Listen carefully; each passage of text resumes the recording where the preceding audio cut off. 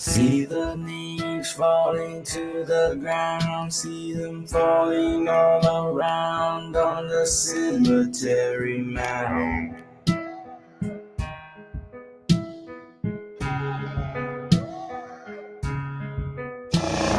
See the leaves falling to the ground, see them falling all around on the cemetery mound.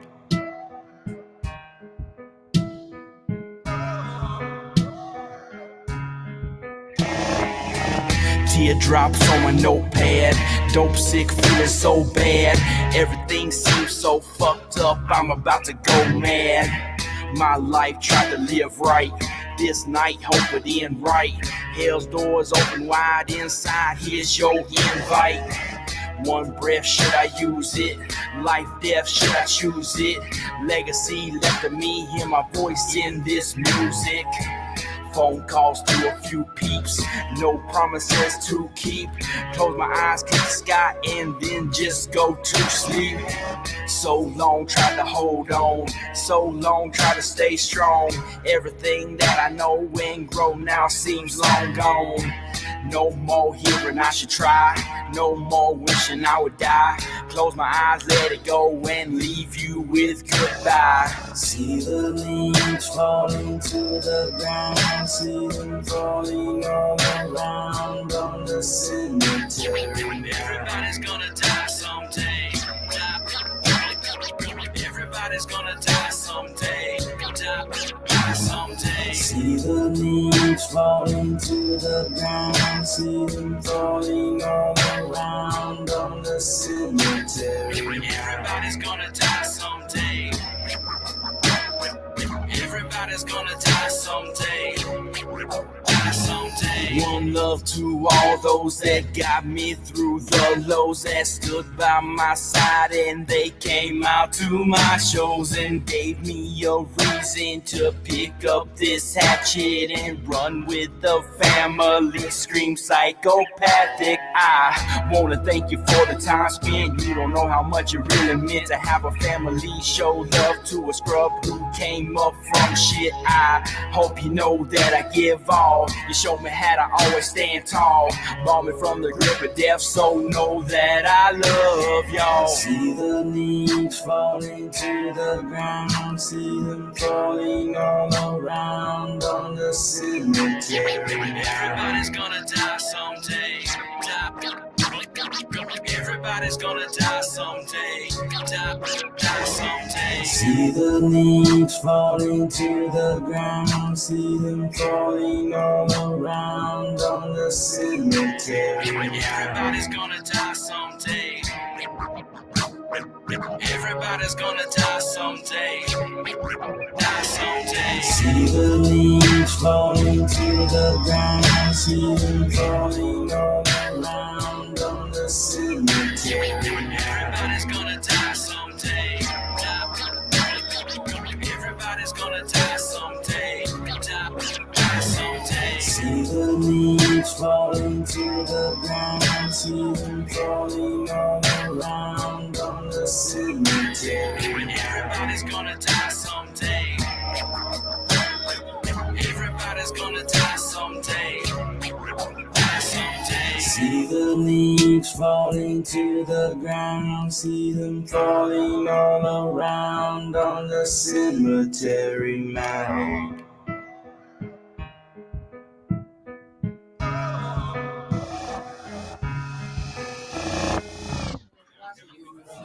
What's happening? Benton here, Sunday morning. How is everybody?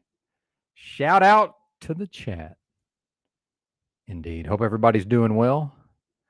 You can always make some song requests, Stewie. I do like to have heard the song, though, before I just play it. Unfortunately, that is one of the reasons why I was attempting to use OBS briefly, even though I don't like OBS. It does allow me to choose, my audio parameters versus StreamYard, which just sort of does whatever it does. And my connection has been particularly poor in this cheap ass motel I'm staying at.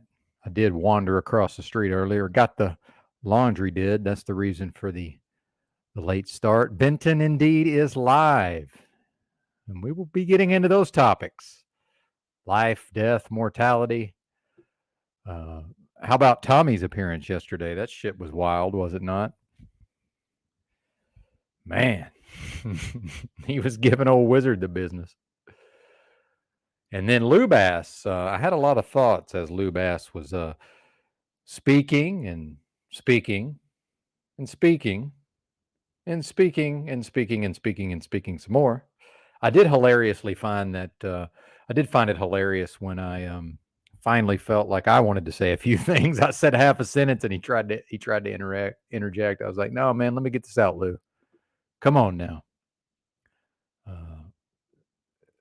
And this is I guess this is not an official Benton School of Broadcasting, but I guess all of the live streams are that to some extent. Shout out to O'Shea, by the way. I must have been away from the keyboard when Mr. O'Shea left the building yesterday, but I was enjoying our one-on-one conversation. And over time, I think I'll become a little more strict, with who's allowed up on the panel. But we haven't heard from Lou Bass around here very many times, so I certainly wanted to see what he had to say. And before I knew it, it was some sort of what would you even call that? Some sort of projections of the evils of veganism. And Lou, I don't know if it's because I'm because of my physical appearance that I'm withering away, but I think initially he mistook me for somebody like Jeffrey. I might somewhat look like Jeffrey because of my illness and my scrawniness, but I would say I've eaten meat probably 98% of all of the days, probably 99.5% of all of the days I've ever lived in this realm. I've probably eaten meat, sir. I'm a big meat eater, or I was. Anyway, certainly nothing against it. Well, thank you very much, Rebecca Joe. Good to see you. Yeah, that was wild, Ginger Ridge, yesterday. I had a lot of fun just playing the GIFs or the GIFs or whatever we're calling them. Good to see you. Music holds a secret, as always. Yes, indeed. Let us make man in our imagination. That's right. And the L proceeded to form man out of the bentonite clay and breathed into his nostrils the breath of life. Indeed, lest we forget. Yes. Is this Sunday service? I don't have a sermon prepared. And as always, I performed the broadcast, in my own head and in my own spirit. This morning, I actually typed out copious notes. I got into some sort of creative flow. It was a bummer that I wasn't able to go live at that time. So, as I've said before, you will now get about 10% of of what was within me and is within me in my limitation here in this realm. My spirit that may very well be one with whatever that unlimited, being or consciousness or energy or force is, has for whatever reason seen fit to incarnate into this realm in this limited form, right? So certainly I'm experiencing those limitations. Shout out to Yurt, by the way, in a thought experiment. I need to go back and check out his, apparently he discoursed for some period of time yesterday. I have thoughts about that. Maybe we'll play some of that. Not really sure which way we're going. We Free, good to see you. He says the memes were good yesterday. Yeah, I think it worked out. I was certainly amusing myself. Yep, this is the Slam Hide, indeed. Yep, thank you, sir. Rob Cleveland.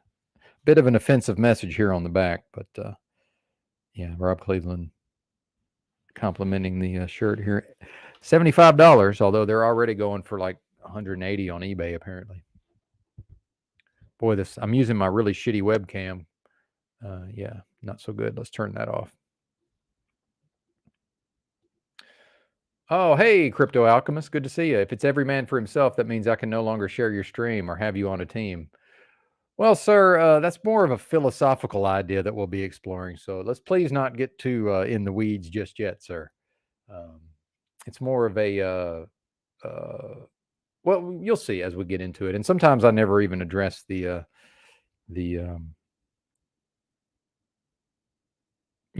topic at hand. So take it easy on me, Burn. I certainly appreciate you sharing the broadcast. I'm certain I gained some, by percentage, the percentage of subs that I gained from that, or that we gained rather, our house, whose house, our house, right? It was not, it was certainly significant. So I appreciate it. So yes, I'm not in any way implying that that teamwork doesn't exist at all, and I certainly appreciate old Burn Eye here. Thank you, sir, and we'll be returning the favor in the future, if at all possible. Yep, indeed. Well, and shout out to Sam Hyde.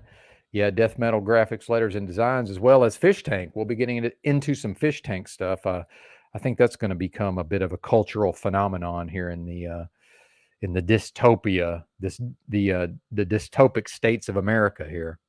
I could certainly see that happening. Yeah, Cecil, something or other. I guess Drew found him somehow, or he found Drew. Or shout out to Chalk Body Outline as always. Yeah, yeah, I was laughing my ass off at that. Oh man. Unfortunately, I wasn't able to keep the music with my current audio setup. I wasn't able to continue to play. You guys couldn't hear the Cypress Hill music continue with because I switched from the from the screen share of the music to the back to the memes, but I could still hear the Cypress Hill music playing on my computer, and it actually made it much more hilarious.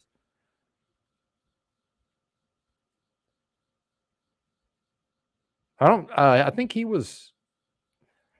I don't know if he's been over here in the chat. I think he's mainly around when Drew combines the streams, but I guess he knows the channel now. Cecil Drake, maybe, is that right? Oh, you're good. You're good, Burn Eye. I tend to take everything at face value initially. I'm very naive that way, and then I sort of recalibrate over time. So yeah, and you're appreciated around here, and we enjoyed your commentary even before we had any idea who you were in the live chat, right? Woohoo! Yep. Well, that's a good point. And I'm going to get very specific, and I'm going to take Lube Ass to task a bit. And that's what I'm thinking. One of the things I love about our house here is that, as ineffectual as I can be on a panel, and not knowing when it's my turn to speak, and not really wanting to put a lot of energy into, resting, grabbing back control of the floor from the other people and all of this. So as Lubass is talking, I'm just thinking, I'm looking forward to doing, a solo monologue discourse to cover all these various points that I would like to hit. So I have copious notes, as we said, but something I've noticed when I'm talking about doing these podcasts in my head in the mornings, and then, typing out all of these notes some of the time, it sort of takes the wind out of my sails to some extent. And I am a bit emotionally fired, as you guys may have noticed. Well, the chat is lit as always. Yeah. Yeah, Lou Bass knows some shit. Well, he does. And I was trying to point out to Lou that the live chat yesterday was clamoring for him to do content. They wanted to know, like, what's his channel. And he did mention that, he has a lot of ideas about, animals and food and nutrition and health that he's just not able to fully express over at Paul and Slave's broadcast. And, I'm more than happy to facilitate that. And also, I know that the audience finds it interesting. I do want to point out to Lou, though, if he ever hears this, he was speaking in a condescending way towards me. And again, I feel like there's a bit of, if not really projection, but almost as if he thinks I'm one of these vegans. And Lou, I've seen you arguing with the vegans over at Paul Enslaved. I've already observed your tactics and your strategies, and I understand what you're doing. But, and I've heard him say before this thing about, the vegans don't have any fat on them, so, they would starve to death much quicker, and that Lou's going to last longer and all of this. And yeah, there's probably something to that. And in fact, I showed some pictures of myself a few days ago from when I was, 195 pounds, right? So yeah, I get it, Lou. But I am, in fact, I don't even want to get into the various illnesses at this point. But remember, Lou, that none of that has anything to do with me. And then, he even tried to say, he was asking me, wanting to quiz me about the functions of the pancreas. And I'm just like, Lou, I mean, he's like, oh, you were looking it up. I'm like, no, man, I'm showing the audience. Like, I already studied all this stuff, brother. And in fact, going back to my weightlifting days, that was when I gathered a lot of information about, nutrition and diet and hormones and the functions of the digestive system and all of this. Yeah. Well, and thank you very much, Samantha. Appreciate that. She says my voice is crisp and classic. Glad to hear it. Thank you for being here, by the way. Well, and you know me, Christos. I'm not easily offended in that way. However, I am going to come back and have my say about it, right? And I might just read the notes at a certain point. The audience is certainly probably intelligent enough to figure out the notes. Yep. Bernard doing promotion, much appreciated. This is a halibut journey. That's right.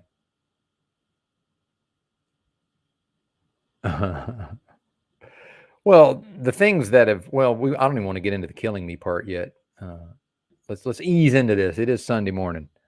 I don't want to blow a gasket just right out of the gate here. And it was funny when he went to the saying that the raw meat would heal me. Which look, maybe it will. I don't know, but I do know that I know what I'm doing. And furthermore, he's like, "Well, how do you know? Who told you that your pancreas isn't working?" And he's just assuming I'm like everybody else, that I went to some doctor. I'm like, Lou, I don't go to doctors. I'm not ever going to go to a doctor for any of these issues. I don't believe in that bullshit. I think doctors are some of the worst people in society. Like I could not have a lower opinion of the medical industry. And by the way, we haven't even got into the bioweapon attack that I was, lest we forget, about 2 years ago now, right? We're right at 2 years ago. Myself, my mother, her husband, my sister, her husband, and my nephew were all attacked with what we all believe to be a bioweapon attack in Baxter County, Arkansas. And I can go right now and pull up the BBC did a, in fact, anyway, long story short, my mommy ended up in the ICU for 2 weeks. And the only reason she's still with us today is because she is very stubborn. And from listening to me, she knew to say no to that ventilator, right? Even though my sisters were trying to get her to go on the ventilator. My sisters were even trying to see if they could legally have her declared incompetent to hook her up to the ventilator. Oh, yeah, it's crazy. Finally, they got the message from my mom, like, look, I'm not doing it. Leave me alone. And that's the only reason she's here. They still gave her the remdesivir, by the way. And that's not even the point of this broadcast. The point of this broadcast is that I got a healthy heat. I got the full shot of the what they called the Delta. And we say, oh, we don't know what COVID is. It's the flu. It's this. It's that. Why assume it's any one thing, right? Like it could be many different things. I'm telling you this. After I got hit with that biological attack for months, and I did lose my sense of smell, which has never fully returned. However, I've never had a strong sense of smell in the first place. But I can tell you this, for months afterwards, my urine, my feces, my body odor, and the fat in my meals all smelled exactly the same to me. And then sometimes I could smell that same smell in the air. So you tell me what's going on. I have no idea what's going on. But I know I was attacked with a bioweapon, and I know I'm still feeling some of those effects. So some of these tinctures and bottles of supplements and pills, none of which are chemical medications, by the way. This is all nutritional supplements. Very expensive, by the way. Some of that is hopefully serving the purpose of ridding my body of, just whatever in the fuck this was they attacked me with, whatever spike protein or, I mean, Lord, who even knows at this point, right?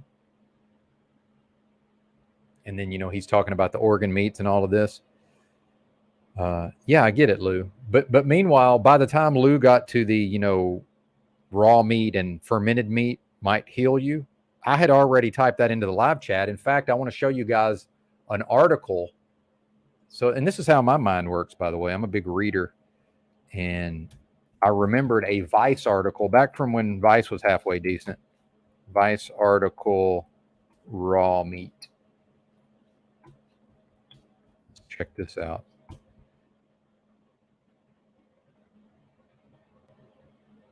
Well, I found this yesterday. Vice News.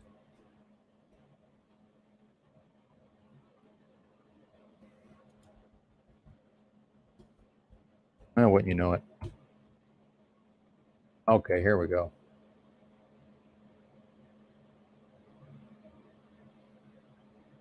Bear with me, folks. We'll get there.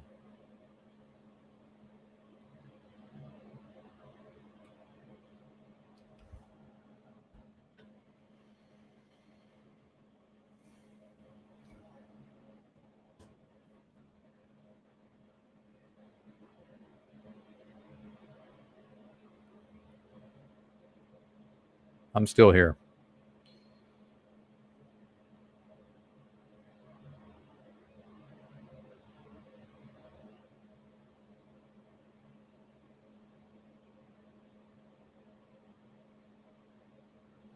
Yeah, here's the article. It's amazing somehow I was able to remember this. This is from 2013, by the way. Let me make sure it's on the screen. Oh, let's zoom in. Zoom in, Bubba.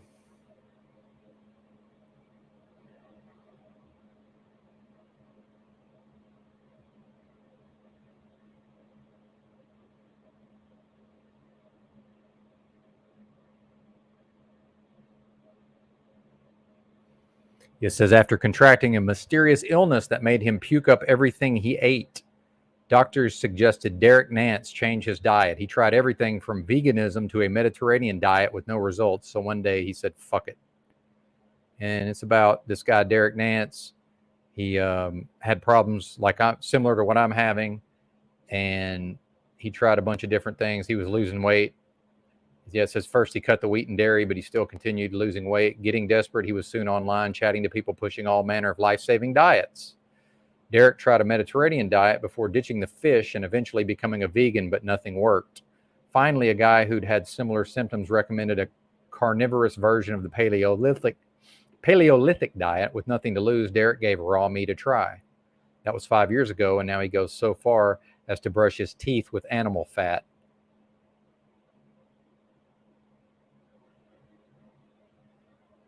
And then it's all, long story short, this guy basically buys live sheep and butchers them himself and just eats the raw sheep, what is that, mutton, and then the organs and, the connective tissues and all of this. And that's all he eats, right? And there's a bunch of articles about this. And I read all the articles back in the day. So surprise, surprise, Lou. How did I already know about the thing that you yourself were attempting to guarantee me would work, by the way? Meanwhile, I'm pretty sure I'm way sicker than this guy was. So maybe if I had figured this out earlier and switched over to eating raw meat and organs and connective tissue and fermented meat. No, but meat is murder, by the way. Yeah, meat is. But see, that's what Lou was here yesterday. And I'm like, yes, I agree with you, Lou, about how horrible. And I'm not mad at you, Jessica. I got a little bit of a head of steam today. But yeah, good to see you, Jessica Jane. But yeah, but meat is murder. And what that means is I'm not talking about Lou harvesting animals on his own land ethically. That's clearly not what I'm talking about. And I've eaten however many thousands of animals I've consumed in my life, right? I'm talking about the meat industry. And I don't think there's any doubt about that. By the way, shout out to This Karmic Life. Indeed, Slow Boy, a whiteboard. Good to see you. That's quite the tongue twister, as previously noted. But there's this channel, This Karmic Life, and she's a young Aussie gal, or young compared to me. I don't know. She's probably 30. Who knows? Oh, she's probably very attractive, Lou. I'm good at detecting in the voice when a lady's attractive. Here's her channel if you want to check her out. See, Lou, and I think she came over here one day going off on and on about how horrible the meat industry is. And yeah, I just agreed with her and, pulled up a lot of her comments. And so, yeah, I get it, man. I'm right there with you, brother. And people don't want to face it, like you said, but that's not the point of this broadcast. Yeah. What's up, Bad Barney? Good to see you, brother. Yep. There you go. Illuminati. Indeed, sir. Indeed. Yep. Samantha says, I used to love my steak medium, rare, and bloody. Well, that's not medium, but yeah. And they used to eat raw fish all the time until I saw a YouTube video where they examined the stuff under a microscope. Yeah, the parasites were alive. Well, yeah, but I think you're all right. Well, especially if it was like some actual, like pasture raised beef, you can eat it raw, I would imagine, or like slaughter your own animal and eat it raw. But I eat a lot of ribeye steaks when my body could still tolerate them, and I go rare myself.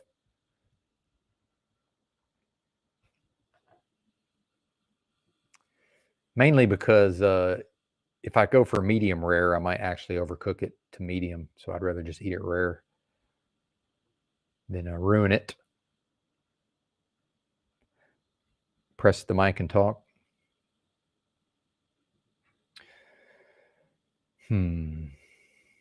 Yeah, if you're bad, Barney, I'm good, Burn. There you go. Oh, man.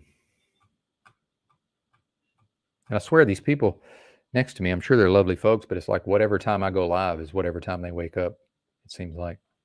Because I delayed the broadcast, and I can tell I most likely woke them up. Well, it's Sunday. Maybe they'll appreciate that I let them sleep in.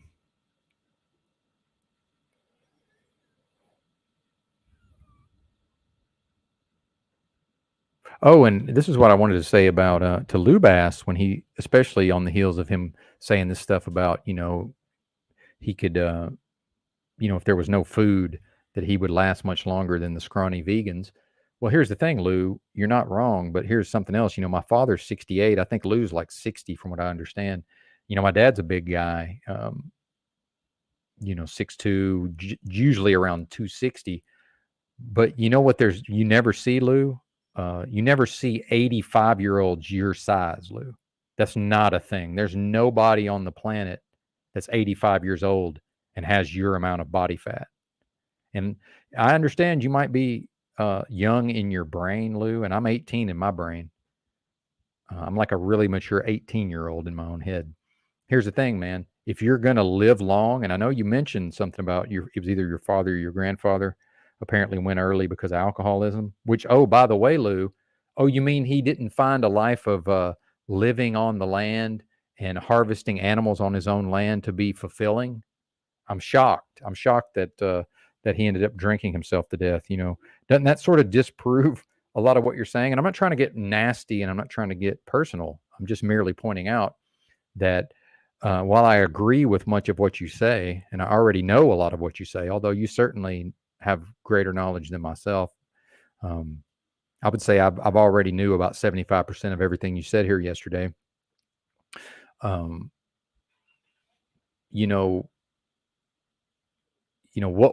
went wrong that would cause one of your ancestors to drink themselves to death, in spite of living that lifestyle, which you do seem to proffer as a panacea, for anything that ails humanity. What's up with that? But I want to say this about my dad.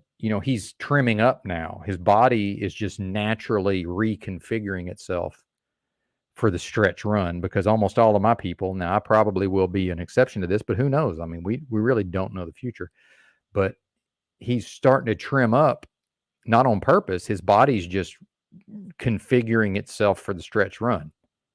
So if he's going to make it to 85, like his dad did, his father only passed, that was actually a premature death because he had a hematoma. He'd hit his head or something and then ended up, I guess it got cancerous. I don't know. I'm not a doctor, but I know my dad's mom went deep into her 90s. My grandmother, my mom's deep into her 90s. Her mom went deep into her 90s. Well, actually deep into her 80s, I believe, late 80s. And so, Lou, if you're going to make it into your 80s or your 90s, you're not going to look like you do now. So at what point do you put the bread down? See, and I want to talk about this, Lou. When I finally got off the booze about a year ago now, or whenever that was, I'm not real good with time. It's amazing how once I came to terms with how ill I was, and I realized that, just like you said yesterday, the seed oils and all of this, well, I just immediately stopped consuming all of that stuff. Why? Because I have an extremely strong mentality and I have an extremely strong will. Your will is not as strong as how good bread tastes, Lou. I mean, seriously, wherever the taste and feeling of bread is on the hierarchy of willpower, your mental strength and willpower is below the smell, taste, and however bread makes you feel.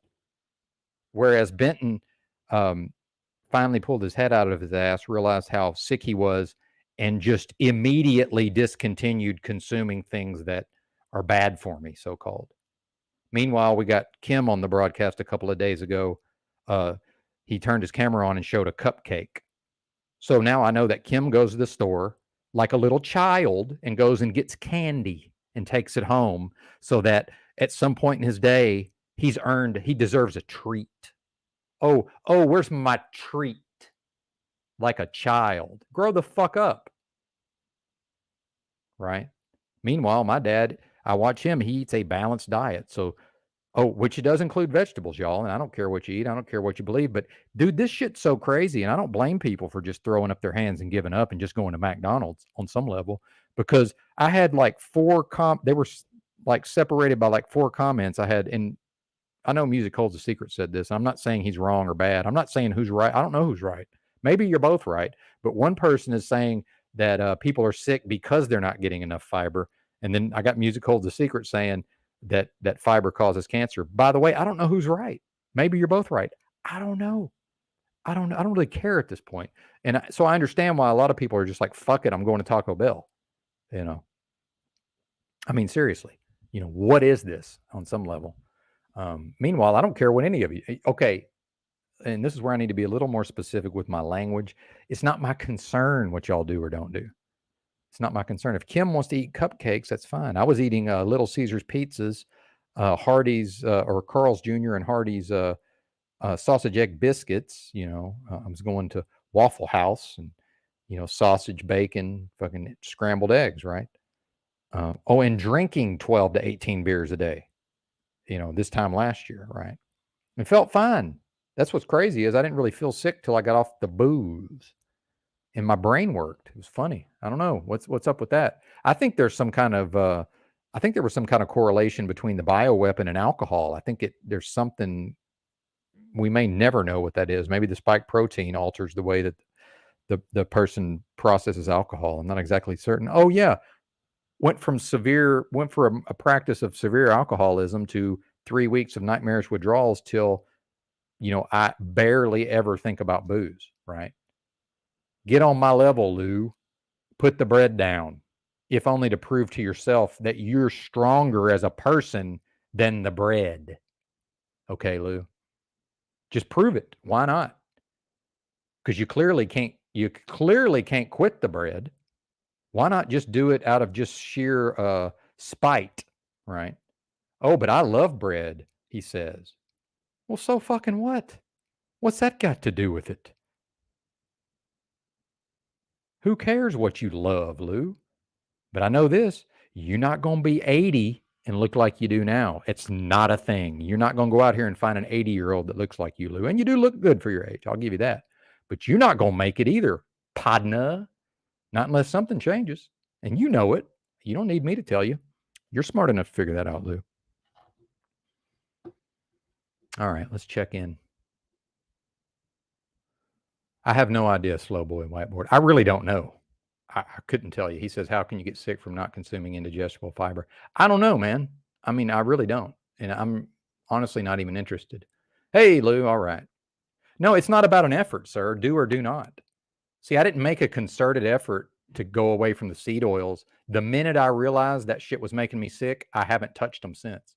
I don't ever go to the store and I'm like, I really love a Snicker bar and then just eat a Snicker bar. But I used to. But see, now that I have the knowledge and I know what it does to me, I don't even think about it. So you're weaker than the bread, Lou. Or you could man up, grab your balls, suck it up, don't be a pussy, and just say, yes, I love bread, and I'm not going to eat it anymore. Yeah, exactly. And the proof's in the pudding, Lou. I'll believe it when your waistline, when you go to looking a little trimmer. Like I said, my pops is trimming up. He's 68. Because you're not going to make it to 85 looking like you look now. That's not a thing. Go out here in the world and go talk to some 85-year-old men. They don't look like you. Not a one. They're all trim around the waist.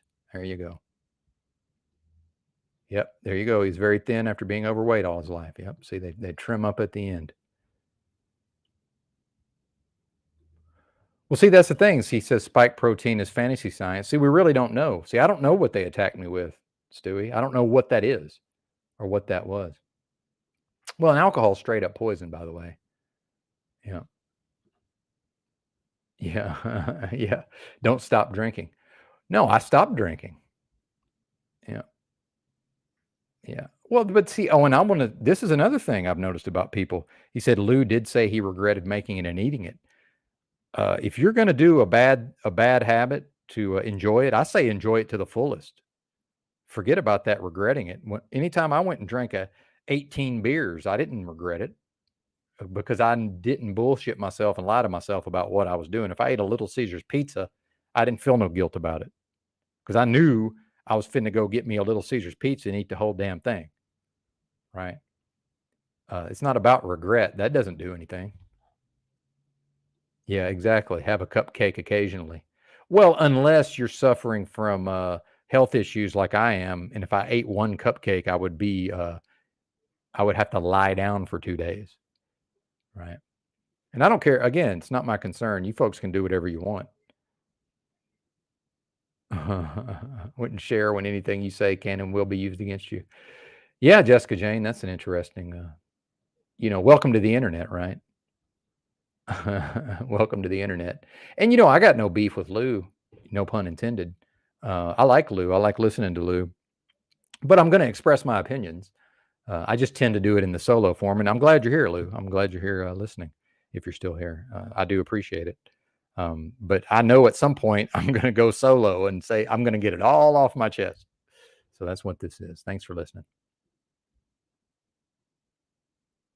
Well, yeah, that's a good point, Burnout. Yeah, actual bread is not bad for you. In fact, that was, there was a time where people were so poor that they didn't even necessarily have bread. That was supposedly, that the whole chicken in every pot type of attitude. It wasn't that long ago in this country that people were so impoverished, and this is a relatively new phenomenon. It seems, as far as I can tell, at least according to the official fiction, just being able to easily get all of this crap food to put in our bodies. But I'll tell you, as somebody I've walked down to the Walgreens the other day, I've walked to the Walmart 3 or 4 times.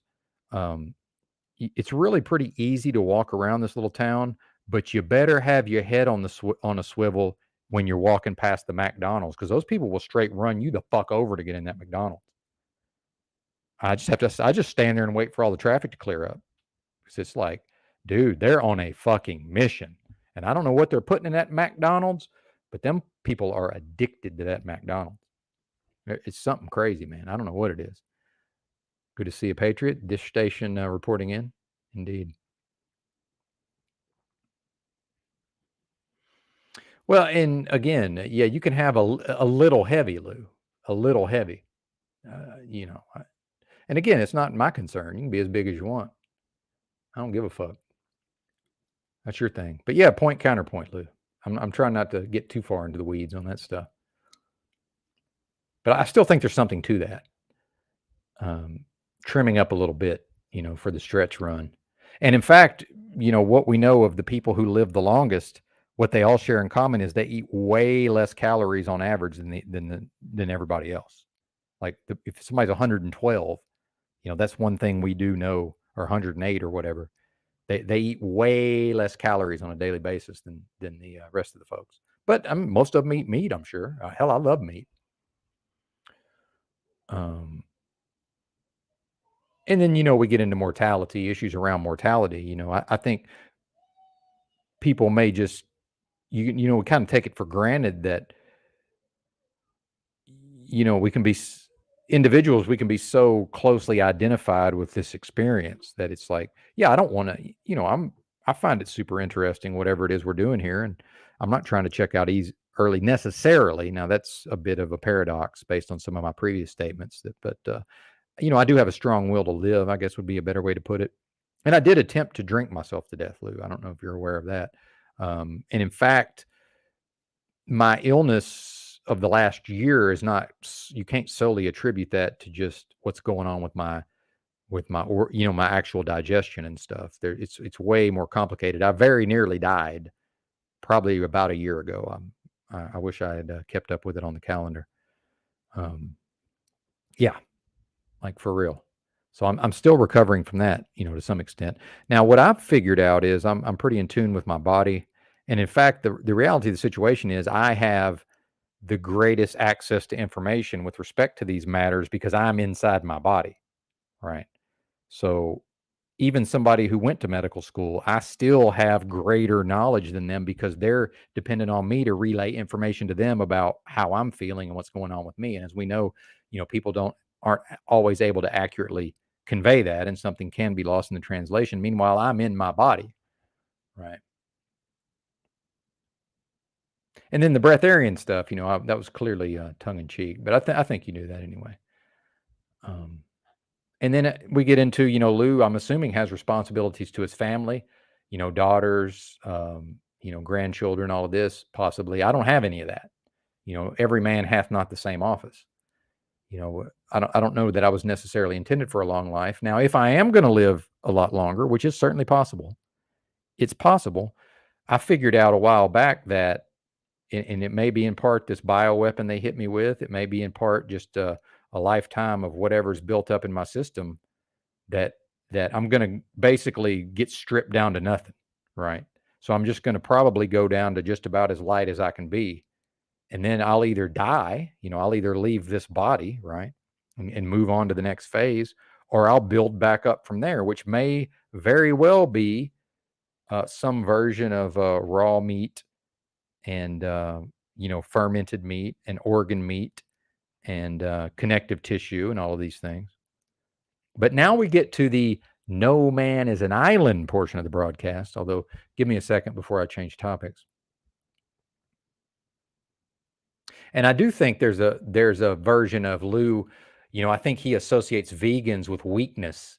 And then he mistakenly, we got this, and I hope Lou hears this, that, for whatever reason, I believe he's now associates me with vegans, even though I have nothing to do with vegans. And so he's now, by extension, associating me with weakness. I'm one of the strongest motherfuckers of all time, Lou. I'm just going to tell you that right now. I'm one of the strongest motherfuckers of all time. I'm one of them pain don't hurt motherfuckers. I just drove a truck 7 days a week for months on end, lived in a big rig, worked every motherfucking day, hit the bonus for January, hit the mileage bonus, worked all but 2 days in January, sick as a dog. Most of these people out here, if they were feeling like I was feeling, wouldn't get out of bed, sir. And I'm driving a big rig, doing arguably, by the way, one of the most productive jobs there is. Okay. And my thing is, oh, look, I'm experiencing severe nausea for 3 straight hours. Oh, well, I just carry on, sir. I don't go say, well, I better go get me some Pepto-Bismol, or, I better lay down, even though there's, the load needs to be delivered. No, I just pushed on through, Bubba. And on and on and on. And in fact, I had an accident on the job, and my kidneys are all fucked up, by the way. And I slipped trying to pry a bunch of nails out of the floor of a trailer, and managed to catch myself in the left kidney with the claw end of a, what would that be? I always forget what these things are called. Basically just a pry bar, but had, one of the ends had a hook on it. Yeah, just drove that right into my kidney. And Lord knows I ain't got no flesh back there to protect it. Right. Went and took a piss the other day outside, walking back from, well, it was actually a couple weeks ago when I was in Fort Worth, walking back early in the morning. It wasn't daylight yet. And pulled off in the bushes to take a piss. Fucking pants fell down. I was an athlete, man. I used to have an ass, man. That shit's gone. And, I think it's, like I said, man, I'm going to go down to nothing. And then I'll either leave the body, or I'll move on to the next phase, and go on to the next, whatever's next after this, or I'll build back up from there. But then, you get into the, oh, and by the way, I don't know if you know this, Lou, I come from a long line of bad motherfuckers, just so you know. My grandfather is it was national news when he passed away in 2001, because he was a big football hero, Lou. I'm from my hometown's 75% black. The 2 best football players to ever come out of there are white boys, and one of them's my grandfather.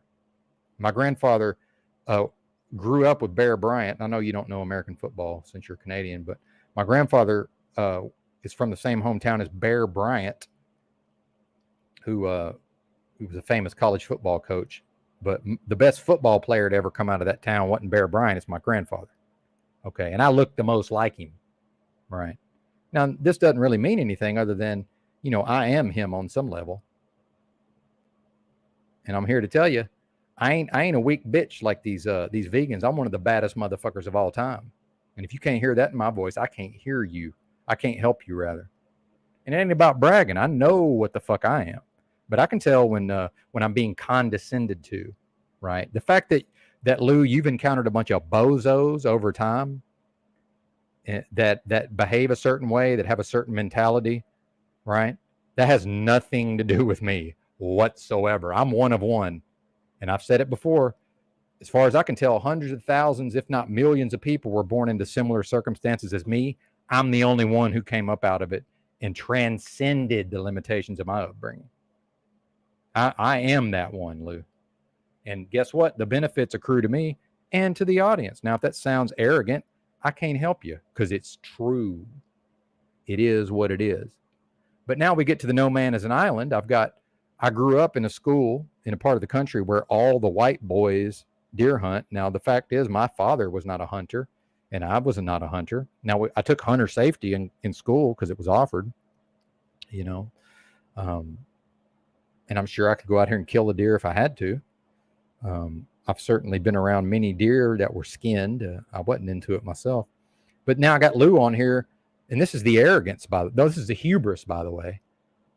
So instead of being part of the solution, Lou's just going to say some words to me. Oh, well, go out and get you a rifle and go kill a deer. Oh, and he's, fuck the hunting license. Well, you've clearly never been to Arkansas, sir. Because if they catch me killing a deer out of season, they're going to confiscate the rifle. They're going to confiscate my vehicle, right? Game and Fish, and they're going to write me very expensive tickets. We got Game and Fish all over the place in this state. Now, we can get into the rights and the freedoms aspect of it. That's fine. But you're not just necessarily, quote, allowed to go out here and just kill whatever you want, which does say something about the dystopia that we're living in now, doesn't it? I think that says something about the dystopia we're living in. So I was born into this.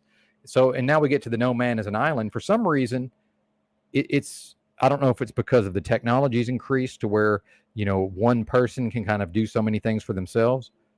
And we make fun of these so-called liberals, Lou. The thing is, these people who think they're MAGA right-wingers, they'll let you die in the street, Lou. These people are heartless. Okay. The fact is, I could just roam around and wait for people to be like, man, what's wrong with you? Oh, well, I'm ill. Why are you so skinny? Blah, blah, blah. Of course, I'll just think I'm on meth, but I've never done it.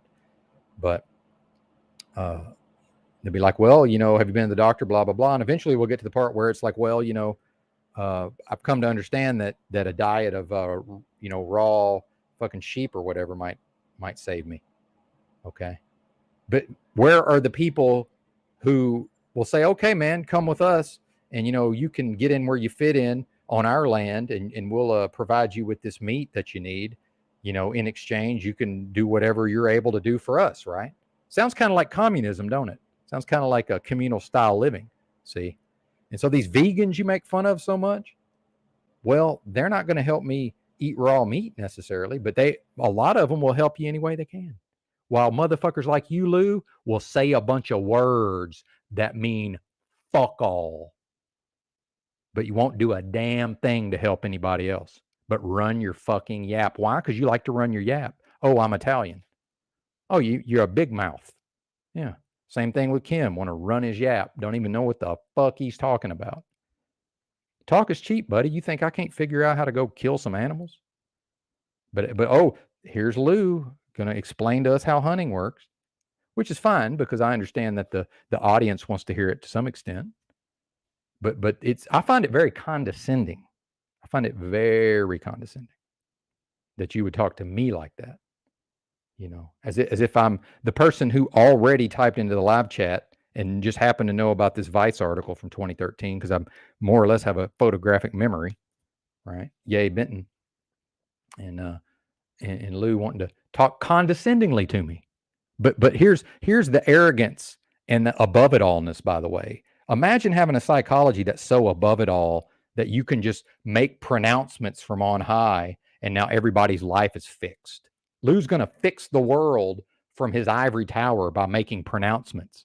Ridiculous. That's the mark of a ridiculous person who, by the way, now back to what me and O'Shea were talking about with the chakras and all of this, you can make fun of that and poo-poo it all you want. Get on my level, partner. Because the fact that you're communicating this way, Lou, that shows you ain't nowhere near my level. Because I went to the streets for 10 years to figure this shit out.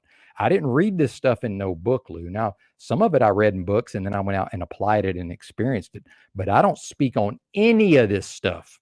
If I'm speaking on spirituality and practices and meditation and yoga, and I don't mean stretching, I mean the actual yoga, I'm speaking from direct experience. I'm not speaking like, by the way, I'm not speaking like O'Shea on some things that he's heard on a fucking podcast.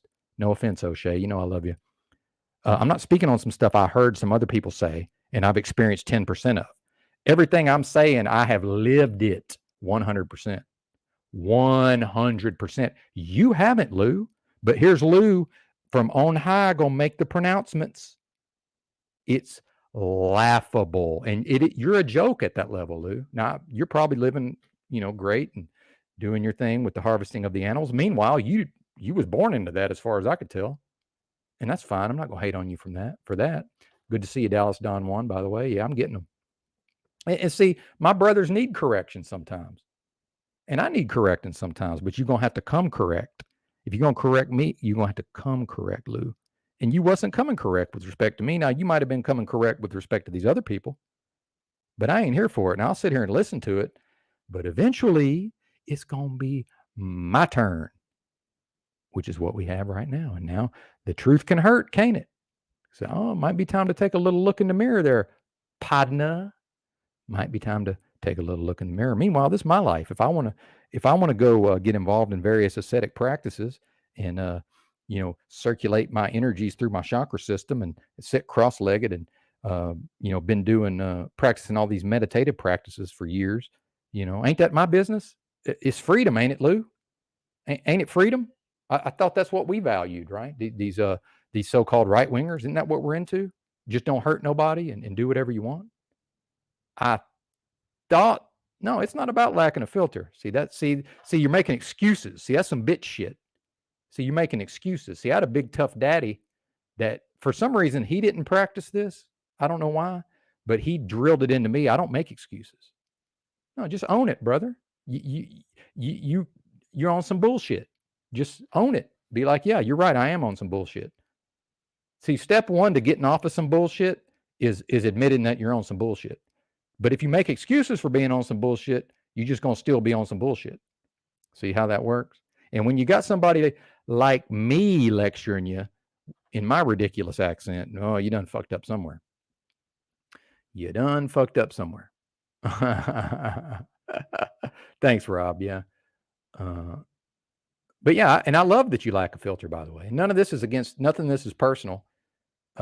It's not against Lou here. And I appreciate the direct manner in which Lou communicates. I like hearing what he has to say. I think he's got a lot of good ideas. Yeah, but when I see a place to when I feel this passionately about something, that there's something to it, right? And if somebody gets something out of it, they do. And I know, this is not going to change anything. This is not going to amount to a hill of beans. Oh, I'm here, speaking some words into the metaverse. Big deal, right? Oh man, good to see you, Chuck. Yeah, well, and I'm a bit arrogant, Tricknology Rising, so the arrogance doesn't bother me, but maybe I've had my own versions of what Lou was doing, so probably I can relate on some level.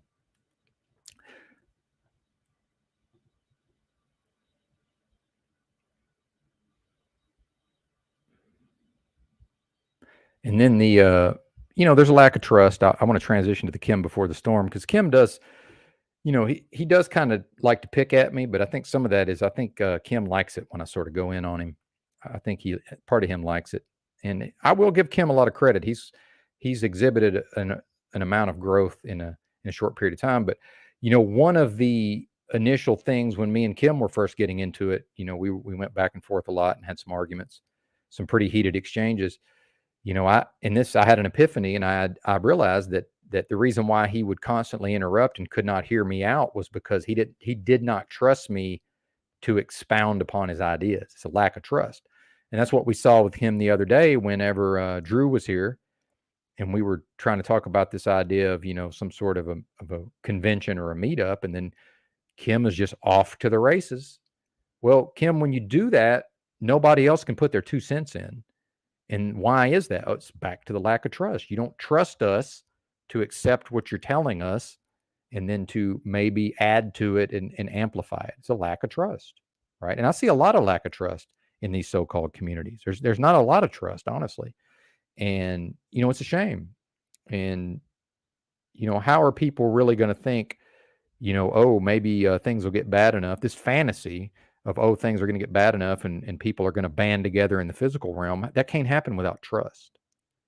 Well, if there's no trust, that just can't happen, And by the way, Kim he admitted that he was suffering from that lack of trust, right? So he confessed that he's lacking trust, but he hasn't repented yet and said, hey, especially if he thinks he's a Jesus guy, especially if he's into Christ, and that does kind of tie into our boy Toilet Bowl Earth made a video going in on Paul, and then of course here's Kim in the live chat trying to say that I'm more or less trying to say that I'm washing Paul's balls and all this. Well, number one, why are you speaking for me, Kim? Is that appropriate for one man to speak for another man when I didn't in any way grant you that? Right? What is that? Now, oh, well, Kim's just having fun and amusing himself. Well, okay, that's fine. But it's noted. It's noted. I wouldn't do that to you, Kim. I wouldn't do that to you. But then, yeah, you can push my buttons and I can never be wrong unless I react too forcefully, making fun of me for getting a little heated over him trying to give me unsolicited advice repeatedly. Right. So the same guy who doesn't trust me and Drew enough to have an actual mature, slow, methodical discussion about a possible truth or con, the same guy who has to just blast off into outer space in order to dominate the conversation and not have to hear us out. So that's the same person who will attempt to aggressively force his ideas on me, even though I said, hey, man, I don't want your advice. And I'm only talking to my boy Big L because he's happens to be in the same area where he could physically possibly go intervene if necessary.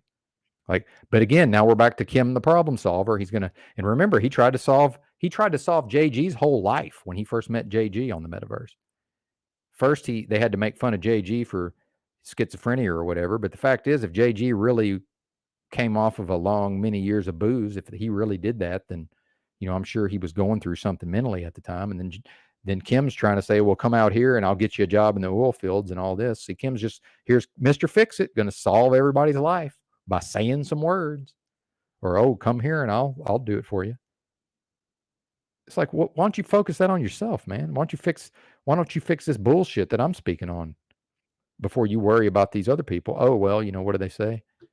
Well, then I might become a hypocrite pretty quickly if I go into pull the large piece of wood out of my eye before I try to pull the small speck out of your eye, right? But if you think we're going to be brothers in Christ, which I don't even think is a thing personally, you're going to get corrected by me. Toilet Bowl Earth's going to get corrected by me. That's the way it works, man.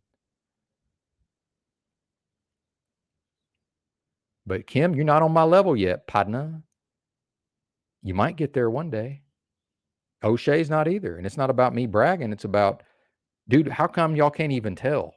Right? Why can't you even tell? But then want to compete with me. How you going to compete with me? But yeah, you can push my buttons and get me to react a certain way eventually. I'm not a fucking Zen Buddhist here. I am a person, But then coming after me in the live chat, Kim, why aren't you directing that energy towards yourself and fixing your own bullshit? Why are you directing it at me? I'm already working on my stuff. I don't really need your help. But yeah, you are helping me indirectly, as you noted, by pushing my buttons and giving me something to work with. So I do appreciate that. But then, and something about Lou, he goes over to Paul Paul's broadcast and all the meat harvesting talk just more or less gets dismissed out of hand, right? But then Lou comes over here and just dismisses me and, me and O'Shea are talking about chakras, and then here's Lou just dismisses it out of hand. Well, you're doing the same thing to us that you don't like them doing to you. What is that? What is that? I don't do that, man. By the way, I don't dismiss your ideas when you come here. And surprise, surprise, that doesn't happen to me very often. My ideas don't just get dismissed out of hand, generally speaking, which is why the audience will listen to me and O'Shea talk about chakras for an hour. Okay. I guess they like the chakra talk, or maybe they're just long suffering, or maybe they just like to hear the tone of our voices. I don't exactly know, but give the people what they want is what I would say. Meanwhile, so this is the best part of the whole thing. So, I was talking about earlier that I'm inside my body, so I'm the most equipped to deal with these issues. You're not even in my country, Lou. Lou's going to fix me. He's not even inside my country. I'm inside my body, but he knows better than I do somehow. Yeah, okay, sure. If you want to talk about hubris, right? I don't even know, man. That shit is wild to me. And I know exactly what I'm doing, and let's just read the notes. Because I don't even think I could come up with this. This is what I was typing this morning, among other things. I know exactly what I'm doing, Lou. I'm stripping down to the barest level possible physically, burning off the dead weight, which is a metaphor, by the way. I don't mean that literally and metaphorically. It's both. Then I'll either leave this body or I'll build it back up. I don't run on hope like most people. Motivation is crap. Shout out to David Goggins. Because the motivation is outside of me. If I'm dependent on something outside of me, what am I going to do when that's not present? Because it can't be present all the time. In this Benton talking to you right now will die in the near future. But will he be replaced by a new Benton? I don't know. Stay tuned. I can tell you this. If I'm still here a year from now, I'll be grown and changed and evolved. Lou will still be exactly the same. And Kim probably too, although Kim has progress to some degree. But Lou, you're going to be the same person in the future. I'm going to be totally different, or I'm not going to be here. Why? Because my path is progress, Padna. To stagnate is to stop moving, is to die. What is not in motion and in flow is dead. Get busy living, evolving your conscious awareness, or get busy dying, stagnation. By the way, this is only coming through me, meaning this message out of me right now, because I shut the fuck up and let Lou prattle on. If I was like Lou, he wouldn't have got to say his piece, and I wouldn't be saying all this to y'all right now. Who benefits? The audience. I'm already on this level. I don't need this, not to level up. Well, maybe I do, but not to level up with respect to understanding these principles. And again, I'm communicating to you about 10% of my understanding of this stuff. You're getting about 10% of what I actually am in touch with inside myself. Why? Because I'm limited. Yeah, I don't need this. Yeah, get on my level. And O'Shea also. I'm so far above O'Shea's level, he can't even see it and can't even see what he's doing. But I see him, perceive him, and I see myself. And then we'll get into the Paul stuff. I will, and this is for O'Shea, I will be a little critical of Paul here and there. Paul wants O'Shea down in them lower chakras. Hey, bow down, motherfucker. Bow down before the one you serve. You're going to get what you deserve, O'Shea, if you stay down in them lower chakras. I'm the one who knows experientially the transcendent potential of the individual spirit. Oh, but we're all one and I'm you and you're me, right? No, man, it don't work that way. This is a wholly individual experience.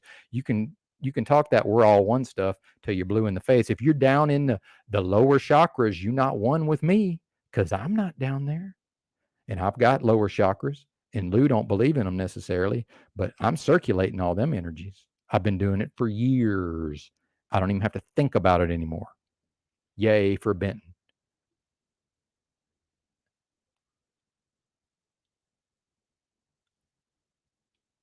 And then I got into some of the Earth stuff. Oh, I did want to finish up with, since Lou brought up the Hasda tribe. Well, buddy, I look more like the Hasda tribe than you do. The Hasda tribe look more like me physically than they do like you, Lou.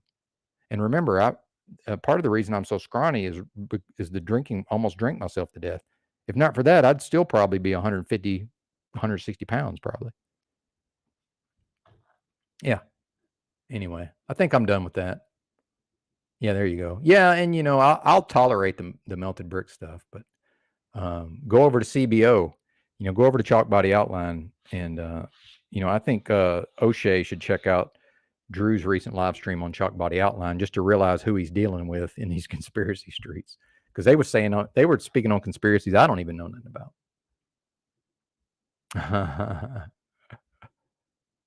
No, it's not your. There's nothing wrong with your talk, Lou. There's nothing wrong with that. No, I like what you had to say, but I'm still gonna say my piece. And by the way, just because I enjoy what you say, I'm not co-signing it. I'm not condoning it. Same thing with Tommy. I like hearing what Tommy has to say. It doesn't mean I agree with it or co-sign it or condone it. And I think that's where we do get a little bit confused. And I think this comes back to the lack of trust I addressed about Kim before the storm is, just because I sit here and you say certain things while I'm here on the panel, that doesn't mean I agree with you. It doesn't mean that I co-sign or condone what you're saying. See, I'm not guilty by association. If your ideas, if you have a certain, oh, by the way, incorrect philosophies, okay, that's got nothing to do with me. But I'm happy to hear you out. Yeah, shout out to almost drinking yourself to death. Yeah, I don't even really like drinking, to be honest with you, but I like to get fucked up. Y'all know that, partner. Oh man.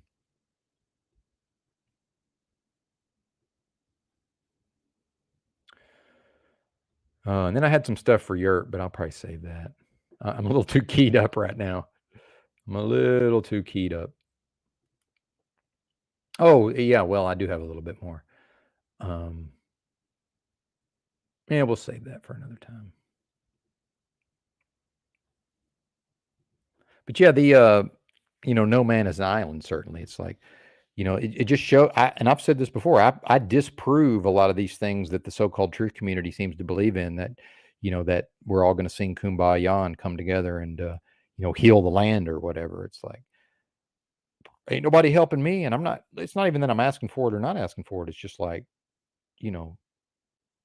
dude telling me, oh, well, go do this and go do that. You mean it's all on me? Well, fuck. I might rather just continue down my path of asceticism here, and then I've got to go out here all on my own and work the job, make the money, and go fucking buy the sheep, slaughter the sheep, fucking. You see what I'm saying? Like, it's too much, man. No man is an island. And that was a book by Thomas Merton, by the way. I've read, of course. No man is an island. Maybe we should read some of that. Should have prepared a little better.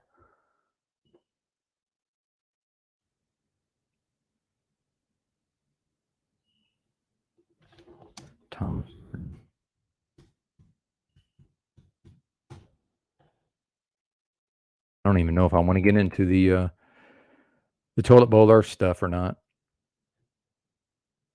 It's like, here's where I will be critical of toilet bowl earth with respect to the Christ and the Bible and all of this is, hypothetically, let's just say that,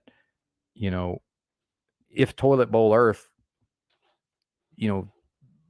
believes all of these things, wouldn't he want to, and I can't speak for him. I might have to play the actual video, but because I don't know if you guys have seen it, so it's probably not going to make sense unless I play the video. So yeah, hang on. We may very well do that here shortly. I know I'm a bit all over the place. Then we'll probably open it up to the panel, depending on who wants to come up onto the panel. Log in and borrow. Do I have a login to this thing?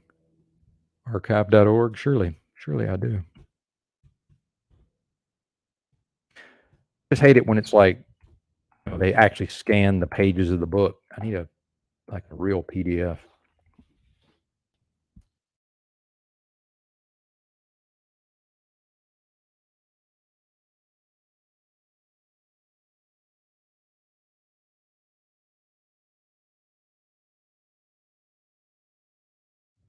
Yeah, see, it's a scan of the pages of the book.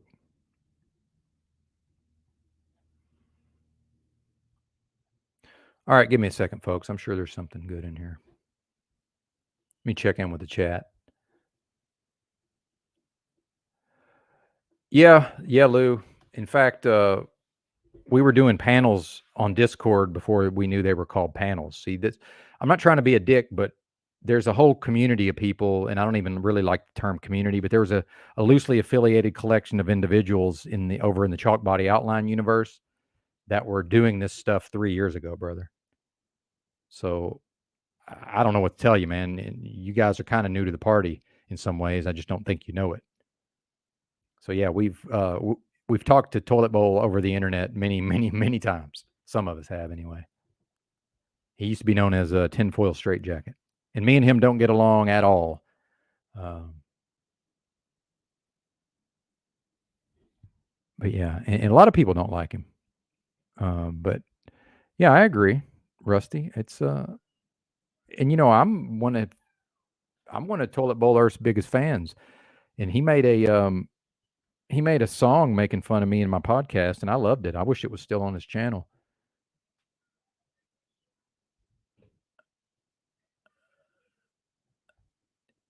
So let me see if I can find anything in here, and then we'll play the TBE stuff.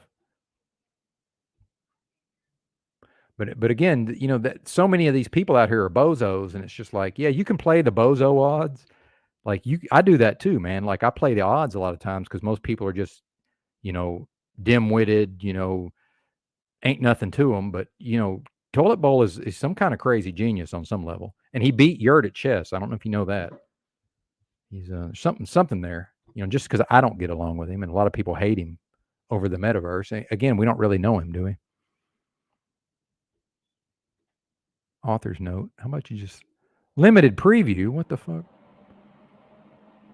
I thought oh fuck. See, I thought I borrow for 1 hour. All right, we'll borrow it for 1 hour. Good Lord. What even is this?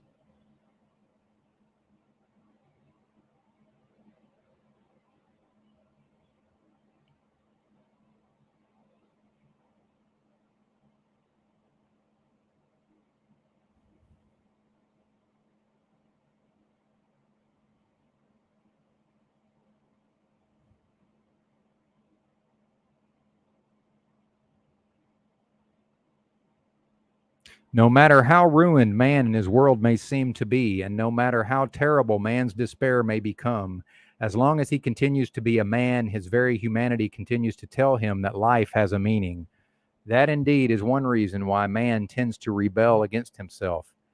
If he could, without effort, see what the meaning of life is, and if he could fulfill his ultimate purpose without trouble, he would never question the fact that life is well worth living. Or if he saw at once that life had no purpose and no meaning, the question would never arise. In either case, man would not be capable of finding himself so much of a problem. Our life as individual persons and as members of a perplexed and struggling race provokes us with the evidence that it must have meaning. Part of the meaning still escapes us, yet our purpose in life is to discover this meaning and live according to it. We have, therefore, something to live for. The process of living, of growing up and becoming a person, is precisely the gradually increasing awareness of what that something is. This is a difficult task for many reasons. First of all, although men have a common destiny, each individual also has to work out his own personal salvation for himself in fear and trembling. We can help one another to find out the meaning of life, no doubt. But in the last analysis, the individual person is responsible for living his own life and for finding himself. If he persists in shifting this responsibility to somebody else, he fails to find out the meaning of his own existence. You cannot tell me who I am, and I cannot tell you who you are. If you do not know your own identity, who is going to identify you? Others can give you a name or a number, but they can never tell you who you really are. That is something you yourself can only discover from within. That brings us to a second problem. Although in the end we are alone and capable of experiencing who we are instinctively gifted in watching how others experience themselves. We learn to live by living together with others and by living like them, a process which has disadvantages as well as blessings. The greatest of disadvantages is that we are too prone to welcome everybody else's wrong solution to the problems of life. There is a natural laziness that moves us to accept the easiest solutions, the ones that have common currency among our friends. That is why an optimistic view of life is not necessarily always a virtuous thing. In a time like ours, only the coarse-grained still have enough resistance to preserve their fair-weather principles unclouded by anxiety. Such optimism may be comfortable, but is it safe? In a world where every lie has currency, is not anxiety the more real and the more human reaction? Now, anxiety is the mark of spiritual insecurity. It is the fruit of unanswered questions, but questions cannot go unanswered unless they first be asked. And there is a far worse anxiety, a far worse insecurity, which comes from being afraid to ask the right questions because they might turn out to have no answer. One of the moral diseases we communicate to one another in society comes from huddling together in the pale light of an insufficient answer to a question we are afraid to ask. But there are other diseases also. There is the laziness that pretends to dignify itself by the name of despair, and that teaches us to ignore both the question and the answer. And there is the despair which dresses itself up as science or philosophy and amuses itself with clever answers to clever questions, none of which have anything to do with the problems of life. Finally, there is the worst and most insidious despair, which can mask as mysticism or prophecy, and which intones a prophetic answer to a prophetic question. That, I think, is likely to be a monk's professional hazard, so I purify myself of it at the beginning, like Amos, who complained, I am not a prophet, nor am I the son of a prophet, but I am a herdsman plucking wild figs.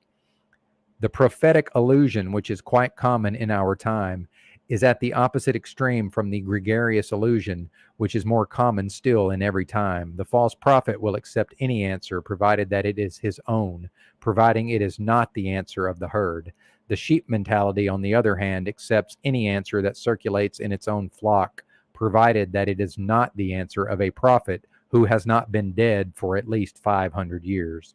If I know anything of intellectual honesty, and I am not so certain that I do, it seems to me that the honest position lies somewhere in between. Therefore, the meditations in this book are intended to be at the same time traditional and modern and my own. I do not intend to divorce myself at any point from Catholic tradition, but neither do I intend to accept points of that tradition blindly and without understanding and without making them really my own. For it seems to me that the first responsibility of a man of faith is to make his faith really part of his life, not by rationalizing it, but by living it. And there's more, of course, but that's a good place to, that's a taste. That's a taste. One of many books. Indeed. This is No Man is an Island. It's a collection of writings by Trappist monk Thomas Merton. No, do not. Yeah, I don't want any purchased followers, please. No purchase subs. But yeah, No Man is an Island by Thomas Merton. It's been a while since I read this, so. After all, these meditations are musings upon questions that are, to me, relatively or even absolutely important. They do not always pretend to be final answers to final questions, nor do they even claim to face those questions in the most fundamental possible terms. But at least I can hope they are thoughts that I have honestly thought out for myself, and that, for better or for worse, means something in my own life and in the lives of those I live with. They point, therefore, toward what seems to me to be the meaning of life. They do not aim to include everything that life can possibly mean, nor do they take in a broad general view of all that matters. They are simply observations of a few things that seem to me to matter. If there is a thread of unity running through them all, I should say it was the following idea.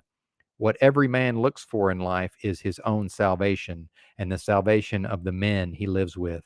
By salvation, I mean, first of all, the full discovery of who he himself really is. Then I mean something of the fulfillment of his own God-given powers in the love of others and of God. I mean also the discovery that he cannot find himself in himself alone, but that he must find himself in and through others. Ultimately, these propositions are summed up in 2 lines of the gospel. If any man would save his life, he must lose it. And love one another as I have loved you.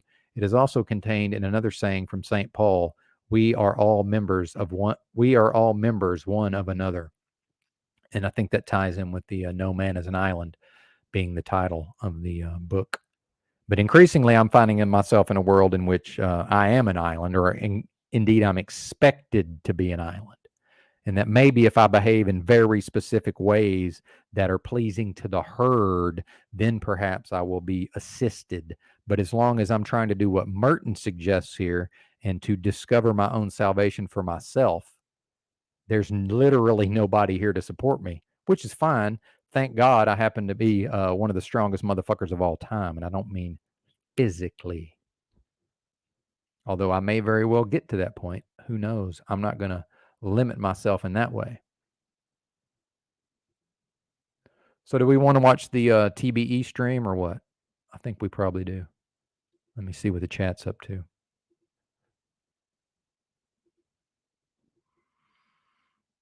Yeah, Talcott. I think they're trying to make some money. What's up, Roy? Good to see you. Indeed, Rob, indeed.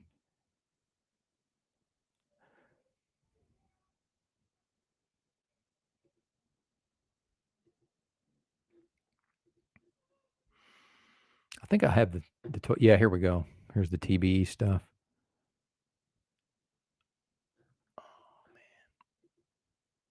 And then I want to get into some of this fish tank. It's getting pretty interesting. I don't know if any of y'all have been following the fish tank stuff.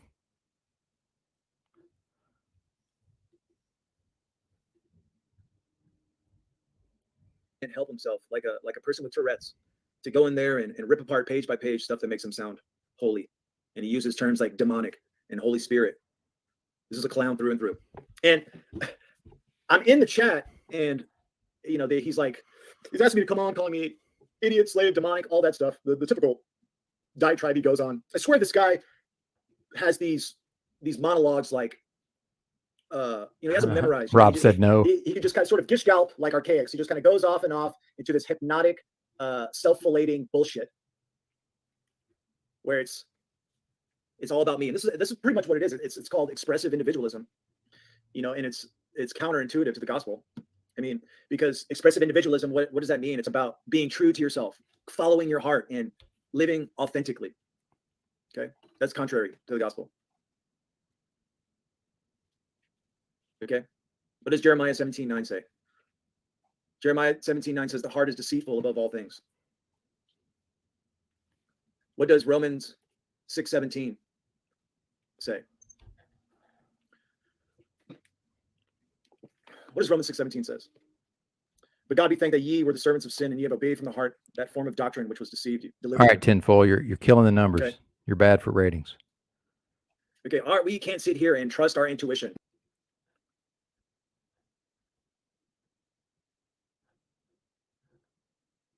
Had to cut him off. I did find this interesting, this Karmic Life video. She's been pretty astutely critical of some of the truthers. Let me play this. She's only got 28 subscribers. This has got four views if you guys want to check this out. Had to cut old Toilet Bowl Earth off. But see, I don't think just because he's going in on Paul, just because I play a video of him going in on Paul, that doesn't mean that I agree with what Toilet Bowl Earth is saying. But then why am I getting accused of so Toilet Bowl Earth can go watch Paul's broadcast and be in Paul's live chat, and that's okay. But if I'm on the panel, now I'm a sycophant and I've joined some kind of community, right? And then Kim literally said, "Oh, Benton's a disciple of Paul." Speaking for me, by the way. Why are you speaking for me, Kim? Number two, I'm not a disciple of any man.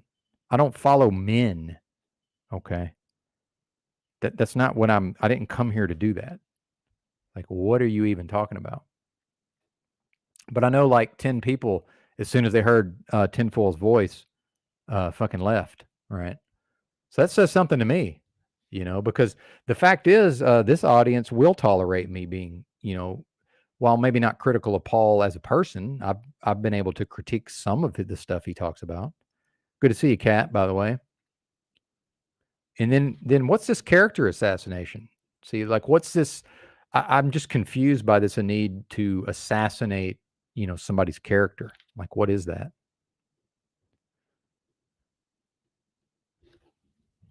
And Kim is like, oh yeah, Benton's a disciple of Paul, speaking for me, which is wrong. And then, by the way, what he's saying when he's speaking for me is also wrong. So you're wrong twice, Kim, which is crazy. What's up, Razvan? Good to see you, brother. We had 50 in here, but then I made the mistake of playing Toilet Bowl Earth. Look, I don't have a beef with Toilet Bowl Earth other than just that our personalities clash. But where I would, well, let's read some of the comments. Maybe we can do that without running people off, because there were some interesting comments. Let's do that. Like Pretty, who's over here some of the time, she says people should boycott these types of streams. Imagine sitting on the fence about everything just to talk to random people on the net. Well, here's the thing is, let's just say, and by the way, I've testified, I've claimed Christ. I don't claim to be a Christian. Who's here? Hey, it's Drew. What's up, Drew? What's up, man? Oh, just going hard in the paint on Sunday morning. How you doing, man? I just turned it on and seen you're on, so I didn't see anything you're talking about. What are you into right now? I was going off on Lou Bass for most of the broadcast so far. I did about an hour probably on going in again on what Lou Bass was talking about yesterday. Nothing personal, of course. What did he talk about? God, I'm so bad at. I'm so bad, and I'll bring on. I see other folks wanting to come in. I'll bring y'all on in a minute, but we'll let Drew.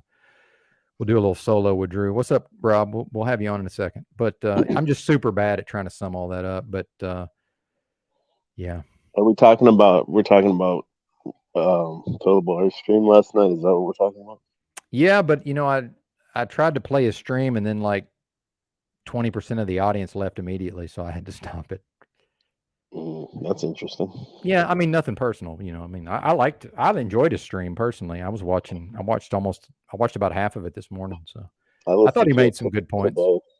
It was okay. It's pretty good. Yeah, he made some good points, but I was mainly going in on Kim wanting to speak for me, saying I'm a disciple of Paul and all this. And dude, I don't follow anybody. And if somebody gets to claim me, it's Drew. It's not anybody else, but I don't follow anybody as I think anybody that knows me's figured that out by now. But anyway, I'm just a little annoyed. So how are you, sir? You work for me. Yeah, I'm good. Just doing the damn thing here at home. I literally opened it up and I saw you throw that link out, and I was like, well, I'm gonna jump in here just for a minute here. Yeah, man, I'm glad you swung through. Always good to talk to you, sir. Yeah, I saw the Toilet Bowl stream, and it was interesting. I do think it's a lot of the same things that he does about Paul. It's a lot of like almost like a one-trick pony kind of. Everything is oh, your woman's gonna leave you for a man like me, and all this like the same kind of things over and over, and just bedazzling the audience with the name of the channel. It's what he said. It's PIMP. It's just pimp game. Yeah, pimping and macking. Yeah, that's a good hustle. As a hustle, it's good. Well, yeah, and I've found it. I'm starting to find it beneficial for me since I'm wanting to work on my skills. And I want to say this, and since Drew's here and he doesn't like compliments, I thought about this earlier. So I'm not just saying this because you're here, but you've reminded me of it.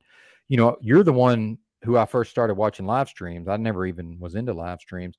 And I remember watching this going like, how is he even doing this? Basically, like I saw the skill in it. So, we can have various critiques of the way Paul's doing his broadcast, but there is something to being able to do that. And there's 150 people in there, and just the entire, the whole show of the thing, right? I think there's something to that. And if I can go up there and, occasionally get a little bit of attention to my channel and, work on my skills, what's the problem? But then, tinfoil is like, he's over there watching it and he's in the live chat, but then there's something wrong with me, like, liking the show and being part of it to some extent. I just don't get it.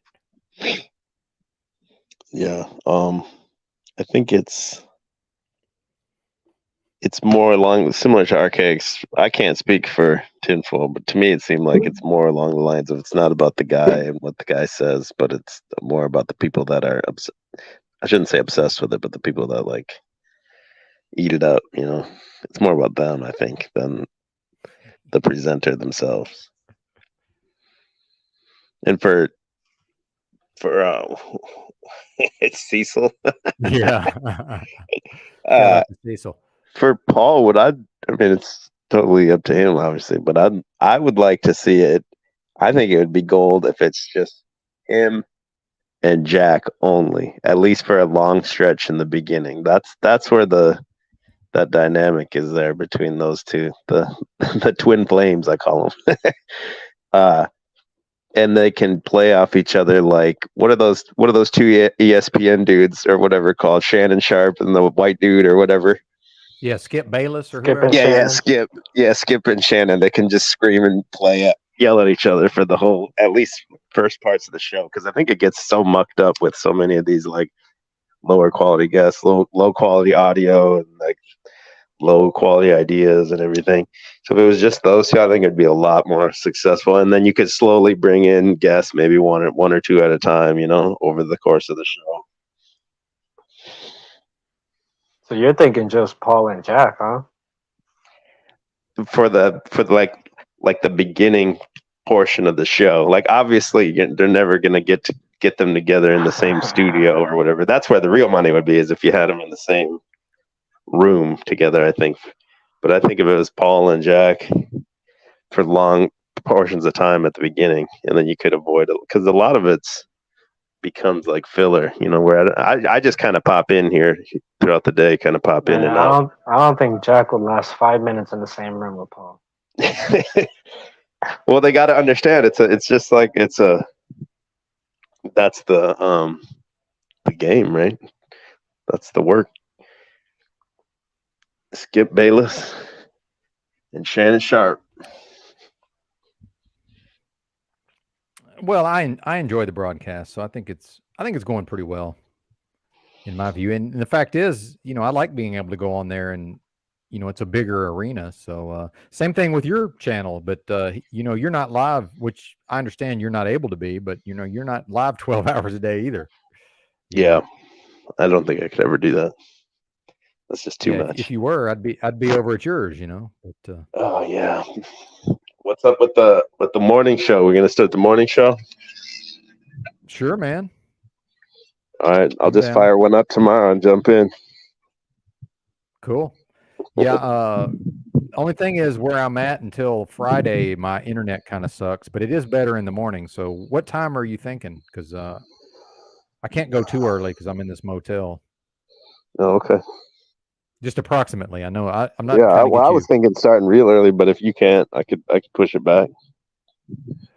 Well, I might be able to in the future, but where I'm at right now, I need to wait till around 8 a.m. my time, which I guess is not. See, that's 9 your time already. So yeah, we might have to push it back a week. That might be okay too, because I want to start hitting these runs in the morning before it gets too damn hot.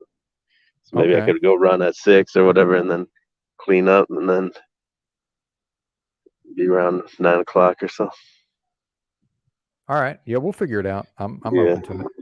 I'm down for it. I'm trying to remember what else I was gonna say. Something else about tinfoil thing, your total bullets thing last night. I can't remember though. Yeah, never mind. I don't remember. Yeah. It's all good. All right, man. I'm gonna hang up and listen. All right, brother. Thanks for stopping by. Peace out. Yeah, we'll see you later. Well, and where I was wanting to be critical of tinfoil is like,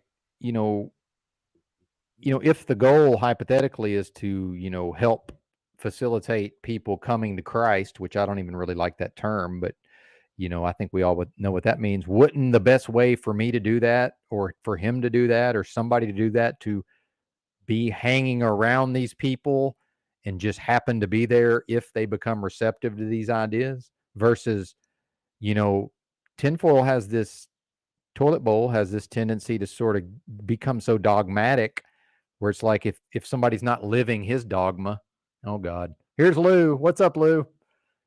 Let me finish this before you get going. Yeah, let me finish up. But am I making my point? Do you understand what I'm saying, Rob? I think the best way to do that would be to sort of get to know the person and accept them as a human, and then, And have if they patience, become, sort of like how well, yeah, and Paul does. yeah, instead of expecting everyone around tinfoil, he's expecting people to be able to adhere to this dogma. It's like, I think it's ridiculous. But Lou, good to see you, brother. Hey, how's it going, Benton? How's it going? It's so ridiculous. Pretty good, man. It's good to see you. It's a little strange for me since I was going off on you earlier, but Oh no, I'm good, bro. I know got you are. big shoulders, bro. Indeed. Must be nice.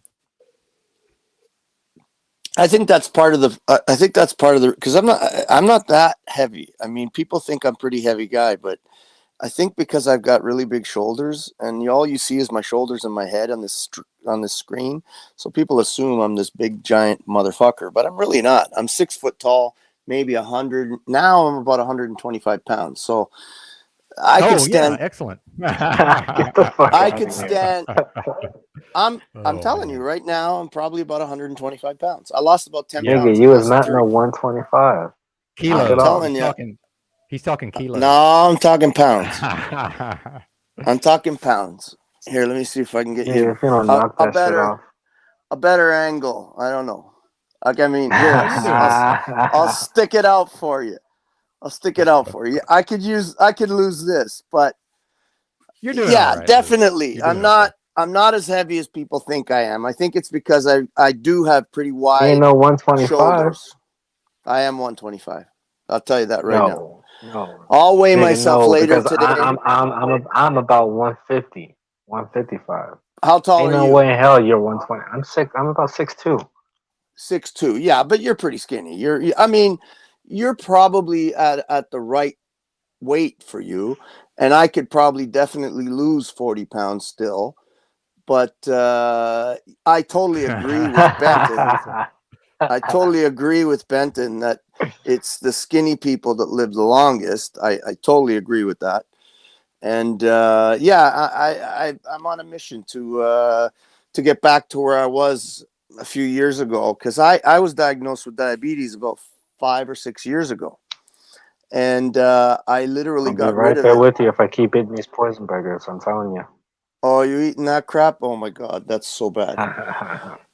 Yeah, and I've been I fell off the wagon, started eating bread again, and I put on all the weight again. But I got rid of my diabetes within like under 4 months, just over 3.5 months. And I was literally, my blood sugar had stabilized, and my doctor couldn't believe it. He thought there was something, maybe they had me diagnosed wrong or something. But I just told him, I says, listen, I went on a straight carnivore diet. I don't eat any bread, any sugar, any of that stuff.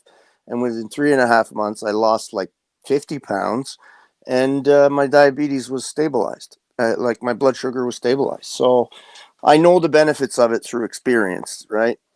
But again, like I said, I'm not preaching from a righteous point of view. I am human also, and I am a junkie too. So I have an addictive personality. So I can relate to that, sir. Certainly. And I do want to say that even though I'm not a big fella, all of my male ancestors are huge. My dad's 6'2", 260, or he was, and he's literally the smallest of 4 boys. Like, dude, one of his older brothers is the size of an NFL offensive lineman. And I mean now, yeah, like not one from years ago. These guys are huge, man. So part of me, I think, thinks I'm this gigantic, huge guy, even though I'm How not. tall are you, Benton? 5'10". I'm not a big guy 5'10". at all. I got skinny shoulders. I've always been skinny upper body.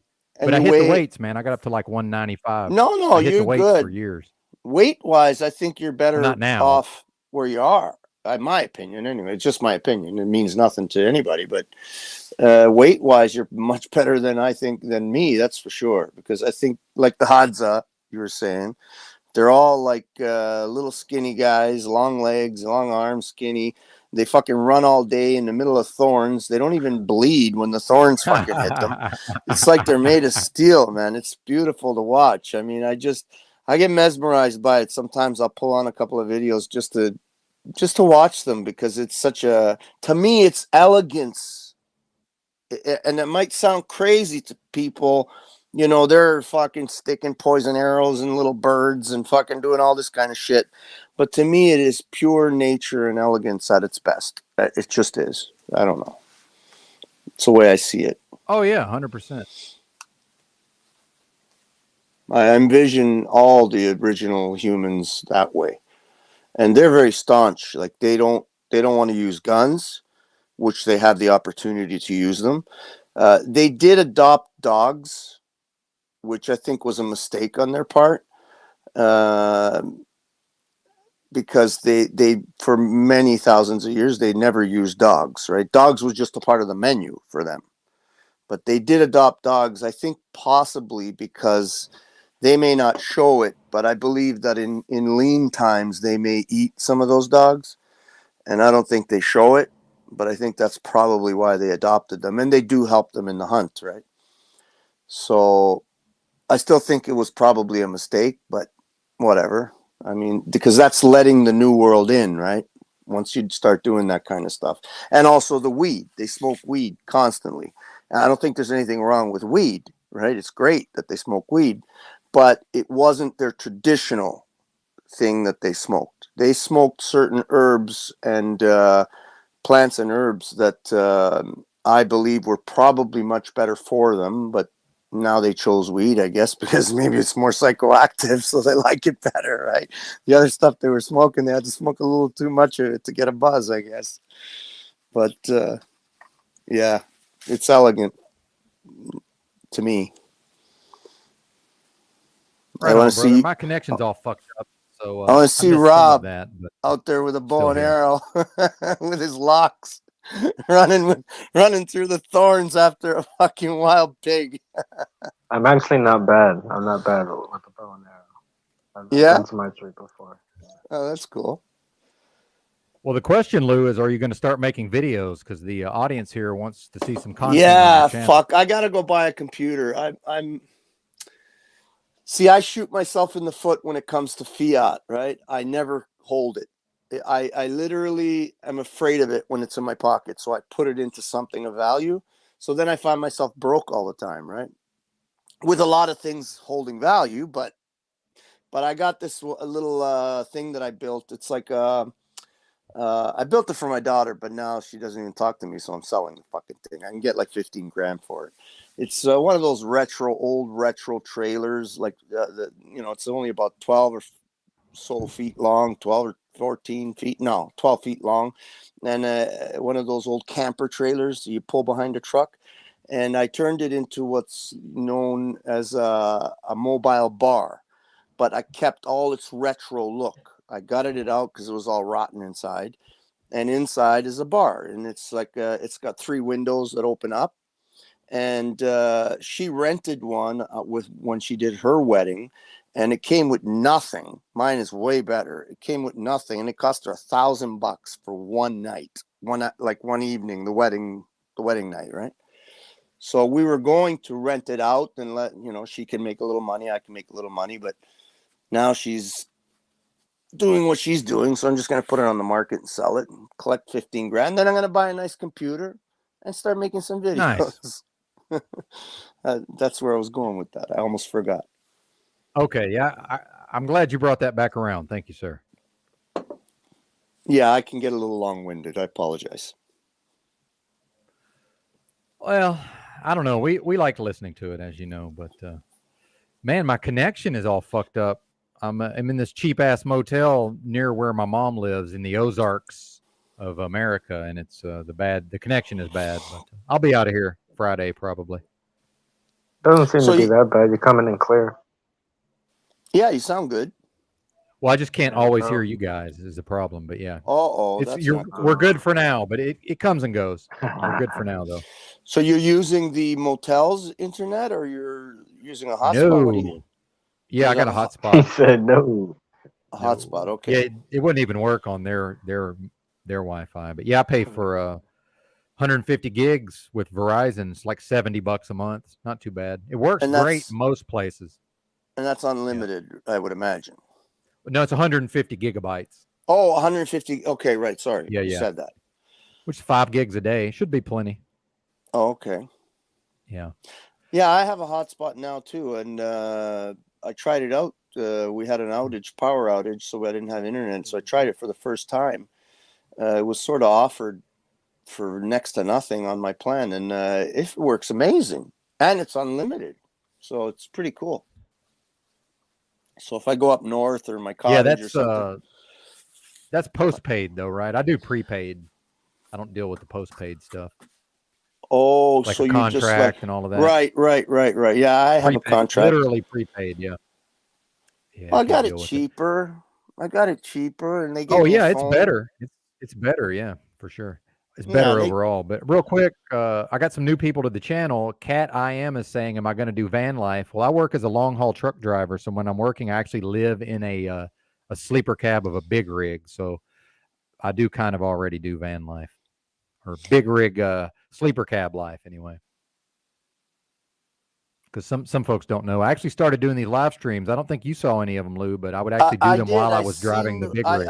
Oh, I great. did. I did. I saw that you Okay, were in a great. truck driving and you were streaming. That was pretty cool. Yeah, I think absolutely. Hopefully, Razvan going back to on work. Paul's.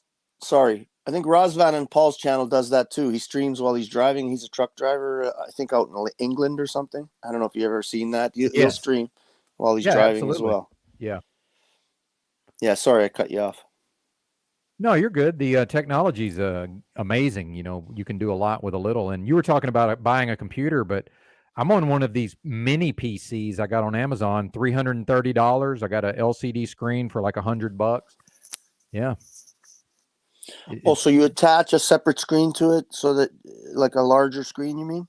Is that what you're saying? Well, it's just I bought just the computer. I'll show you if my cam, let's see if I can actually get enough of a connection here. But yeah, maybe. Oops.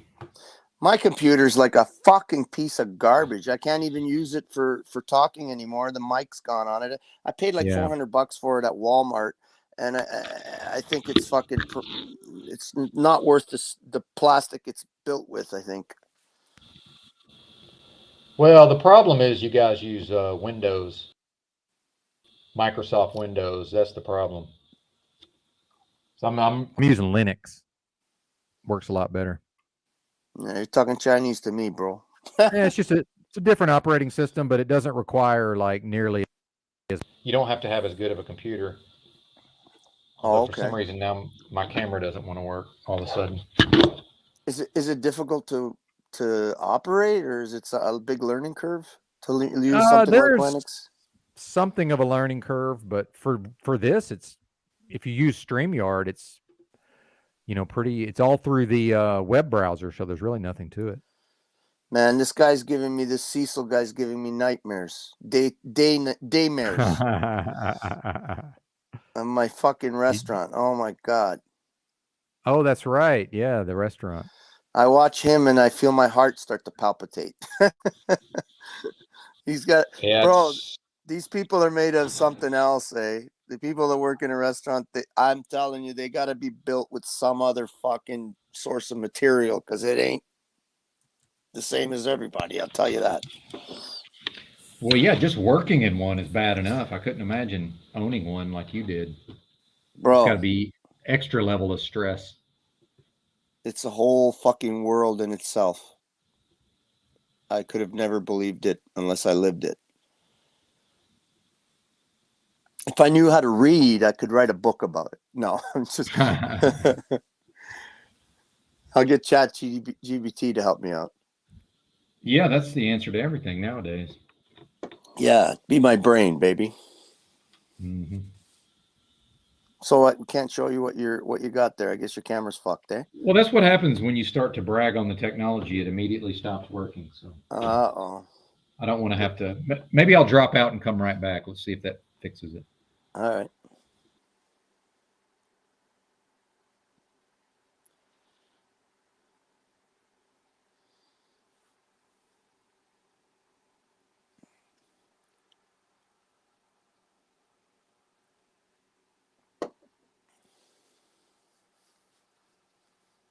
Nah, it's fucked. It's fucked, eh? Well, that's the way it Yeah, goes. that's what happened to my mic. All of a sudden, one day I'm talking on Paul's stream, and then the fucking mic dies. Not only will the mic on the computer not work, not even the headphones. If I plug them in, they can't hear me. They just hear static. So I don't know what the fuck happened there. Well, that's the downside to the cheap technology. Sometimes it just craps out and you got to buy another one. It's just how it goes. Yeah, that's one of my goals this coming week. I'm going to finish up that couple of little things that need to be finished on that little trailer. And I'm going to put it online. I looked at some of them, man. Some of them are 15, 16, 17 grand. They're really nice ones. And mine's really nice. Yeah, if you're going to sell it, I would do it now because I think the prices on a lot of that stuff are going to come back down to earth. Yeah, I agree with you. I was just talking with my son last night. He does some real estate in Canada and in the States. In Florida, he buys and sells some properties, but he also is a real estate agent now. And he's got a little property up north here, and I was talking to him because I have some land up north as well, a couple of plots, and he was saying it's a good idea to sell it now because they just changed some things to try and hold the market up here in Canada, and it'll hold the market up for a while, but it's not going to last very long. So he's put a property up for sale that he has up there, and I'm putting one of mine up for sale. So yeah, here in Canada, I think it's going to be much worse than what happened to you guys in 2008, because if you look at the charts, 2008 happened for you guys, and you had this, like, if you look at the you know how these little wave charts go, Yeah. and you see the blip of the rise of 2008, and then you see the fall, and then you see it level out, and market prices, just go on a slow, steady climb, and stay pretty regular, but slightly climbing till today. And then you look at Canada's, and we have a spike similar to what you had in 2008, only it's 3 times as high. Damn. And it's they're holding it up right now with they changed it exactly what you guys did in 2008, where they made it so people can get 75-year mortgages, 85-year mortgages. So they raised the interest rate, so now people doubled up their mortgage payments, doubled. So people can't hold these properties if their mortgage rates are going to double. So what they did is they gave them a double time limit. Instead of a 25 or 35-year mortgage, they're giving them a 75 or 85-year mortgage. So their mortgage rate stays the same, but they'll go on for 80 years or 70 years or what's some damn thing. So that's a recipe for disaster. So I'm looking to liquidate a few things and maybe hold some fiat for a few years until this comes around. See what happens. Sounds like a plan, sir. Yeah. I studied the 08-09 collapse. I spent about a year studying just exactly what led up to that, and then I predicted it. I said they're going to do all of this again, and that's what's happening now. This is a repeat. And in fact, I also studied Enron and this FTX collapse. That was a repeat of Enron. They even had the same person, managing the bankruptcy. So, we see these cycles where it's just the same narrative or the same script, the same playbook just happens again. So, 15 years after this one, they'll just do it again. And, yes, I think a lot of people were under the impression that, the problems of 08-09 were actually addressed and fixed. In reality, none of that was resolved. And none of it's going to get resolved this time either. And nobody's going to go to jail. And, that's just how it is, right? So. Well, the people that are doing this, are creating these highs and lows, or these cycles, whatever you want to call them. They're the ones that are supposed to be putting those same people in jail, right? So they're not going to put themselves in jail. It's like the cops. They investigate them when they kill somebody for no reason. They investigate themselves. So what do you expect? Yeah, absolutely. What I'm going to find interesting is, I don't think that the Federal Reserve is going to be able to keep rates high. I think they're going to have to go back to damn near zero.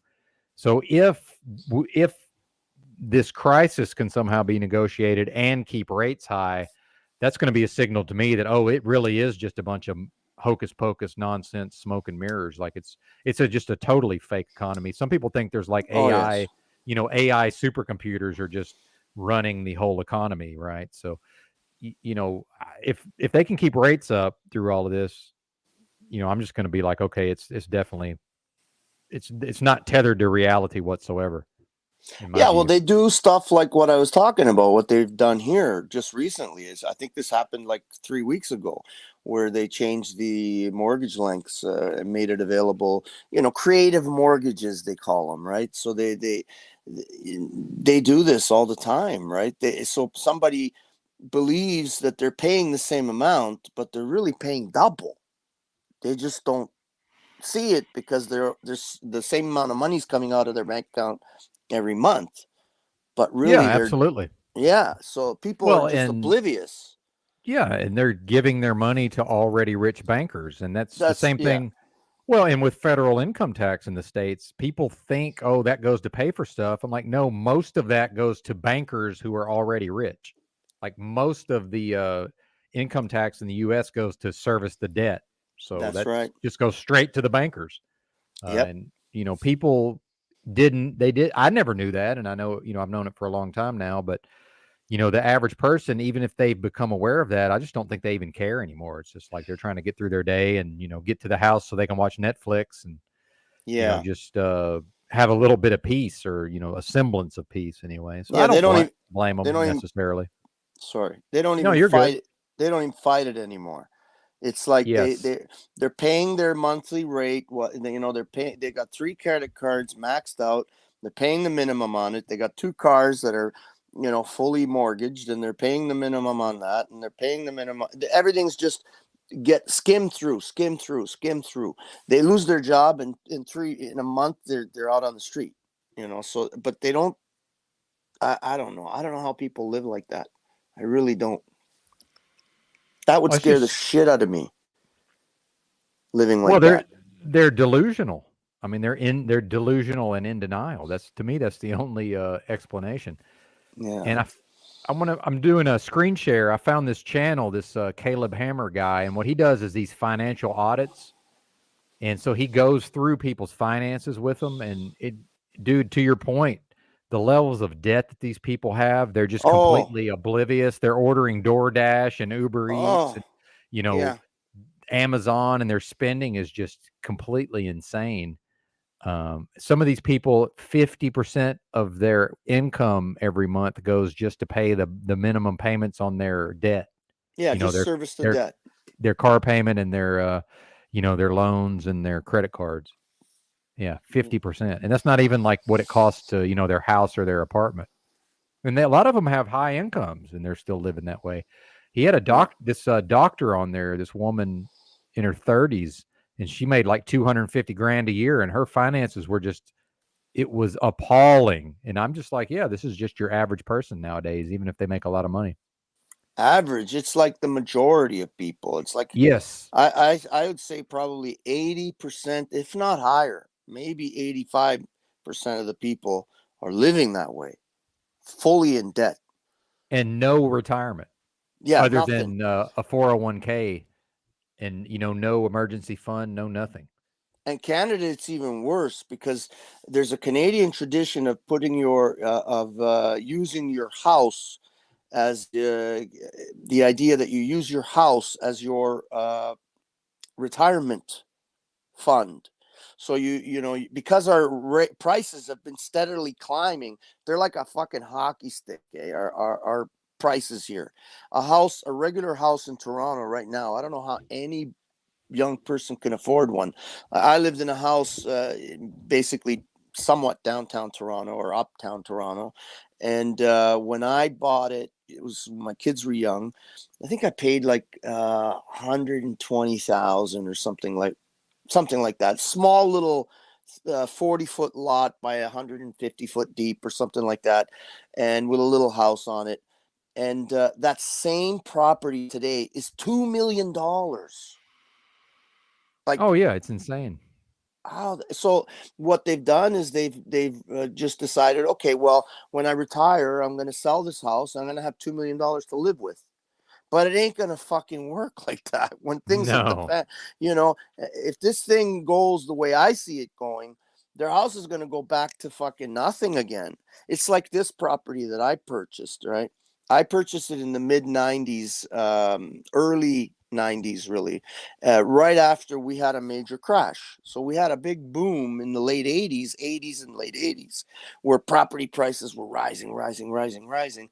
And this property here, a year before I bought it, was valued at $1 million. And then everything crashed. People were walking away from 50, 60, 70,000, $100,000 deposits. They were walking away from them because they couldn't service those debts anymore. And I bought it a year after it was valued at $1 million at auction for 140,000.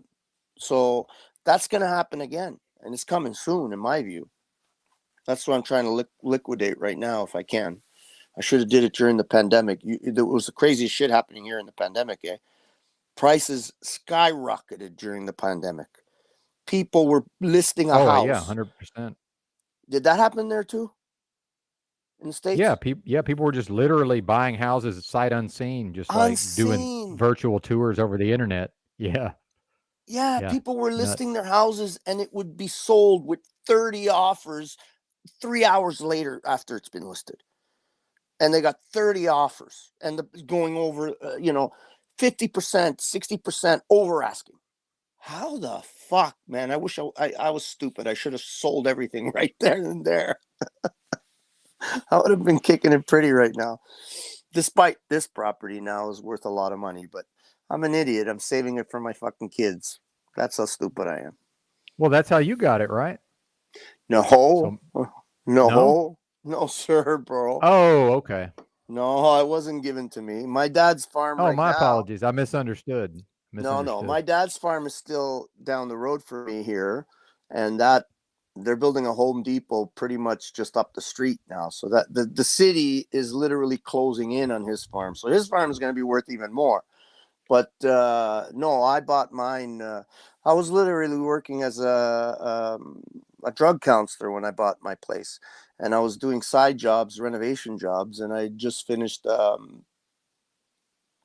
house that had burned down, and I took the job on from the insurance company, and I made a good bit of cash. And so I had like 20, 30 grand of liquid cash, and I found this place and I bought it. And I had a mortgage for a few years, and then just eventually paid it out. But no, I bought it all on my pretty much on my own. My parents gifted me I think they gifted me like 20 grand or 18 grand. I forget what it was when this all happened. So that helped, right? I can't deny that kind of stuff. Right on, so brother. I'm privileged, let's say. Hey, nothing wrong with that. But sorry, to your point, I got yes, now sir. that makes me remember something you said, that you said about these right wingers, they'd leave you on the fucking ground. First of all, I'm not a right winger, right? Oh, I know you're not. I'm not a left. Go ahead. I'm not a left winger either. But I have a fellow here that lives. There's a little tiny house that I was building, and I met him because he was doing some work for me. I was tearing down a big Mennonite barn, one of these big Grambo roof barns, and I was taking it down to reclaim the material off of it. And somebody introduced him to me, and he helped me to do the tall stuff on the roof because he's a roofer. And then while he was working for me, the lady where he lived passed away, and he was going to end up on the street. And he didn't have any cash at the time. And I thought he was a decent guy. I didn't know him very well, but I basically gave him the tiny house, and I let him rent a spot to keep it here. He doesn't pay much. He pays me $300 a month, but I give him hydro, I give him internet, and all of that stuff. But $300 probably covers a little more than, I don't know, 2/3 of what I pay for him, right? So, but he helps me too. He'll help me feed the cows, and he enjoys it. So for him, it's not work because he loves to feed the animals. So, he'll help me with the animals. So, but now we've become good friends, and I love him like a brother. He's a good man. He's you know, and I would do the same for you, Benton. I really would. I don't think you want to come to this communist country, but Yeah, for better or for worse, I'm staying in the States. yeah, I'm gonna I know. ride it out. I wanted to move there at one time, but now I realize it's not a whole lot different than here. Let's be No. real. Can't be. Yeah, let's be real. It's just not. Maybe some states are a little freer, but you know, Well, less enslaved. less enslaved. That's a better, much better way to put it. Yes, much better way to put it. But basically, America is enslaved from the tippy top to the fucking lowest bottom. Mm-hmm. Well, I And think that's it's- why a lot of these people fled California because of the pandemic. You know, was they finally realized, wow, this is really not America. And I love California as far as the geography and some of the people, but as far as the government, it's not like the rest of this country. I don't think New York State is either, really. Oh yeah, oh, fuck. Yeah, New York's crazy. So, you know, I'm from Arkansas originally, and it's in enough of a time warp that it's still sort of America. And it's so Yeah. shitty though, nobody will really move there. And dude, you can buy a decent house depending on if you're not too picky about the area for like between $80,000 to $100,000 in Arkansas still. I think Arkansas is where I know there's a particular channel I watch. Little House Off Grid, I think he's called. He's an older gentleman, maybe about my age, maybe a little older. And he bought a little piece of property. I believe it's Arkansas, somewhere in Arkansas, like 10 acres, a beautiful little piece of land. It's not all bush. It's got clear, workable land on it with some bush.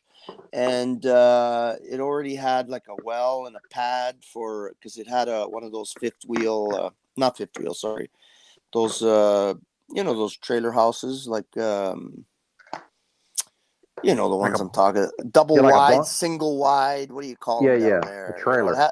yeah, but that was gone. So he built a little tiny house on the pad that it was on, and he paid like $4,000 for this Oh, yeah. property. It's crazy. Yeah. Oh yeah, there's still affordable land here, but But- the place is so shitty. So thankfully, people don't want to come here. So that's kind of a blessing in disguise. Right. There's just nothing here, and the weather's terrible much of the year. The bugs are god awful. So yeah, the people are stupid. They sound like me. You know what I mean? Well, I don't subscribe to that whole if it sounds like a hillbilly, it's dumb idea. I think that's dumb in itself, having that Oh yeah, idea, for sure. right? So yeah. Yeah, I'm actually from a city, and I sound like this. I mean, just imagine what it can be like. I love that accent personally. I think it's amazing. Well, yeah, women don't, unfortunately. That's the problem. Although the Southern women, a lot of people like the Stupid Southern women women's don't accent. like it. Maybe stupid women. I don't think It's smart. not a positive, but that's okay. I don't mind. Yeah, I don't mind. yeah, that's the propaganda. Eh? They push this propaganda that if you got that Southern boy accent, you're a racist KKK white Yeah. fucking Trump loving fucking make America great again, two-horned fucking nutcase. Well, statistically, Arkansas was second only to South Dakota in the percentage of the population that voted for Trump. So there's probably something to it. But Bill Clinton, was the governor. He was the governor the whole time I was growing up. Yeah, Right. So he was a Democrat. So I don't know what changed exactly, but I don't want either one of them, Democrats or Republicans, obviously. But they're all garbage, man. We know all politicians are trash. Yeah. So. I so kick myself in the ass because for a little while in the early days when Trump came on the scene, I hadn't been into politics already for a long time. I'd seen the lies about it all for a long time, but I was I was caught up in the early days, but I realized quite soon. The minute he was elected and I saw the picture of him, he went to go take a picture waving in front of the picture in Denver airport. Oh, yeah. He specifically took a trip to go have a picture in front of that painting. You know, the painting with the Nazi soldier and all that kind of thing. The children dying, and it's a famous painting in the Denver airport. Gotcha. And I don't he remember went, that specifically, but that sounds about right. yeah. That was when I saw that, he was basically showing his allegiance, right? I think that's what it was, and that woke me up real quick. Well, And then and he was a lifelong Democrat, lest we forget. And then all of a sudden, yeah, he's a Republican. Exactly. Yeah. Yeah. Which kind of makes sense because they're the same thing. I mean, there's no difference. It's just that the Republicans say things differently, but if you actually look at the actions, it's the same thing, man. Yeah, same here in Canada. Oh, I'm sure, yeah. No difference. We got the Liberals. We got three parties basically here, but the Liberals, what we call the Liberals, then there's the NDP, the New Democratic Party. They're the more heavily communist party, but they're in power in a lot of places, and even out in the most conservative state, Alberta, fucking Rachel Notley, who's a fucking NDP, is the MP, right? The leader of that province, was a state. Gotcha, yeah. So, and then we have our Conservative Party, which is they're all the same shit. It's Yep. WWF politics, right? They beat each Absolutely. other Yep. up in front, and then go have drinks and backstage, right? Well, and you know where I'm at in Arkansas, the whole state, a lot of these people believe in the QAnon stuff. Like they really believe all that. Yeah, Crazy. it's crazy, dude. Yeah, I mean, like they're convinced that it's all true. That's fucking crazy shit. Yeah. Wow. I don't even, dude, I don't even try to talk to them anymore. It's just, I'm just like, all right, well, good luck with that. Wow, 2 more weeks.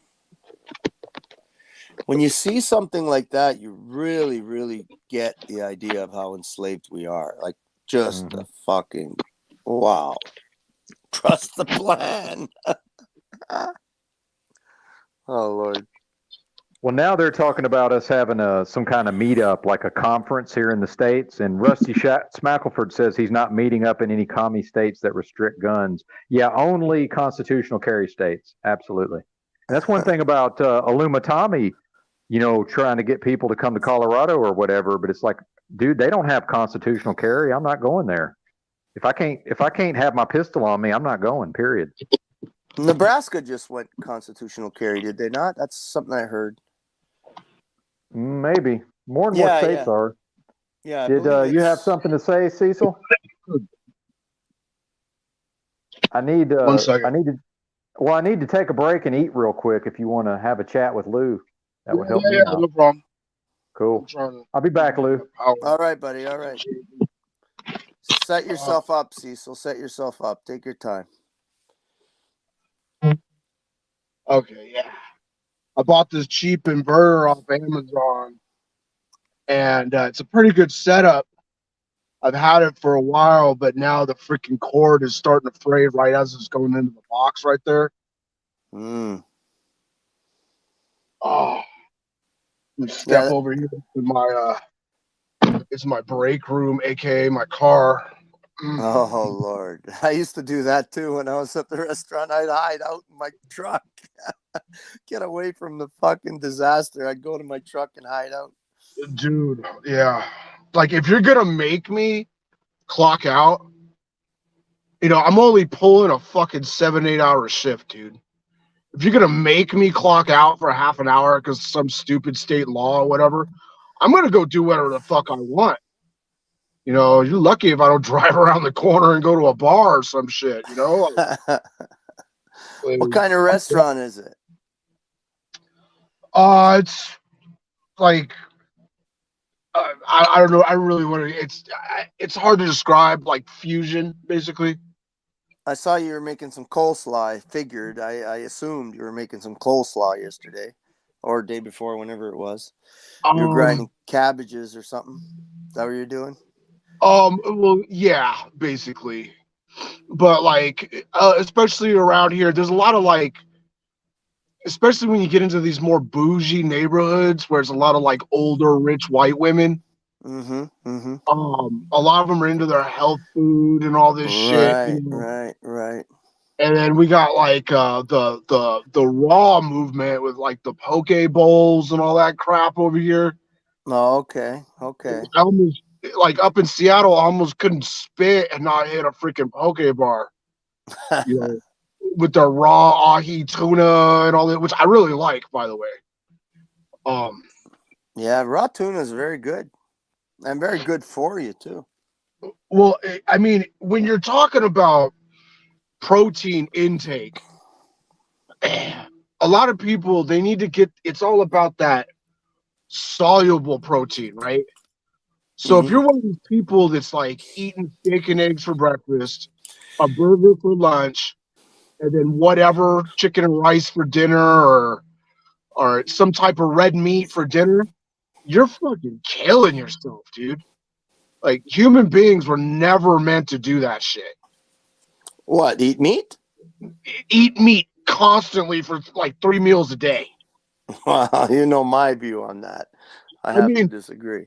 Well, okay, so you have certain instances where people can do that, or it's like, you know, like the Eskimos and shit, they ain't eating salad, right? Because of their environment. Yeah, there's But no like, cave drawings of spearing broccoli. Let's say that.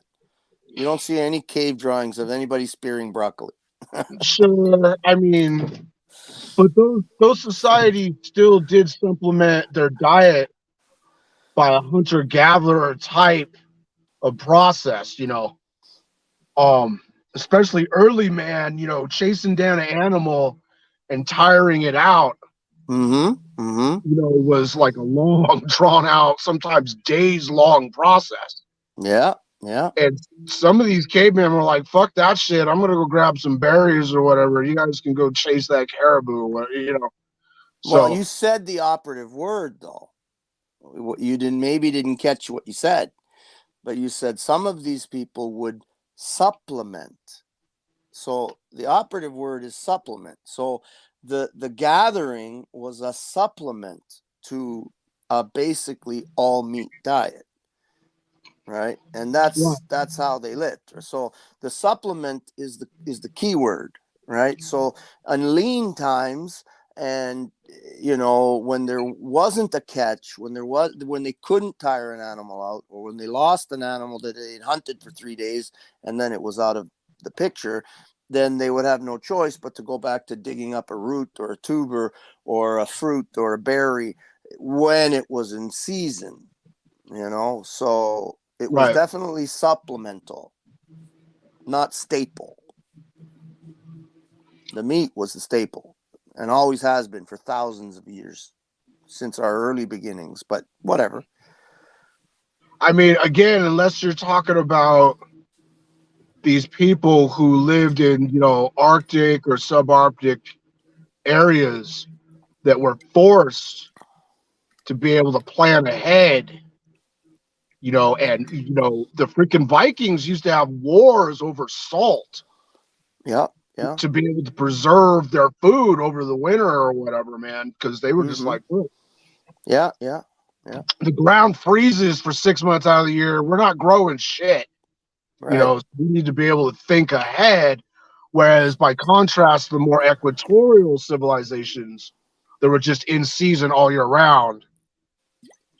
And well, if you think about that concept that you're talking about a little deeper, and you take the time to go a little deeper into that idea of, yes, they were forced because of the cold, you can translate that just as easily to the arid regions and equatorial regions where they're forced to stay on animal proteins because it was so hot that nothing was growing, right? Like in the heat of the summer, you go down to Arizona or, you know, these really arid places, and even some of these tropical places, when the really hot, humid or dry hot comes, nothing grows anymore. It all stops. So you're forced to go underground for tubers if you can't get meat, or really starchy dry fruit that stay on the tree for longer, and it's far and few between in most places. If you know what I'm saying. I mean, I personally don't think that it's an even equation. You have instances of civilizations that lived on the equator for thousands of years and still are there. They had no need to migrate away from the equator.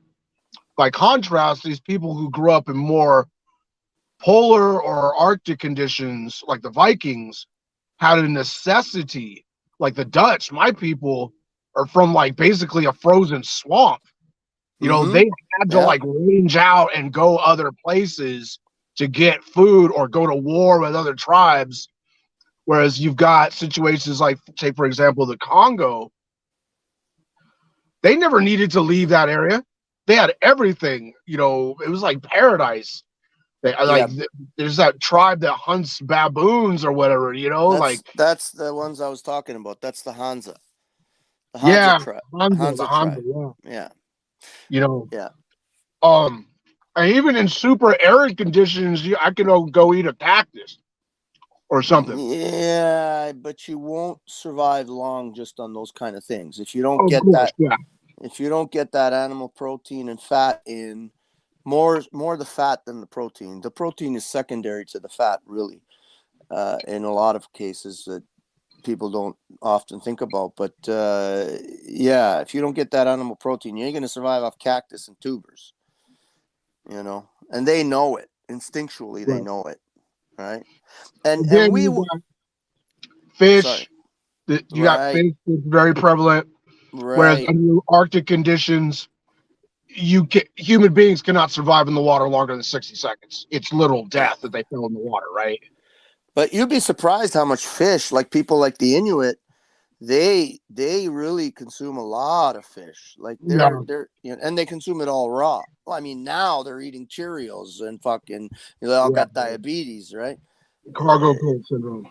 Yeah, they all got diabetes and eating Cheerios now and cornflakes. But back when they were living on the land, they would do, you know, they would chip a hole with a spear, a bone spear, and chip a hole, spend, you know, 2 days to chip a hole through the ice and then fish it, you know, and collect thousands of, you know, pounds of fish.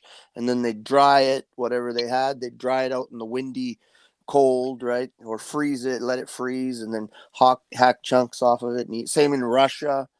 You know, you got the Inuit of Russia, which are raised, farmed or raised or followed the caribou or the reindeer, I guess you guys call them, and but they also ate a lot of fish, and they fished.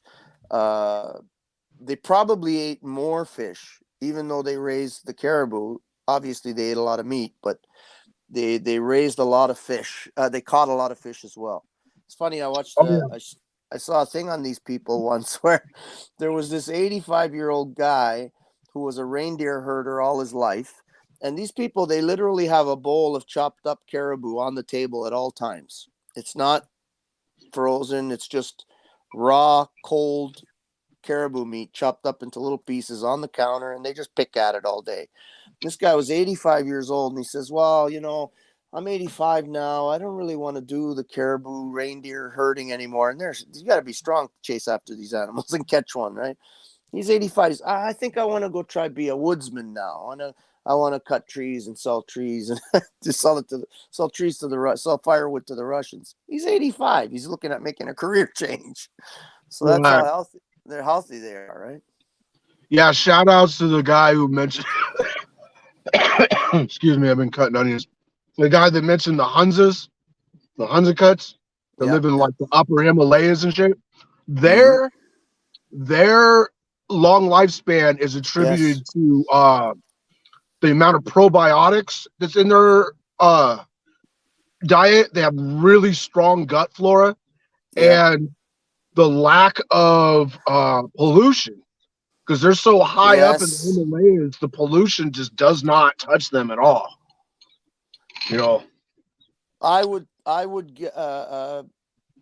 say that a huge part of a lot of our sicknesses in the Western world, aside from the diet, because I believe the diet is number one, but a huge part secondarily would be the amount of toxins, chemicals, and byproducts that are found in our food, like glyphosate.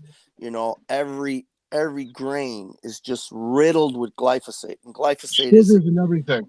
sugar is another one. It's refined sugar is a really hard one for humans, and but all these chemicals that we're exposed to, it's the probably the second worst thing that we could do to our bodies, in my opinion, and from what I've researched.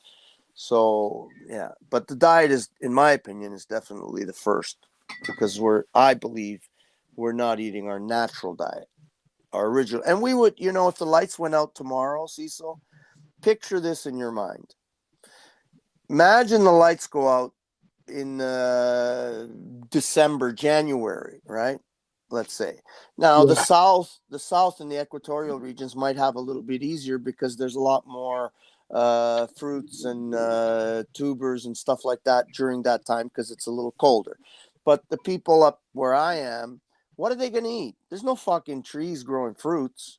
There's no tubers up here, right? When they empty out of the cities, what are they going to eat? They're going to revert back to their natural way. Just the way my grandfather used to release a pig that was sick out of a pen, and immediately the pig would go to digging to roots.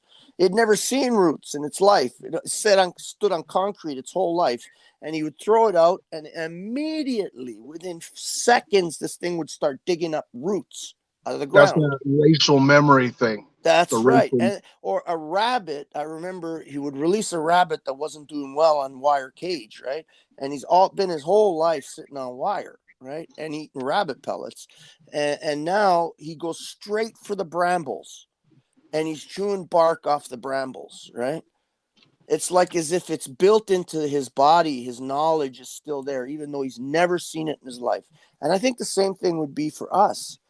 If the lights went out and our addiction to comfort would be cut off tomorrow, we'd immediately revert back to hunter-gatherers within a short amount of time. And initially, I think the hunting would be other humans, sadly. Right, raiders. Yeah. Right. And then that would slowly peter out as nature would start to take over. And I believe that would slowly peter out as communities formed. And it would be back to like the Hadza in Africa. We would be back to that. Which is why, as weird as this seems, zombie apocalypse trading is actually a lot more relevant than a lot of people laugh at that. Oh, yeah. You take some of these people's iPhones away from them right now, and they're going to be drooling, looking around, looking like a fucking zombie. Yes. Wait until all the lights go out. Yeah. I don't particularly believe that's going to happen, especially if they're looking to create a digital currency, because to create a digital currency, you need electricity, right? And when the electricity's gone, where's the digital currency? Right? Where's the computer? It's maybe gone. The answer to the enslavement by the digital currency is to turn the lights out. Yes, okay. That just to do a thinning, maybe. Thin out the population a bit, so it's a little bit less to control, and then maybe come in as the savior. Yeah, I could see that. Yeah. Oh yeah, they're definitely practically every agenda that's been pushed, major social reform agenda or whatever we want to call it, feminism, T-ismism, all this other. It's all about population control. The AIDS scare. The AIDS scare was about population control. Yeah, they want to be able to have a finely tuned ability to control our population growth. Yes. And keep us in pens, like my grandfather used to keep animals, which, like I've said before, I didn't like the way he did it, but it was what he knew. He didn't know anything better. That's what he was, so he did that. But they're keeping us in pens, and when I say pens, the pens are the cities. That is that's the pig pen, right? And now we may be going there voluntarily and we may be choosing it. And Benton may say, well, they're not doing anything. You're doing it to yourself. And I agree. We are doing it to ourselves. But it's just as easy. Well, maybe not as easy. Once you've become addicted to comfort, it may not be as easy to go back to the natural or more natural way of living and living on the land. The best way to keep a slave is to give them the illusion of choice, to give them the illusion of freedom while you're in a jail cell, right? Yeah, it's open air jail. I've often called it that. It's an open air jail. This is that fish tank thing, eh? Yeah, they got swatted over the weekend. You're kidding. No, that's probably. I wonder if it was, probably happen a lot. Well, I wonder if it was like on purpose to get attention to the show. I don't know. Yeah, what maybe. Is fish tank? This is Sam Hyde's reality show. It's fully interactive, although the site is down until Monday. So this is it's going on YouTube for the weekend. He ain't funny, dude. I'm sorry. He's just not. Benton, what do you think of this Mr. Beast thing? Apparently he's dying too. Oh, is Mr. Beast dying? I was not aware of that. Yeah, apparently. That's what they're saying.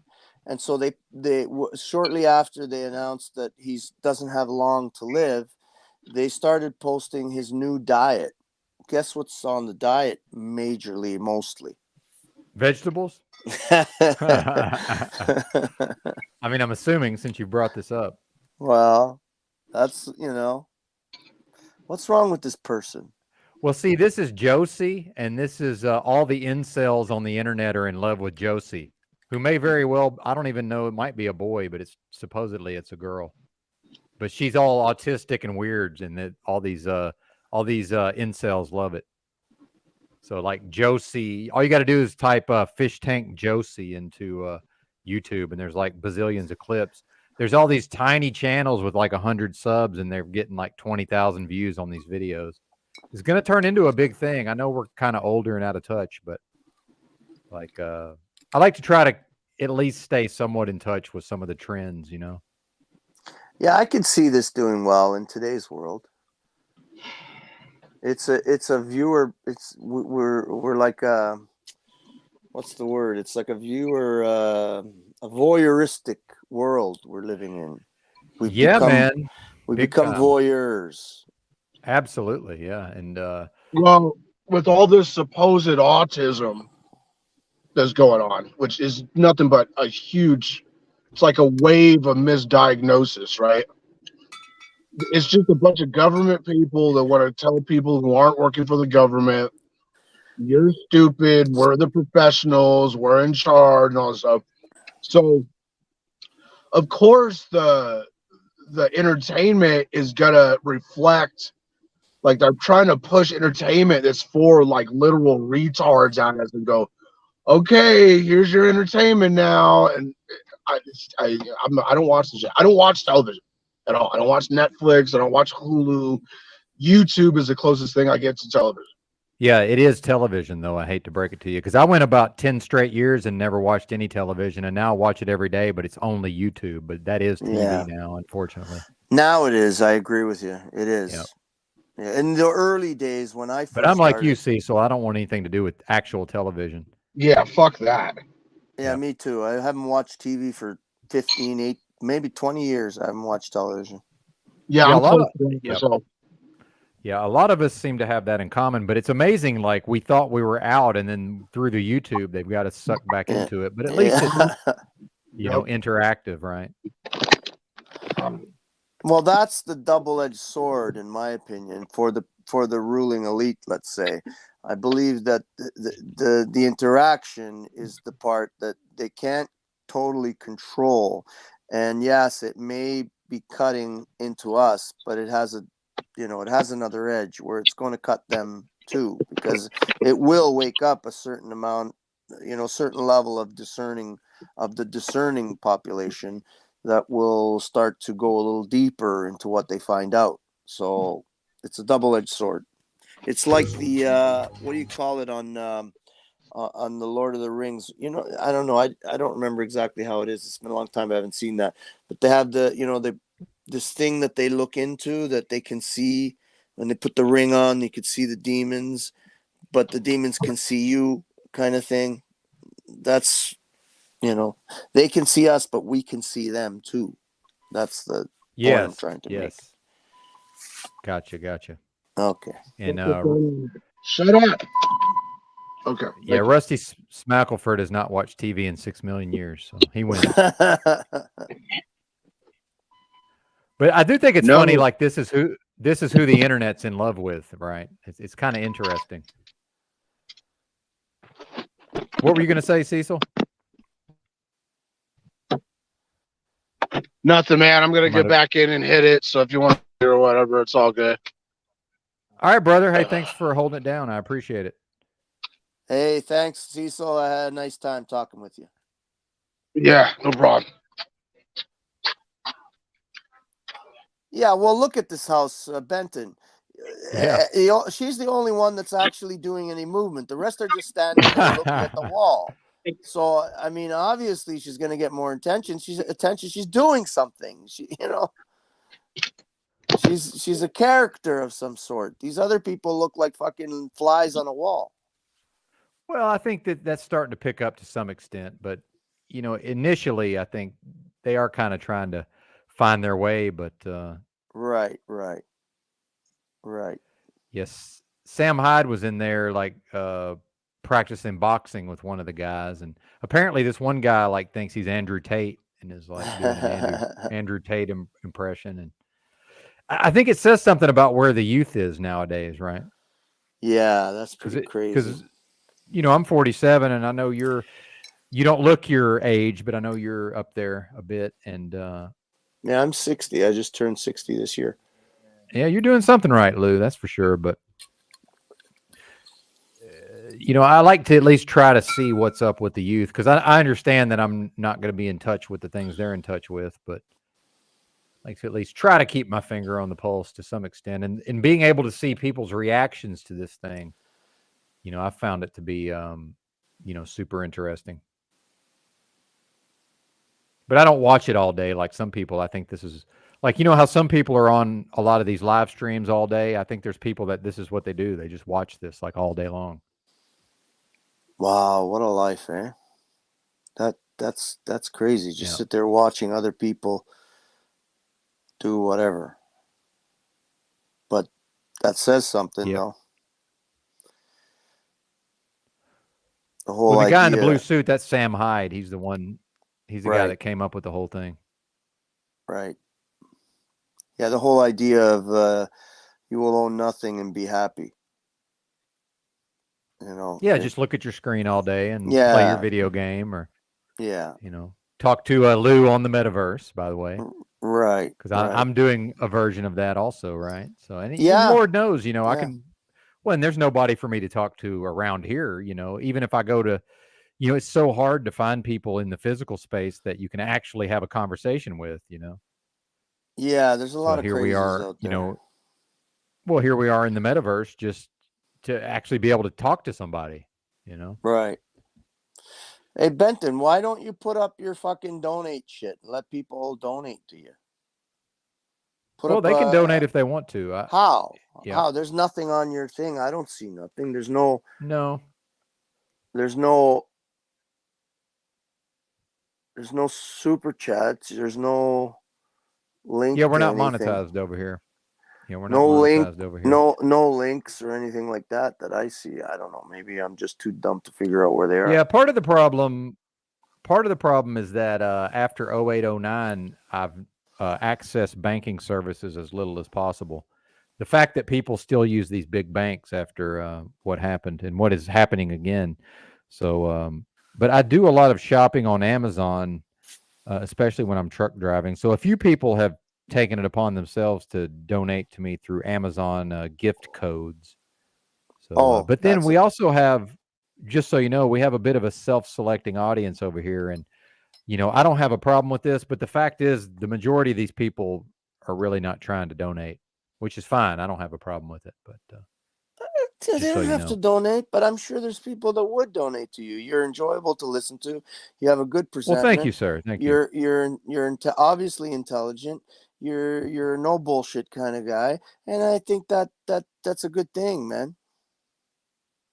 There you go. I don't know how to fucking do any of that shit. Amazon gift card. I can barely fucking work fucking PayPal. I gotta get better at this shit though. So I'm getting older. There might be a time when this is all I could do. It's raining right now for the last 3 days, so I'm kind of fucked with doing shit outside. But I started working on my garden, and then I got fucking rained out. But there might come a time when I better learn how to function better on this internet shit. Because even though I've been on the internet for, I don't know, pretty close to 20 years, it's basically just been, do your emails, you do the YouTube, maybe some other internet stuff, but not knowing how to actually really work the thing. You know what I'm saying? Not very tech savvy.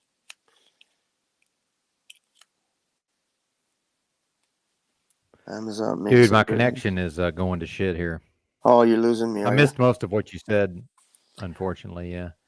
Oh, I was just saying. I know we like looking at you, but I might have to see if you can turn your cam off. It might help. Okay, I'll turn it off.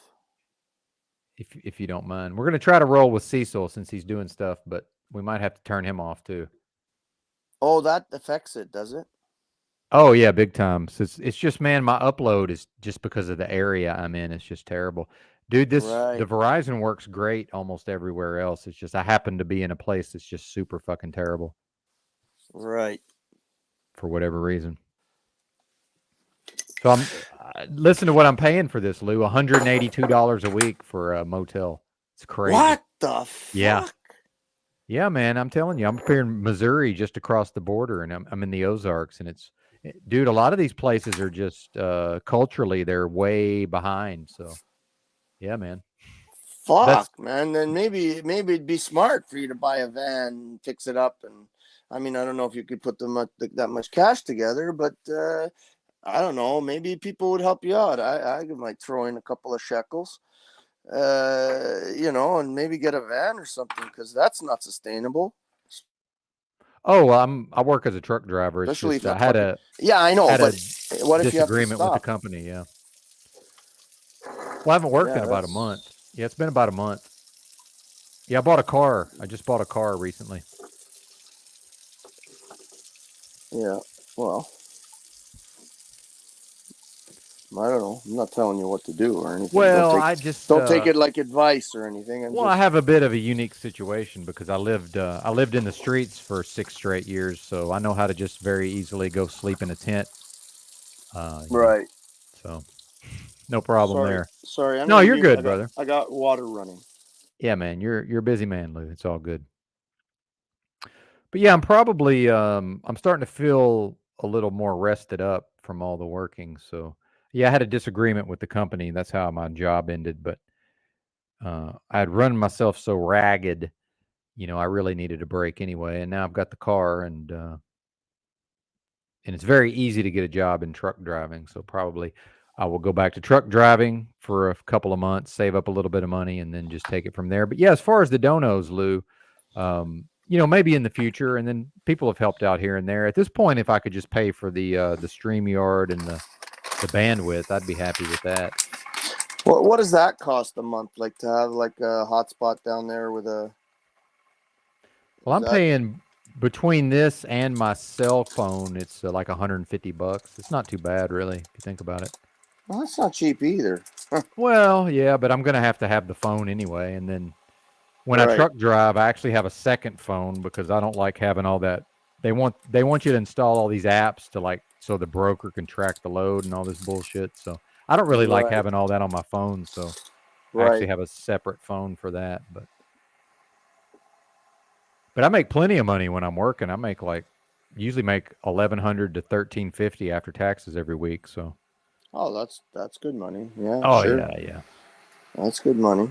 Definitely. And if you don't have mortgage and debts, it's easy to stack up some cash when you're working like that.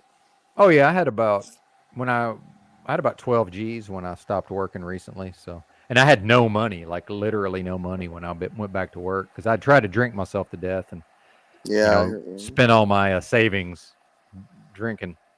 right. And then I'm still here, so yeah, life continues, right? Yeah, definitely. I mean, until it ends, it continues. Well said. Well said. So I don't know. It's a crazy world. Indeed, sir. Indeed.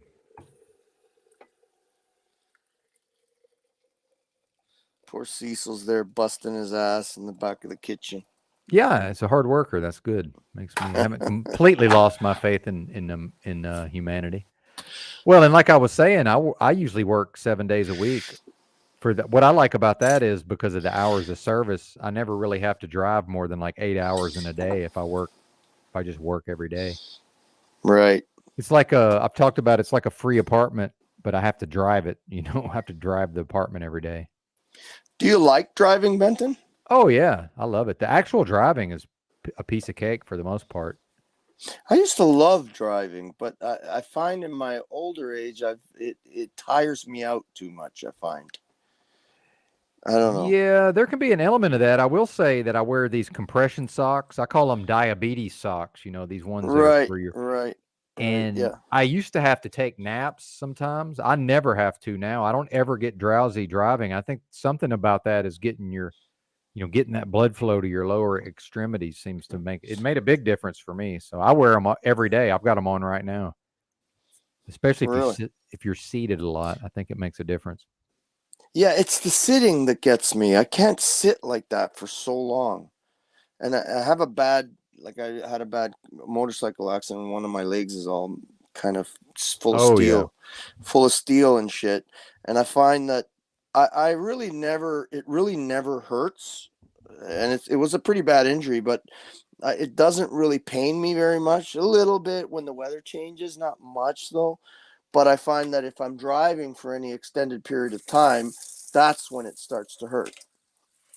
And yeah. Now I will say it's generally way more comfortable driving a big rig than it is just driving a regular automobile. It's easier too. Like if I go on a road trip in just a regular car or a pickup truck or whatever, you do get more tired than in a big rig. They're set up for comfort, and there's something about being, kind of you're isolated from most of the traffic.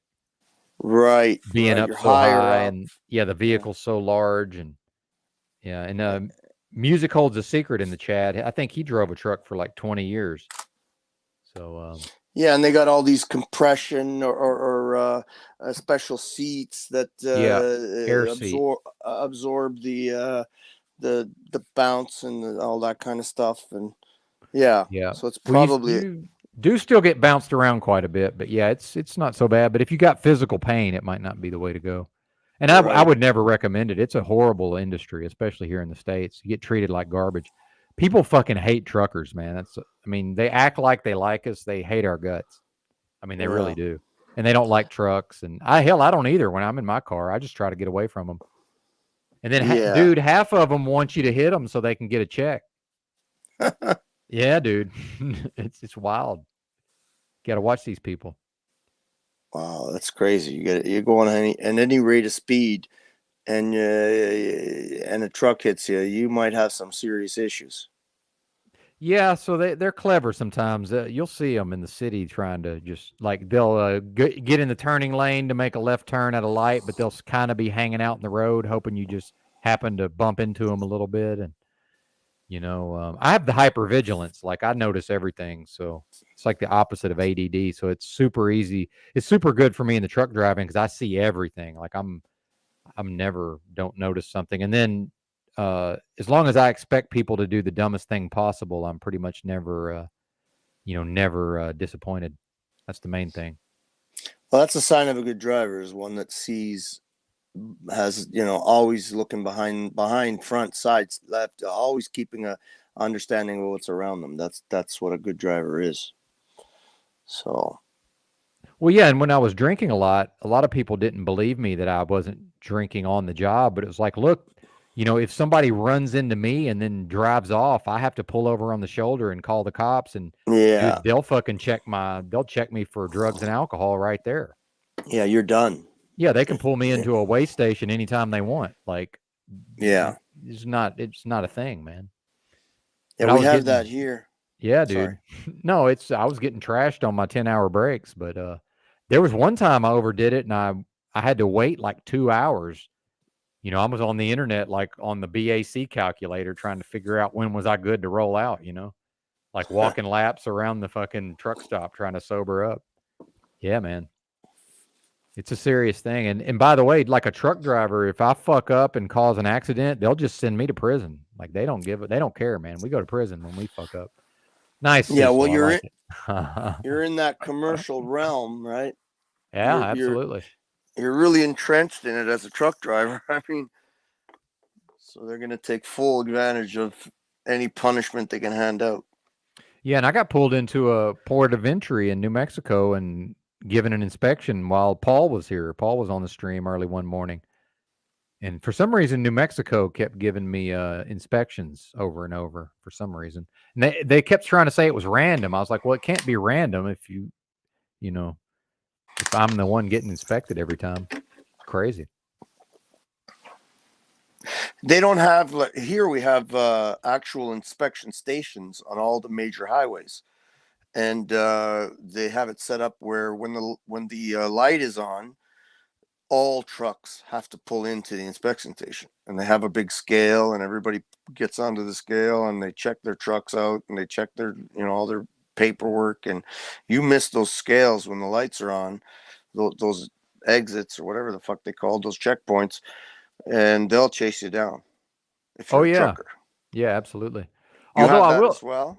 yeah, but it's different because we have all the different states, and each state kind of has their own version of that. And then, like, I remember I was outside of Phoenix one time, and there's like a rest area, but then every once in a while the cops will just turn it into an inspection station. So they've got like these electronic signs.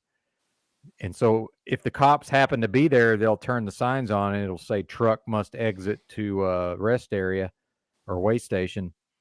But then, like, it was rush hour traffic, coming into a big city. And I just looked over there and I could see the cops were already like inspecting other trucks. And I was like, fuck it. I'm not even going to pull in there. I just kept going. And like, I was like, fuck it. If they chase me down, they do. But yeah, you kind of have to use your best judgment. They put on something that. out on the road saying you have to pull in. Well, it's like a permanent sign, but like you'll go past it 9 times and it'll never be on. But then just every once in a while, the cops will be out there giving people inspections. Oh, okay, I see. But So it's similar to what we do, but not dedicated. yeah, that was just like an every once in a while. So they have those, but then like New Mexico, some states have these ports of entry where it's a big, gigantic building and there's staff there 24 hours a day. And they got like they can drive you in, they can have you drive into like this big garage and they can go climb underneath your truck, almost Right. like a oil change pit type of thing and check the truck, which I'm glad they do inspections. I mean, if they did not check the equipment, I mean, it would be terrible. It would be very unsafe. So, I'm glad Right. I'm glad they do it, but it became excessive at a certain point. Right. So Benton, Yes, sir. tell me about the chakra system. School me. Well, that's A dummy's version. yeah, sure. Well, what it purports to be is 7 individual energy centers within your larger, energy sphere. And where I would come at this from is, science at least claims to be able to show that, we experience this world as physical because of our senses. But in fact, everything's actually vibrating energy. So if one is willing to accept that, and one may not be, right? And I'm not one of these people that gets real dogmatic, and I don't get like very locked into my ideas, right? Like I've remained very open-minded, and I'm open to changing my views over time, right? But what do you think about that idea that, like this table right here, it seems solid, but in fact it's not. It seems like it's physical because that's how my brain is decoding the reality, but it's actually Right. comprised of vibrating energy. Like, I'm sure you're familiar with that I idea. yes, I do believe that that's the truth. That's pretty much the way everything is, and I would also go further and to say that that's how all these megalithic structures were built. I believe they had some deeper understanding of how things were uh, structured, the energy, and they were able to manipulate those energies, giving them the ability to move these giant stones and things around like they were nothing. I believe there's some lost technology that was able to tap into this idea that everything is just energy. Because to some degree it is, even the mainstream idea, I think you were saying that they, the idea of the atoms, that's kind of what they say as well, right? I think so. I think there's something to that. I believe some of this stuff I haven't really looked at as far as the written material in many years. So if I'm willing to accept the thing about the vibrating energy, then my physical body, that would also be the same thing. That in fact, I do believe that I have an energy sphere that more or less extends like 6 feet around me, like a sphere in all directions, and then I believe when I come into contact, well, I know I should say, but when I do come into contact with another person, that our energy spheres will exchange information, and there's a lot of information just in the nonverbal, and that's why I'm way better in person, by the way, than I am over this metaverse. I'm kind of retarded a lot of ways, with the conversations on this platform, because I'm much more effective in person in communication. But I definitely have found that to be true in my life, and then I also tie it into other spiritual ideas such as demons and demonology, or demonic spirits, or wicked spirits, which again it's up to the individual whether or not they're willing to entertain those ideas. It's not for me to go out here and be like, well, this is how it is, and you have to believe this or have to believe that. But I've experienced it, Lou. I've experienced demonic forces in my life, and my testimony, and this is where and I won't preach. It is Sunday, but my testimony is that Christ Jesus has delivered me from wicked spirits, unclean spirits, and demonic spirits. So that I have experienced that. Amen. Yeah, amen, exactly. But to me, that's kind of a personal thing. Now, I will speak on it at times, but that's where somebody like me and Toilet Bowl Earth sort of have trouble getting on the same page, because I'm not able to. My parents raised me in the Jehovah's Witness religion / cult, so because of that, I'm actually no longer able to process religious dogma. This idea of I have to do certain things in order to, pass the judgment or whatever. I'm just not able to deal with any of that. Yeah, I don't either. I was raised Catholic, and despite the fact that I do know that the church was basically the old world order against keeping the law against usury, and that we've been in the new world order for many years now, despite the fact that I believe that may have been a good thing, I don't believe that the Catholic Church is a good thing, let's say. So I don't follow that dogma either, and I don't like it. So I get what you're saying there. Yeah, and well, and then for me, it becomes a very personalized thing because of the Jehovah's Witnesses, especially when I was younger. They more or less compel the young people to go out and knock on doors and try to talk to people about religion. And I was in front of the church giving Bible talks at a very young age, which there is a benefit to that. I was trained in public speaking. I can easily start conversations with people in public and all of these things. But as far as the actual chakras, I mean, I think the lower chakras would be a good place to start. So the root chakra, and I'm sure you've heard some of this. I've heard some of it. Yeah. Admittedly, I'm very, let's just say, not not Not very educated. receptive. Not very No, I'm receptive. very. Are you kidding me? I'm very receptive. If I gave you the idea that I wasn't receptive, Oh, okay. I don't know. Apologies. I don't know. Maybe I didn't. Sometimes I don't word things properly, but definitely very receptive. My idea was more along the lines of this online truther kind of movement thing. I find it sometimes similar to the way Paul sees it, where it can be a black hole where I think people get sucked into and then lose touch with the reality of the world, and it's sort of the way it manifests sometimes, at least online, because I don't know, I don't know very many people other than online and that are into this truth sort of movement thing and the chakras and all this and the number counting and blah blah blah. So I just see it because I was there, right? And I did fall into that black hole myself, right? And I didn't like myself during that period, despite the fact that I understand a lot of it is true and real. But I believe the people that run this world kind of want us to be stuck in those black holes. In a way, we get put into those black holes, and it's like Plato's cave. It kind of becomes like Plato's cave, where somebody has to come in and say, "Hey, what the fuck? You're looking at these shadows on the wall. There's a whole world out here," and they turn around and fucking throw a spear at them, right? you know. So that's what I mean, really. Not that I don't believe in it, or not that I don't believe it has value. I do believe that. So just to make that clear. Yeah, absolutely. And when I talked about the audience for this channel being a bit of a self-selecting group, it's mostly what we would refer to as post-conspiracy, which is people who have been down pretty much all of the conspiracy rabbit holes. And Right. now it's just, we really don't talk about it that much. Like pretty much everybody here has a pretty deep knowledge of a lot of these, not everybody, but a lot of people do, myself included. And we really don't even talk about it that much. Right. And then, by the way, a lot of those people are not really into the chakra stuff either. And, I noticed several people exited immediately because I stayed on the topic too long, which is fine. But that's Benton, I have to stop you. Yeah, go ahead. Because I'm having a moment here. Please have it.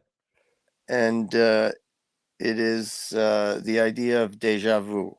Indeed. I am having such a powerful deja vu right now, and I always it's weird because deja vu to me is something that I've always whenever I experience it, I run towards it. I try to immerse myself in it rather than run away from it. Go for and it. It's just beautiful right now. And it's now that I'm talking, it's kind of going away. But if I was quiet, I would have probably kept it and gone deeper into it. But I can give you a little example. When I was my daughter Patricia, that most people know, that goes on Paul's stream, when she was very young, she was probably about I don't know, maybe 6 or 7 years old.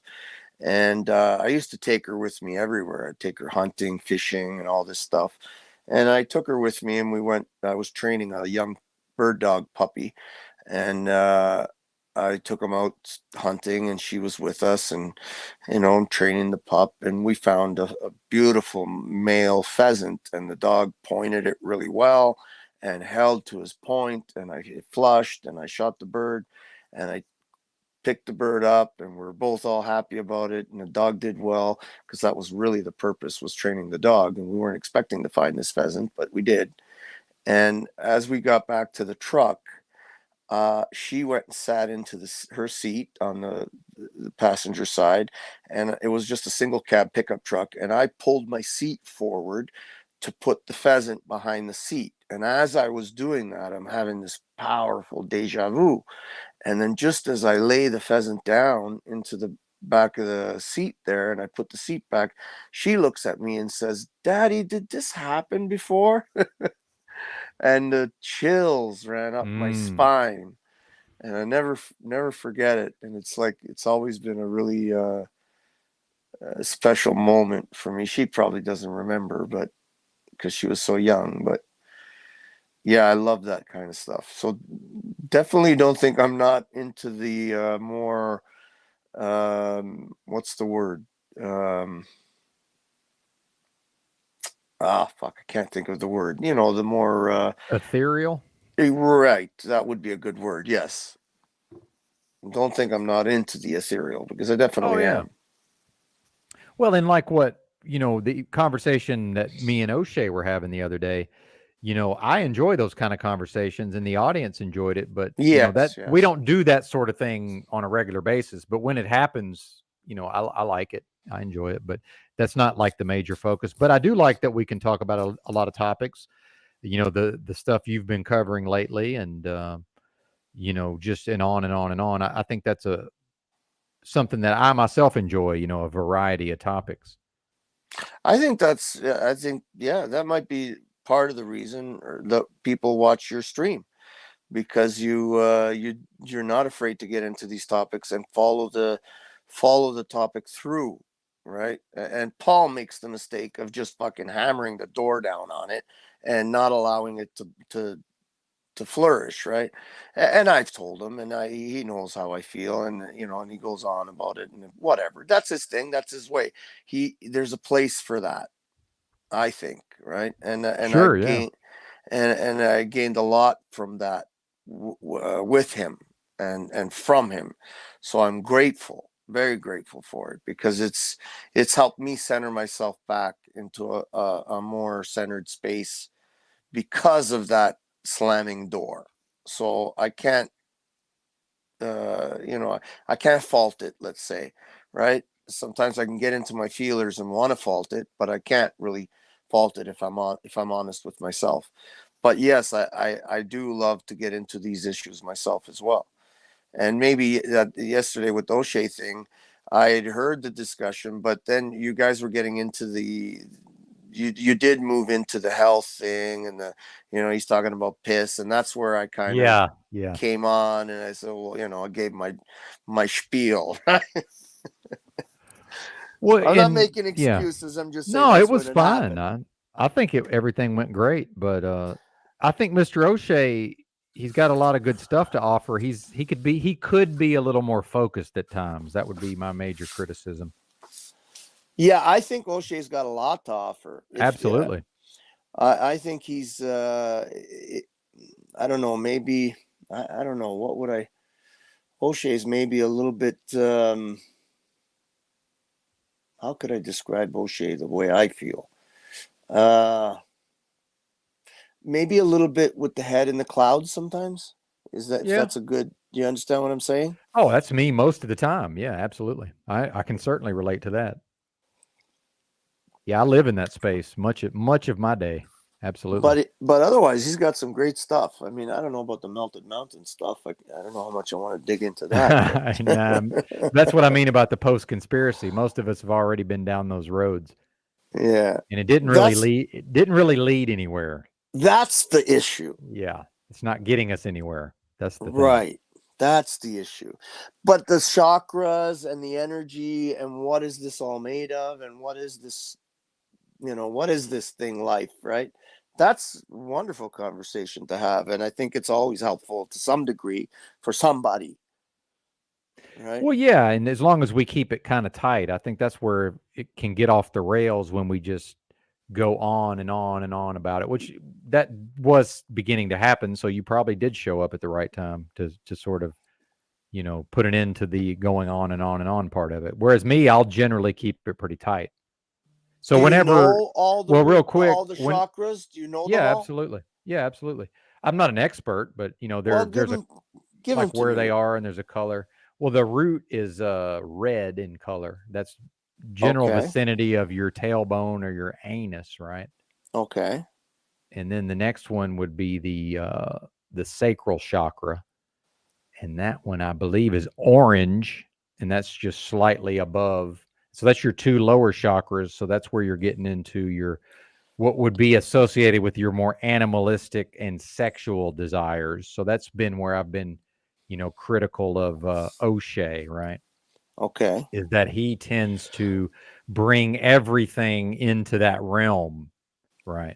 Right. So anytime my first several interactions with O'Shea, he's trying to always take the conversation down into those areas. What's that one called again? Sorry. The root Sacral. and then the The root sacral. and then the sacral. Yeah. Okay. So again, it's been a while, and I do want to point out that I'm one of the minority of the population that I'm not able to visualize very well. So I actually, as you're talking, I'm trying Yeah. to not only visualize it, but I'm trying to feel it as well. So I did a little bit yeah, of puckering on my yeah, and I'm trying to feel what you're talking about. So go on. yeah. And then so next would be the solar plexus chakra, which I believe is yellow, if I remember correctly. And there's there's like a Hindu name for all of these that I can't remember. Right, right. And that And then obviously would be behind the solar plex or in that area. well, real quick, this is it's an ascending line of your spine. Right. So the root would be the base of your spine, all the way to the crown of your head would be so number one would be the root chakra. Right. And then, which interestingly, the pride flag it's not perfect, but it's almost exactly the colors of the chakra system inverted. Although EBT kind of got a little angry at me one night because it's not exactly, but it's very close to an inverted chakra system, the actual colors of the pride flag. If you've ever noticed that. But yeah, so then the heart chakra, it would be above the solar plexus solar chakra. plexus. Okay. Is there not one? Because now as you're talking, I'm thinking to some degree, I think, what about the gut, in the area of the gut? Because people talk about, that gut feeling, that would that be considered part of the solar plexus? I think maybe it's because I think you have some crossover between these also. So, okay. I think let's look at the picture because I don't want to give misinformation, but I'm certainly not an expert on this as far as teaching it to people, but. No, that's okay. But it's better that way because it maybe help me understand it better because I'm just an idiot when it comes to the chakra system. Yeah, give me a second. I never went down that rabbit hole, so. Yeah, I found a lot of benefit in it. And then to me, like the way I interface with these ideas initially is I'll investigate them and interface with them. And then if it never goes anywhere, I just drop it and like move on to the next thing, if that makes sense. Yeah. Okay.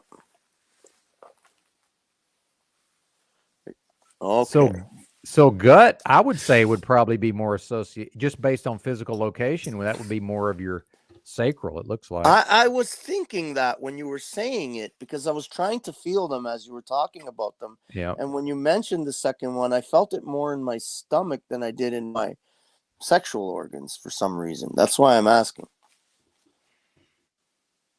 Maybe the root one is the sexual organs. I don't know. Maybe. Well, again, I'm certainly no expert in all of this. So it doesn't say. It does say sexual. Yeah. I can't fucking see it clearly. Well, it says root is basic trust. Oh, right. Okay, I could see it on the larger screen. I have a larger screen here where I got you on as well. Yeah. Okay, so now I see it clearer. Yeah. So the second maybe one is the sexual and I guess the creativity, sexual and creativity. So then maybe, the solar plexus, it says wisdom and power. So maybe that would be the intuition.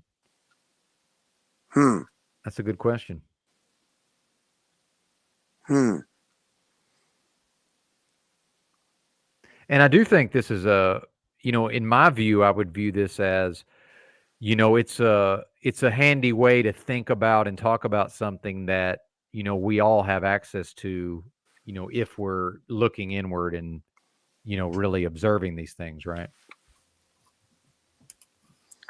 If that makes sense. Yes, it's looking at this and it's cool actually. It works. Mm-hmm. When you look at the picture here and put it together visually, I'm definitely more of a visual person, but yeah, it definitely works on how they're explaining it here on this very minimal explanation of this picture. Yep. What's up, Wizard? Good to see you, brother. Greetings. You notice how it says sacral chakra, and then it says root chakra. Yeah. Okay, explain those two. Go for it. Basic trust and the creativity. I don't take it as sexuality. I take it as creativity, kind of on the sense of the spirituality, because it's met by your spirituality. Your sacral chakra, your hip is your sacrum. called the holy bone. It's got 4 holes in each side. This is what gives you rise. Okay. Your root chakra is at your ankles, and that's what gives you mobility. So you have your rise and your mobility, but it's all controlled from your spirituality at the top, and it's got to go down. In order to move, you have to ascend. You have to rise in order to move. You get me? Yeah, I didn't notice that. It's at the ankles, the root chakra, not at the... Yeah, it's not at your sexual organs. It's the way you pose. It's just in their pose. But when you get to the reality of it and you stand it up, the real chakra is when you're standing. That's your mobility. That's where when you're doing your chakra and everything, you're making a positive energy in yourself. You're being that transceiver that they talk about, taking energy in and taking it out. But you're doing it silently and metabolically is what I call it, because all of your cells, what you're doing, and you're creating this uniform frequency within yourself instead of being all chaotic. That's all you're doing. And when it comes to that, the reality for me anyway, the way I've interpreted it through my research is that sacral chakra gives you your mobility. That's what you concentrate, is everything above that. The solar plexus part right here, you're taking that in as your breath. And everything above, your heart, your throat, your third eye, and your crown, those are all your intangibles, whereas your sacral and your root are your tangibles. That's your mobility. Does that make sense? I can dig it. Notice everything else above here is all intellectual, spiritual, awareness, communication, love and healing, wisdom and power, and then you get sexuality and creativity and basic trust. That's your physical activity. Everything else is all intangible. Now you've got a tangible, and that's where your basic trust is on. When all of your wisdom and all your intangibles come into a reality, is because you put it into reality because of your sacredness, what you hold sacred in your body, and then you acted on that. The crown chakra seems interesting to me here, just based on this picture, and it's obviously very simplified, but it's the only one that's out of the body. Correct. Yeah. That's why it says spirituality. Everybody has something outside of them that is affecting them internally. That's an intangible thought that of your observances of the world. You either see it as evil and you operate accordingly, or you see it as good and you operate accordingly. When I was a little kid, it was nothing but evil. And that's the why of why I act the way I do today. It's very hard to come over that. Believe you me, it's only been a short 7 years. In the meantime, it was 50 years prior to that. Of just total suffering. Total lies. Yeah. So that's why I urge everybody today, don't ever believe anybody anymore. That was my problem. I believe people because I love them. And you shouldn't believe anybody because you love them, because that is one of the greatest downfalls of every family in history. The kingdom. Oh my God. The king is on his deathbed and he's got 3 sons. All of a sudden, not only is the king on his deathbed, but the kingdom might be on his deathbed because all 3 sons are arguing about who's the next king when it's already inherent the oldest. But the youngest is so jealous because he sees he's never going to get his kingdom, is he? Sad. Anyway, I saw you guys having an interesting conversation on something I'd never really discussed with anybody in the videos or anything like that, or on these panels. So I wanted to come up and expand and give you my voice. Oh, that was helpful. I appreciate it, Wizard. Yeah, that was better than I was going to be able to explain it. That's for sure. Some of this stuff I'm a little better at operating, within myself than I am with conveying it to other people necessarily. So I'm glad we do have folks like Wizard to elucidate, some of these issues. Certainly. Well, Well, it definitely seems to me that it's all, to some degree it's obvious or not, but to some degree it's got to be a very personal thing to get into these things, because the focus is on you. And Well, yeah, and the way I view a lot of this is being able to, and I think it ties back to what I was reading earlier from the Thomas Merton book, was, really being able to discover just who in the world, who is this person that I am. And the more I can be in touch with me and who I am, then I can connect to the outside world through that. I see a lot of people trying to do it backwards. They're actually trying to connect internally, but from the external first. And I think that's a mistake. Well, I know it's a mistake. It's to first connect inward, figure out what's going on, work with those energies, then connect outwardly. And then I think the more individuals do that, then that's more of a way to, work together and move on in harmony, at least in small groups, right? yeah, I think Wizard, I was thinking that when Wizard talked about not believing others, and I was tying it back in my mind to that book that you were talking about, No Man is an Island, and at some point he was saying something about how we take other people's ideas of what we are or need to be or want to be, not our own. So if I'm not mistaken, I think that's how I got it anyway. Yeah, absolutely. Well, and I do want to point out, we have a combination of, some of the audience, this is not what they're here to, they're not here for this type of talk, which is fine. But then also, I'm really not an expert in this as far as, like having a conversation with people about it. 12 years ago or so, when I was reading a lot of this type of material,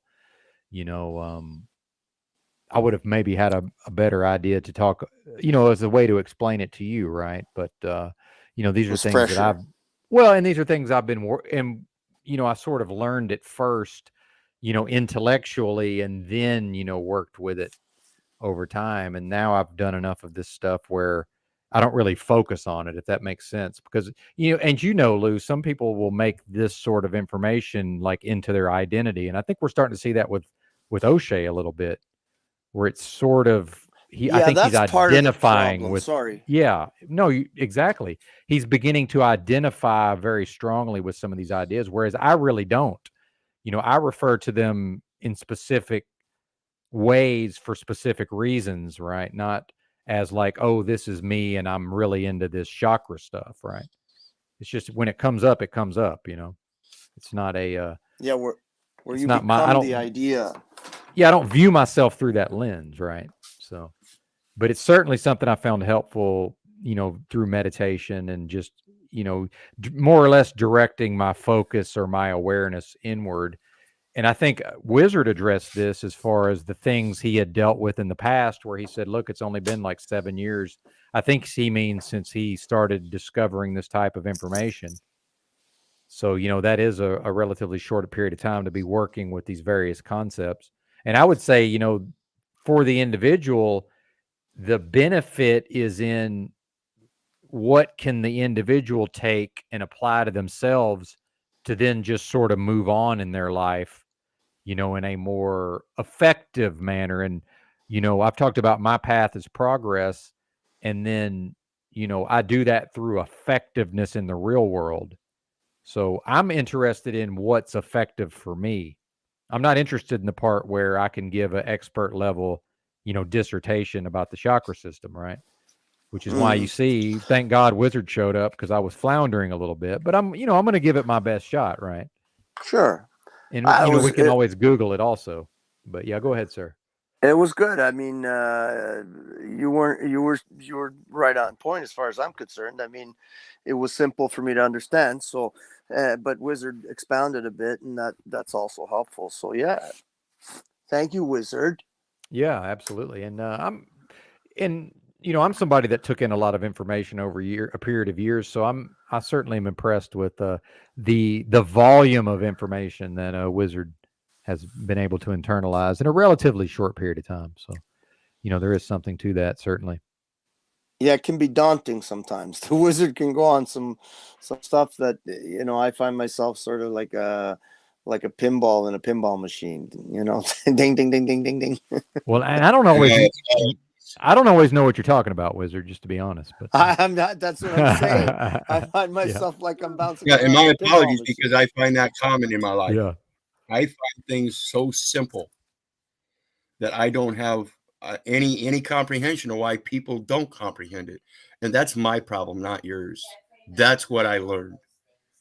In all of this stuff, 50 years of age, it wasn't because somebody else thought something. It's because I thought differently and didn't realize the basis of why I thought differently. Now I know. Everybody is indoctrinated, including me. I was indoctrinated so long that I'm still coming out of it 7 years later. Absolutely. It's disgusting. Amen. Yeah. And like I like to remind people, our psychologies are all products of this system, whether we like it or not. That's just how it is. And yeah, that's that crown chakra that's being overtaken by your societal elements that impress upon you things that aren't really true and right.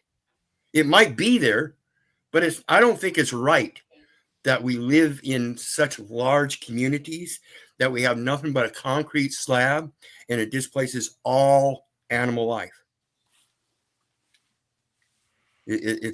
I don't see anywhere where in anybody's heart it's right to displace life so you can live there. I honestly think we're all supposed to be getting along, not just as man and woman, but as creatures, period.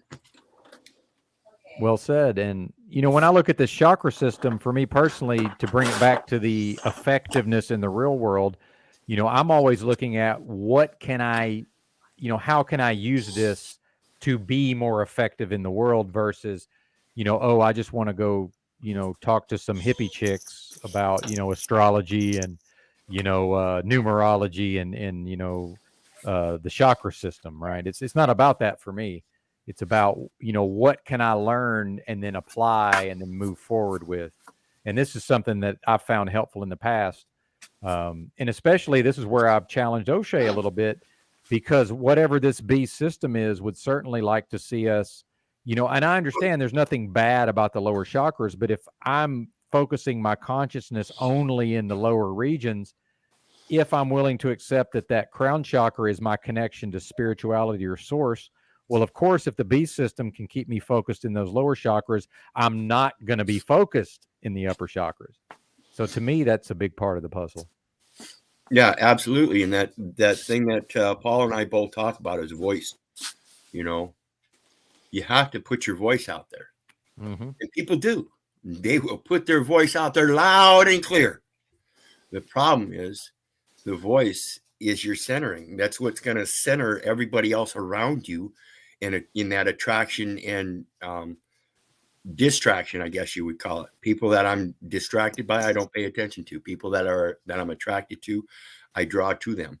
And that's that throat chakra, because we have the same things up here that are in the same mind, and then we voice them the same way. And that's the commonality that Paul and I have. And I can't stress enough that I've not run across anybody in my life like that. Paul's the first. Everybody else in my life, they tell these little white lies all the way through. And it's not just one. I don't go off on just one little white lie. I go off on the string of lies that people get used to telling, because if you're going to be a pussy and sit there and let people lie, you're going to start taking on that same tone and start lying to people in the same pattern. And I see it all over the place. People will lie, just a little white lie here and a little white lie there. And they think that makes their life right. And that's what makes their life everything wrong. Tired of it. Some will believe those lies, and that's the part that blows my mind. I mean, that's why we have a hard time perfect. communicating with people like YouTube and PayPal and trying to get them to realize what they're saying, because they're not comprehending, because they're babbling. 99% of the people on this planet babble, whether you like to think it or not. And I'm faulty at that myself at times. Don't ever think because I use Word Wizard that I'm perfect. Never. You got to get over this stuff about everybody being perfect, or this guy professing that he's a professional and he made a mistake. So one mistake, he's therefore not a professional. No, it's when you lie consistently one time after another that you're fake yourself. That's what I see. You can be a professional mechanic all you want, not lie once about that, but the rest of your life you're lying. I don't give a fuck about your mechanic skills. You know what I'm saying? Yeah. And sadly, I believe that people in general, in my opinion, it's just my opinion, my imagination, I'll get out of it in a minute, but the people that do consistently lie, where they start to believe their own lies, almost becomes pathological, they're the ones that have some sort, I see it as a hatred for themselves. They hate themselves. So the lying helps them in some way, possibly, accept themselves, because they can visualize it as what they want it to be rather than what it is. And that's sad. And I've experienced a lot of it in my life. That's why I find it very, I can spot it very quickly. I don't know why, but it maybe sometimes if I talk about it like it's a gift from God, and it's also a curse from God, because I can spot a lie sometimes from 1,000 miles away. I often give an example of when I was in the working with drug addiction and in creating the program. I came into the we had a place north of the city, out in the country. We had a little farm. We had a garden and all this kind of stuff. And that's what I love to do. So I would go up there a lot. And I came into the house one day, and the minute I walked into the house, we were just about to start morning meeting, and I just had a sense that something was off, right? I didn't know exactly what it was, but by the time we got to the morning meeting, it just came to me, right? The people that were in there were not allowed to have any money, even a quarter, because a quarter, they can get out to the telephone booth and call someone to send something up, some drugs or whatever, or call somebody to pick them up or whatever. So they were not allowed to have any money in the program. And it came to me right away. Someone's got money, because I could sense it in the air. And we got into morning meeting, and I said straight up, okay, before we start, put the money on the table. And everybody said, well, what are you talking about? What are you talking about? I said, somebody here's got money. And I really don't know how I came to it, but it just came to me. And I pushed them to the point where they were fighting me, and they were going to, fuck this, Lou, where we want to get to work. Let's do the meeting. Like, fuck this shit. And I said, no, we're not fucking leaving here till the money's on the table. And then finally, a young guy, and we end up finding out later that was about 4 or 5 people that knew this money was there, and they were planning on going to make a phone call to do whatever they were going to do. And then finally, this kid pulls out the money because they were just tired of me, holding them there. And he put out $2 out on the table. And it was like, I surprised myself, because I was just doubting myself at one point. I'm saying, man, am I crazy? Is there something wrong with me? Even in that moment, I was thinking there's something wrong with me. Like, why am I doing this? I don't know this for sure. And it's been rang through my whole life. And it's like I said, it's a blessing sometimes, and it's a fucking curse other times. So I don't know. I don't know where that fits into the chakra. Well, I mean, I feel like we covered that pretty well. I would like to tie it in with demonology, though, which is one of my favorite topics, which is, in my experience, when the wicked spirit or the demonic spirit is expelled out of the energy system or the energy sphere, it leaves through the throat chakra. It's actually coughed out physically. And I've experienced that. Well, or I mean, an actual physical coughing. And I've experienced that multiple times. And, there's definitely something to that. And I've noticed sometimes if I'm really, filled with the Holy Spirit and I'm preaching on something, sometimes you'll hear a little bit of coughing somebody might start to cough a little bit. And sometimes I think that's associated with, maybe those spirits are starting to rise up come up the spine a little bit. Right. And maybe they're thinking about them out. Maybe they're on the verge of leaving, but then as we know, or as we may be willing to accept, the spirit, that wicked spirit wants to stay inside that person, because that's the only way they can, experience that sin, right? Whatever the nature of that spirit is. Again, if one believes or has experienced any of this, which I certainly have. And it's as real to me as anything could possibly be. But there was a time in my life, if somebody, had talked to me this way, I would have said, "Oh, you're crazy. That's not real." There's no such thing as wicked spirits and demons. Is there a visual to this when in your mind when this happens, or is it just No. simply a sense, or like me having a sense that somebody had money? Is it that wasn't a visual thing? It was just an That's a internal gut. perception.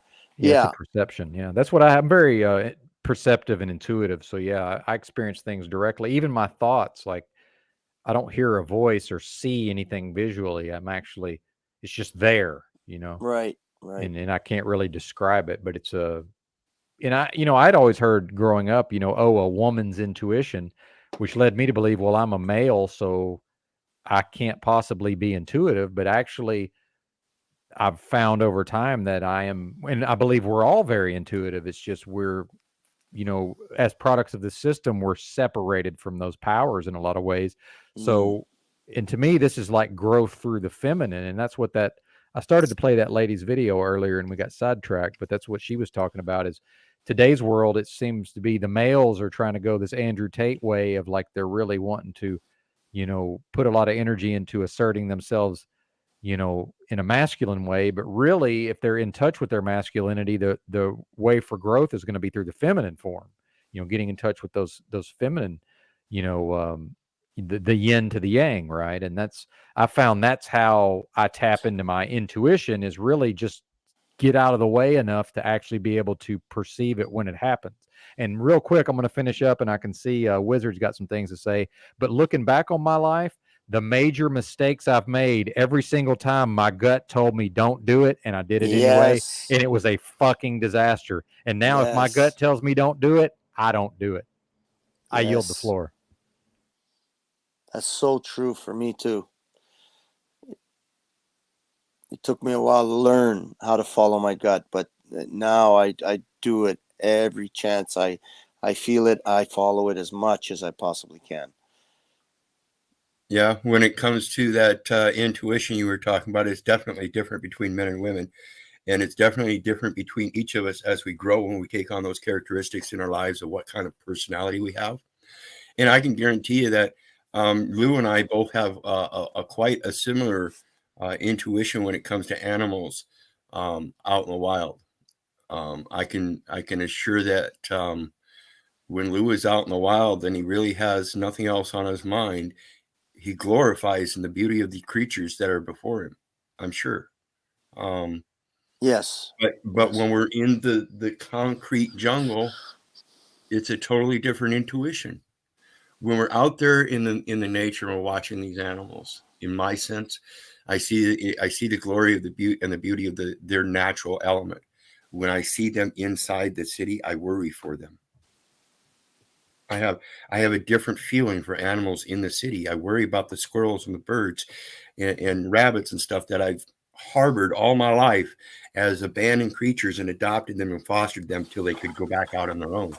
And when I did, I didn't release them right in the city. I would always go to the edges of the cities. That way they can make their choice, kind of like the Amish. You have your choice. You can either go back into the city where you're born, or you can go out there. And again, I think that's because animals have that intuition as well. If you put an animal towards the edge of the city, they're more likely going to go outward rather than inward to the city. That's intuition. I don't know why anybody else doesn't have that. I totally, people might think like, because of what's been said and what I've talked about the whole meat thing and blah, blah, blah, people might think that I don't have an intuitive connection to the wildlife, but I've always, since a little child, raised abandoned animals. I raised 2 hawks that fell out of a nest that my father was building a house at, and they had to cut this tree and these little baby hawks. So I raised them and then let them go. I raised an owl that was abandoned. It was young. I raised like 4 or 5 baby raccoons that were, fell out of their hole or their nest or their whatever where they were in, and I would raise them and I would let them loose. I would take them somewhere, and I always had that connection. Just a few years back, I raised a baby deer. Its mother was killed on the road, and I bottle fed it, and I have a picture of it somewhere. And when it got older, I took it out to a friend of mine's property, where there was no hunting. It was a section of land that you weren't allowed to hunt in because it had some designation for no hunting. So I brought her there and I let her go, and she lived there, I guess, the rest of her life. I never got to see her. My friend did get to see her a few times. She would come back to his farm, his house, close to his barn, where she was kept for a little while, and she'd come back and she'd visit, a few times, and then eventually she just went to nature and lived her life back to the wild. And because I have that connection with animals is the reason why I can kill the animal. That's the reason. And people might think that's strange, but it's because I cannot bear to pay or support the system that we're under right now. The demon system that they're raising animals in today, I cannot support that. There's just no way for me to support that. And buying that stuff for me would be like a sin. And so that's why I know that it's my natural food, so I have to respect it and accept it, but I have to do it in the least harmful way as possible. And I know that's by looking death in the face is the only way I can control the suffering. Yes. Right. So I say I recognize that death in the face, just like I said about the animals in this concrete jungle. When I see an abandoned animal or something that needs to be fostered, I see that face. I see that death in the face if they stay here. But if I put them inside at the edge when we're done, it gives them that opportunity. And I think that's what people need. People need to see that when you live in these concrete jungles, you're shortening your lives by so many years. It's pathetic. Oh, fuck. Yeah.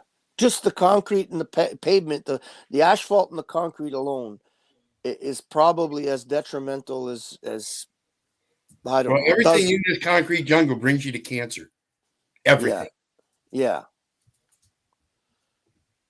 And never getting to really touch the earth ever. Like there's some of these kids in these inner cities have never laid their eyes visually or hands on a cow in reality, in life, to see it firsthand. Cow goes moo, they've never heard it. Huh? A cow goes moo, and they've never heard one. Never heard a cow go moo. And they think they say moo. Kids honestly think cows say moo. Yeah, it's bizarre to me, but whatever. It is what it is. That's it's like I said not too long ago too on Paul's show. There's a study that came out. Kids nowadays, they're curious to when the world became colored. Yes, I heard that. When did the world become colored? Because wasn't it all black and white when you were a kid, Mom and Dad? Yeah, I've heard that. Wasn't it all black and white back then? Yeah.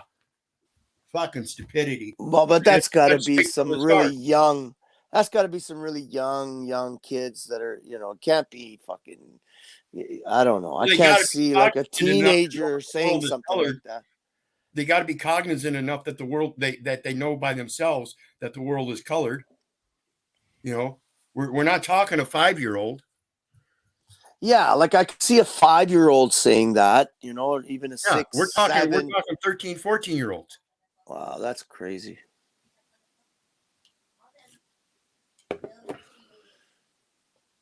Yeah, stuff like that just shows the low level of existence that we're allowing ourselves to enter into, whether collectively or individually. I mean, a child doesn't have the choice of where they're born or where they're living or where they grow up. So I can't say that that's completely, they're responsible. But at the same time, like I used to say when I was in the program, and the issue would come out about, well, my parents, they beat me or they raped me or they this or they that, and all these bad things happened to me and all this stuff, and that's why I'm a junkie. And I would, usually say things like, okay, but now you're older. I can understand prior to being an adult, prior being a child, and if you were still that child, I could see that that's what's holding you back, because it's happening, it's there, but you're not there anymore. Now you're an adult, you know the wrongs that have been committed, and you could step out of those wrongs and choose right now. So that we're choosing the same way it is what we're choosing to be in these concrete jungles. It's not that they are putting us in these jungles, we're choosing it. Our addiction to comfort is like a magnet to people, and they just go, they choose it. So it's not nobody's fault but whoever's choosing it, right?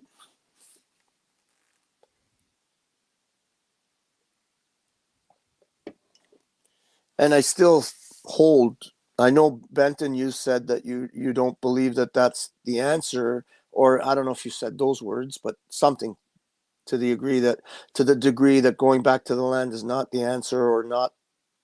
Oh, I meant How? just the eating of meat strictly. Okay, well, the eating of meat or whatever, I know that might be part of the puzzle, I'm sure. That might be true. Some people may not be able to go back to the land. Some people just, for whatever circumstances, they're stuck in these concrete jungles, concrete cages. I'm not going to call them jungles anymore, because they're concrete cages.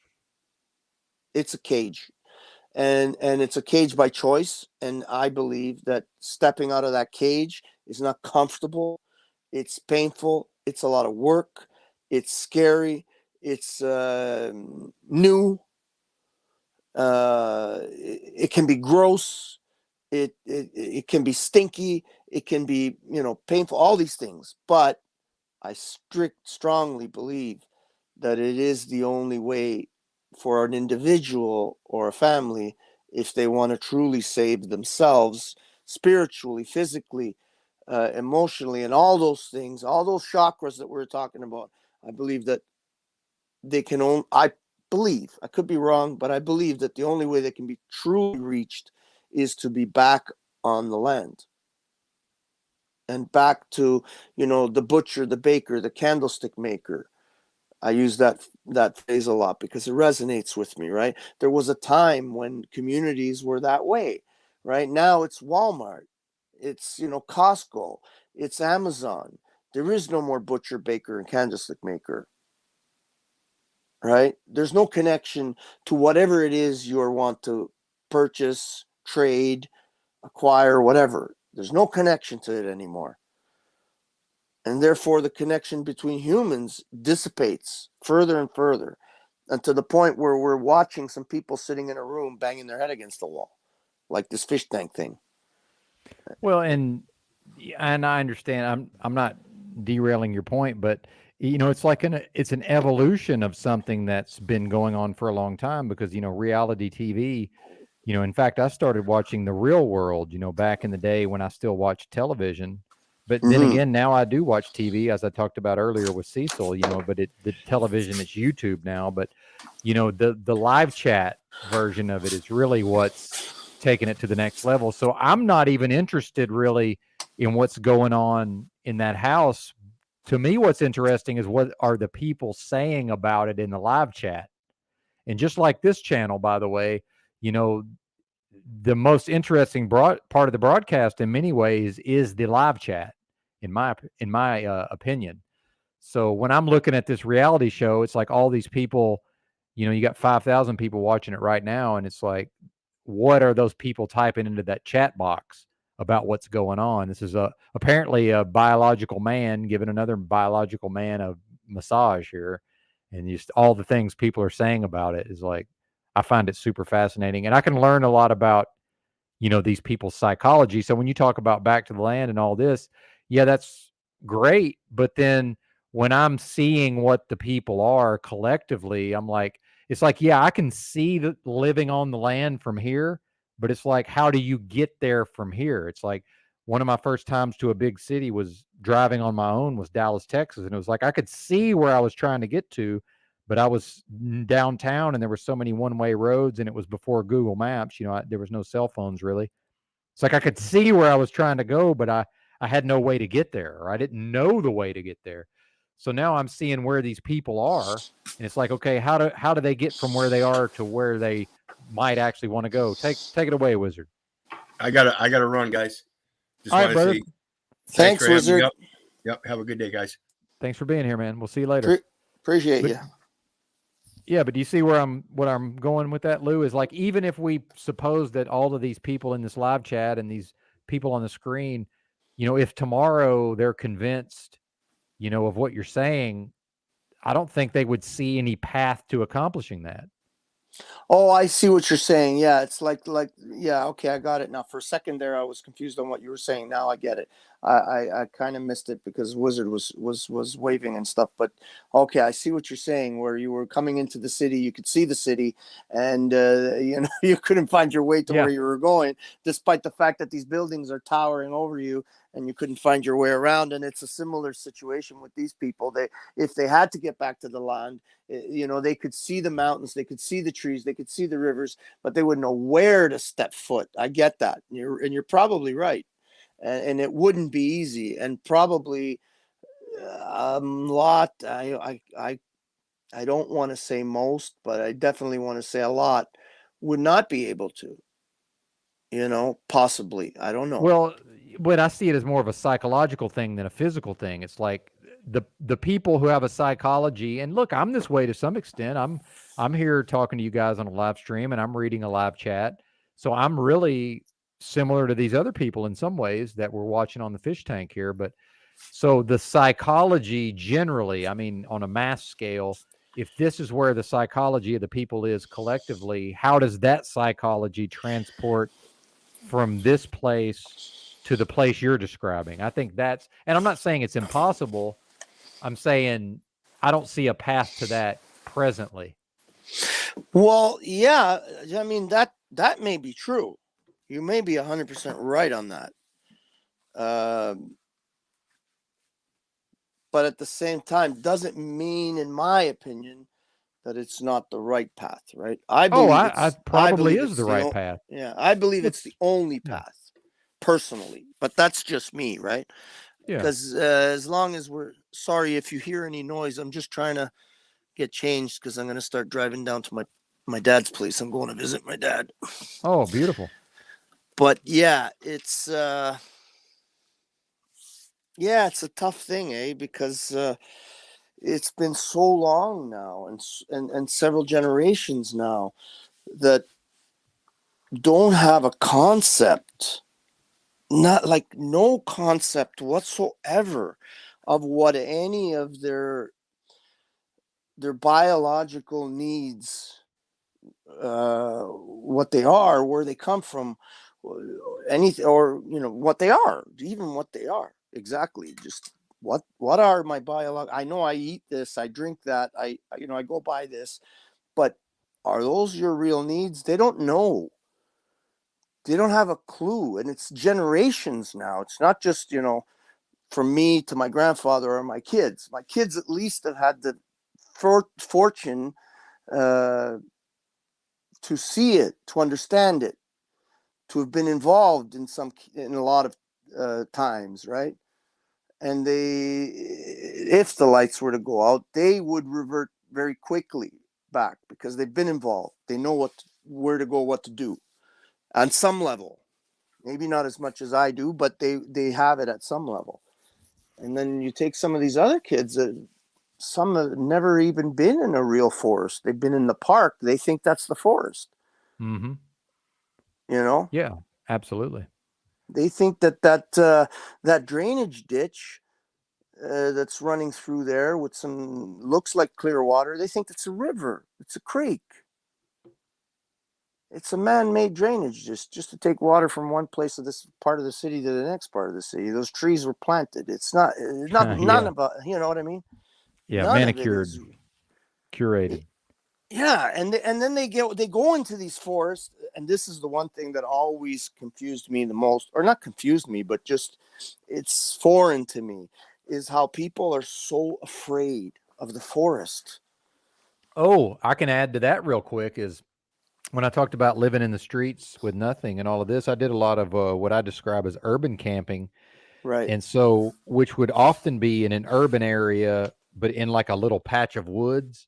And Right. people would be like, "Aren't you afraid to be in the woods at night?" I said, "Listen, people are scared of the woods at night. Nobody's coming in those woods at night. I don't have to worry about people coming out there. Nobody ever just went out into the woods and like found my tent in the middle of the night. Yeah, it's like the safest doesn't place. happen. Yeah, nobody's going out there looking for me.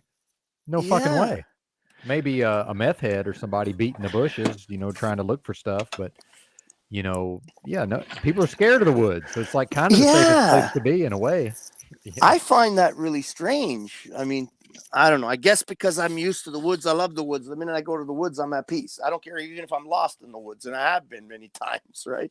I've been turned around in the bush and not sure which way was to get out, but still never had any fear of the woods, like ever. Yeah, it was always a peaceful, wonderful place to be. And people get it walking in the woods today. You see these kids like, the Blair Witch. You remember that thing? Yeah, yeah. It's like, what the hell? Like you're running through the bush and it's like, what's going on here? Oh boy.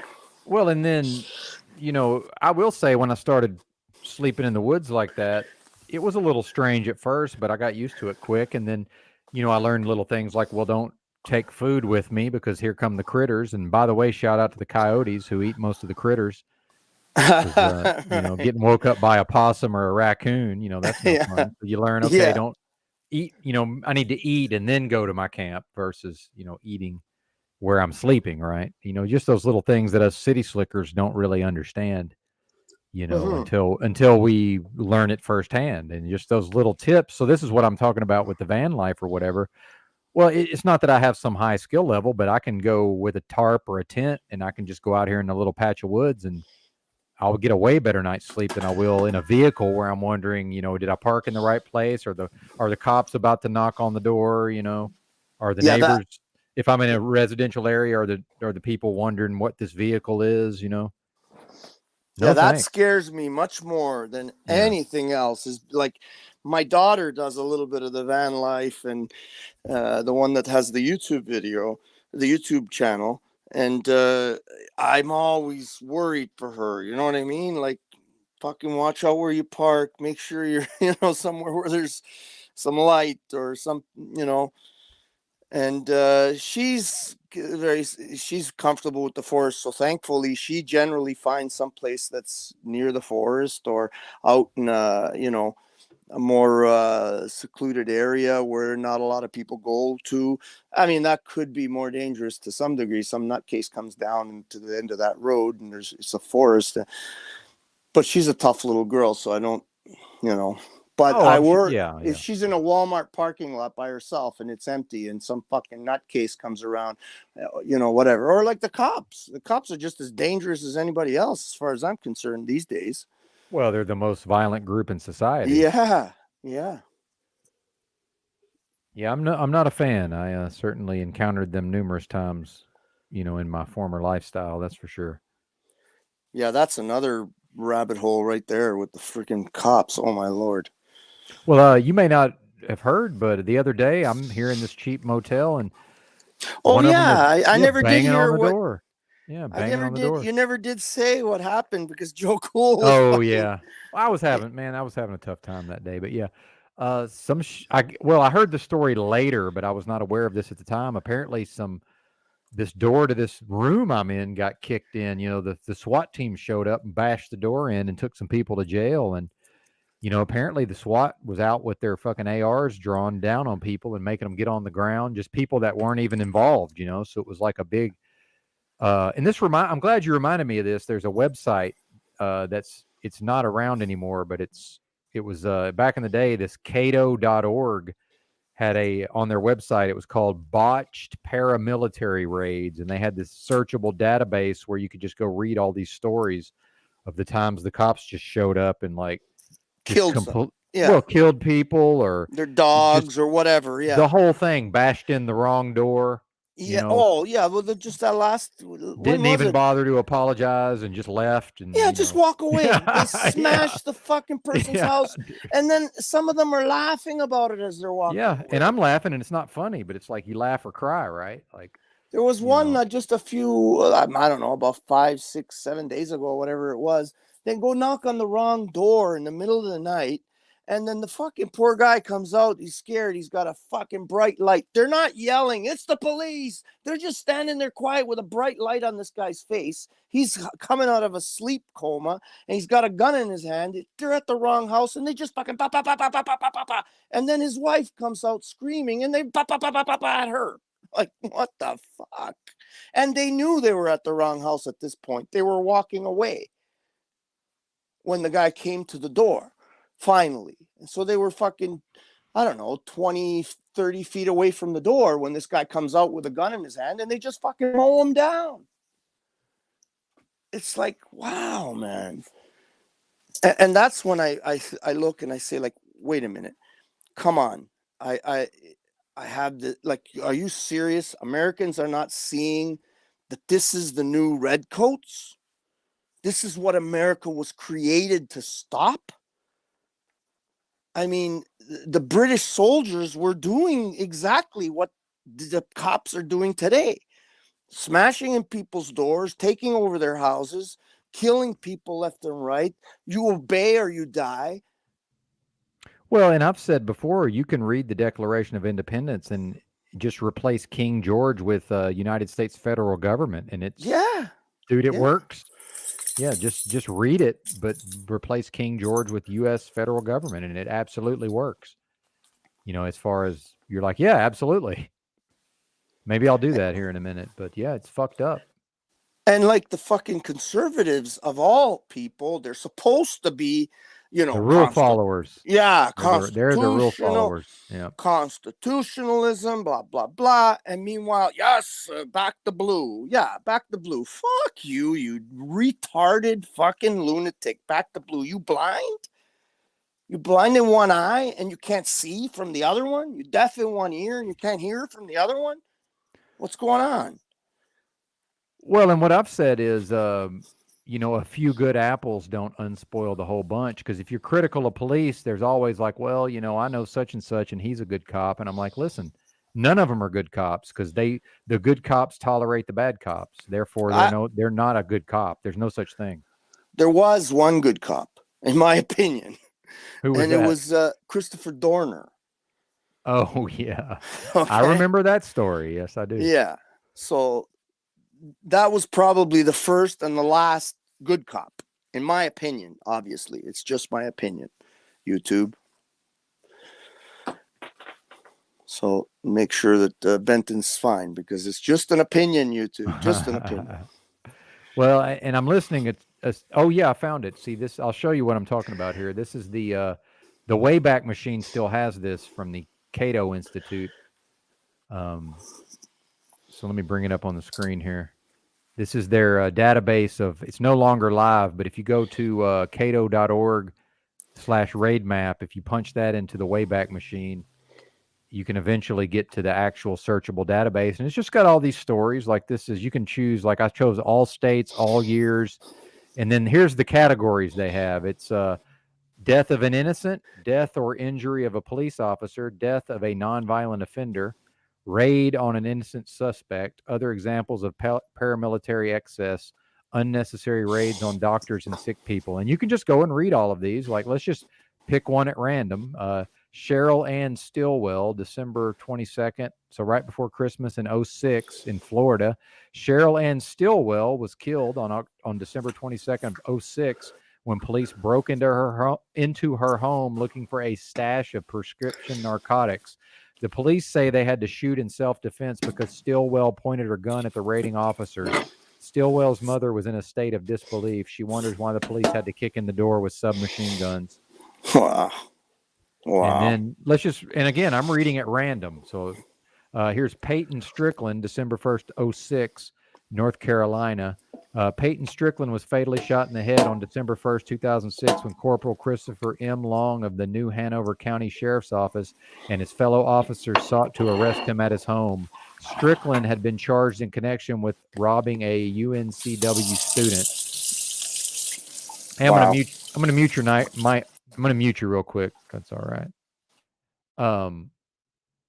Although 3 deputies had been placed on administrative leave after the shooting, 2 have been cleared, and Corporal Long has since been fired and was charged with second-degree murder on December 11, 2006.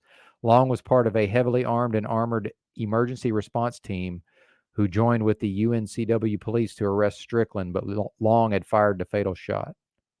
And there's just, dude, pages of this stuff. And you can really get to some horrific ones if you, and this is all from 2006 only, apparently. Yeah, what is it now? I think it's up to 3,000 unarmed people. Oh, that it's they insane. kill. Oh, it's crazy. That's per year. I think it's 3,000 unarmed people that they kill per year right now in America. Oh, here, this looks like a good one. Let's read this. August 18th, 2005. On August 18th, 2005, police in Baltimore, Maryland forced their way into the home of David Shepper and Sasha Wagner. Thinking they are being robbed, Wagner calls 911, telling the operator, "There's someone breaking into my house." Shepper slams the door on the officers, who never announce they are police. Yeah. The officers then shatter the glass on the home's front door. Shepper stands just inside holding his 12-gauge shotgun. He does not have any ammunition, but he hopes that racking the gun within earshot of the door would scare off what he still believes are intruders. When they don't leave, Shepard retreats to his basement and grabs the only functioning weapon in his house, a CZ-52 semi-automatic, what he calls a piece of junk Czechoslovakian pistol. As Shepard struggles to load the weapon, it accidentally discharges, sending a round into the floor of his basement. Police would eventually enter and seize $1,440 in cash, and Shepard says he had recently withdrawn to buy a used pickup truck. According to the Baltimore City paper, police also hit a 70-year-old Art Deco-style metal desk with an axe. They took 18 of Shepard's guns, mostly inoperable antiques, he said, and some gun-shaped props he had built for movies. They threatened to blow up my safe, Shepard says, so he opened it for them. The police had made an error. They also had no search warrant. They were looking for a tenant Shepard had evicted weeks earlier. Nevertheless, police still put Shepard's antique gun collection on display for the local news as part of a roundup of illegal weapons they had found in 2 local raids. The only charge to come of the police visit to Shepard's home was one against Shepard for firing the weapon in his basement, which carried a $1,000 fine and a year in prison. Prosecutors eventually dropped that charge, but only after Shepard's lawyer successfully fought to get Wagner's 911 call admitted as evidence over the objection of prosecutors. And it's just on and on and on and on and on. And some of them are way worse. If I really took time, I could find some that you just wouldn't even believe. You're just like, is this even real? Oh, I've seen some. I mean, like Yeah, there's one I saw a while back where some kids at a McDonald's drive-through, and the cop thinks it's his car is a car that he's looking for or whatever. This kid's still in motion. He hasn't taken his car to drive. He runs up to the car and just opens the door. The kid instinctually hits the gas because he sees someone just open his door, and the cop fucking just pop onto him. Like, it's like, Fuck. It's crazy shit. Like, that there hasn't been a revolution over simply this fact alone, policing in America, that there hasn't been a violent revolution over this fact alone shows how enslaved the American people really are. Sorry, America. Well, I agree. And if you read, if you decide that there's some truth in a book like 1984, as far as the state is concerned, the masses are incapable of revolution. Psychologically, they're not able to. And then, especially if you want to get into the writings attributed to the Unabomber Ted Kaczynski, same thing. He's in those writings. I'm convinced it's not a thing that can happen. Or if there is some form of revolution, it will only, in the end, it will actually strengthen the system itself versus, an actual transformation. And until the people, until enough of the people grow and evolve spiritually and mentally and, evolve their conscious awareness, which is some of the things Paul talks about, by the way, until all that happens, until enough people do that, if there was some sort of successful, revolution that took down the system, in my view, the people here would just recreate what we have. We would just end up with the same thing anyway. That's the way I view it. It's debatable, but until the people change, we're the ones making the system collectively, right? Like, this is not. I don't see it as something necessarily being done to us, and just we have no choice in the matter. I don't view it that way, and by we, I mean the masses collectively. Did I lose Lou? Sorry, no, I'm here. Oh, you're good. You're good. I muted Yeah, because yeah. I was making noise. Oh, no worries. No, I agree. Like it. I mean, look at these people on that screen. I mean, revolution, really? Yeah. Well, and they just think everything's ironic and funny, right? Like they'll, it's all a they joke. might even talk to us on the broadcast, in a hypothetical fantasy world, but to them it's all just ironic and funny. Yeah. Oh, they got swatted. Can you blame them? They got swatted. Oh, that was funny. Well, let's play the SWAT video, because that's interesting. If you see just the reaction of the people to that, I think it is. Oh, it's somewhat telling. Benton, I'm just getting in my car. I'm gonna stay. I'm gonna stay with you here if you're okay, unless you want to leave. Oh, no, we're good. I'm gonna stay in my car, and you can go ahead and play the video. But I'm gonna mute right now because I'm gonna make a little bit of noise. Oh yeah, do what you got to do, man. Go ahead, play the video. I'd like to see it. Yeah, and there's not much to it, but I think it ties into what you're saying. Just the reactions of the, this is just. Look, more or less, if you're going to be some kind of live streamer, a high percentage of all of these live streamers get swatted at some point. I was watching this Steel Toe morning show. I was watching that every day for a while. They got swatted twice, while I was, a fan of their channel. It's a fairly normal thing here, which I do think says a lot about kind of where society is. Let me make sure you guys can see this. Hang on. Oh, you can't see it. So yeah, this is the let's do that. Fish tank swatting recap. Let's get some volume.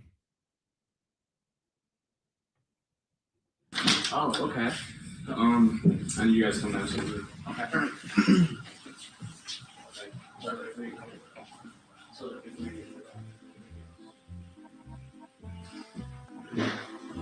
They're just coming out with their hands up. This is just normal. It's just normal. And then the it's funny. It's funny. Yeah. And then the selfie, the Ellen style selfie with everybody with the cop car in the background. And then that's that Josie chick. Yeah.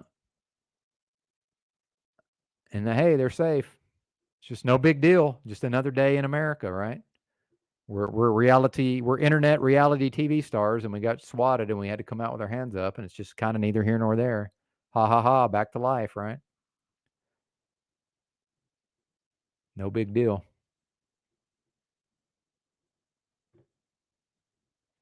Well, and I think I'm going to find some of these raids, because there's some pretty good ones in here. There's one in particular in California that if I can find it, it's really pretty shocking. I think it was from like 1999, if I remember correctly, or maybe even like 93. I know it was from a long time. And I think it was like unnecessary raids on doctors and sick people, if I remember correctly. It's been a while, guys, so bear with me. Oh, it doesn't even want to show me. Oh, there it is, California. Yeah, go ahead. Just so you know, Benton, this stuff happens here just as much. Oh, I'm sure it does. Yeah, it's not just. I mean, we've been under the thumb of the police for years already. So, I mean, they may be a little bit more polite in some sense here, because I think it's because they know the people have been captured for so long. So they, it's like, a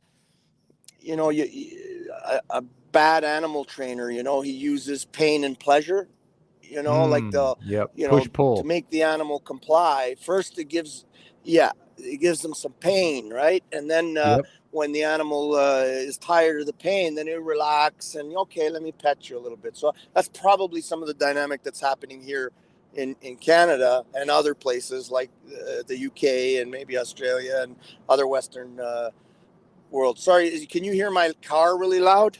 That's not bad. All right, sorry if it is. I'll mute when I'm not talking.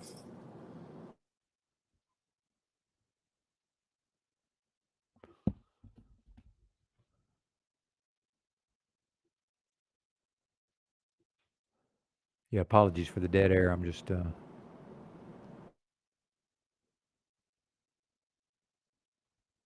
trying to find a good one, or a bad one, rather. I guess in this case, it'd be a bad one, right?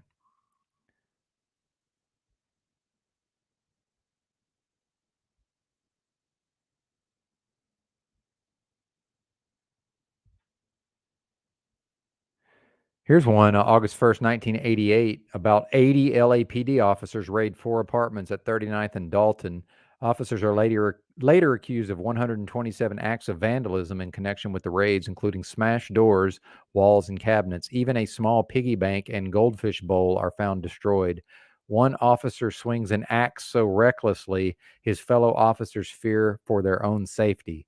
Dozens of civilians are injured after allegedly being kicked, slapped, and beaten by officers, some after being handcuffed. One woman reports having a flashlight dropped on her head, then hearing an officer casually respond, "Oops." Police arrest only 7 of the 37 detainees. The city later spends more than $3 million settling civil claims in connection with the raids. And by the way, some people will say, oh, why should the taxpayers have to suffer? Why should the taxpayers have to pay? Because the taxpayers employ these bozos. That's why. Fuck yeah. I say sue the motherfucking pants off all of them until their insurance rates are so high that they're Yeah, fucking cut. absolutely.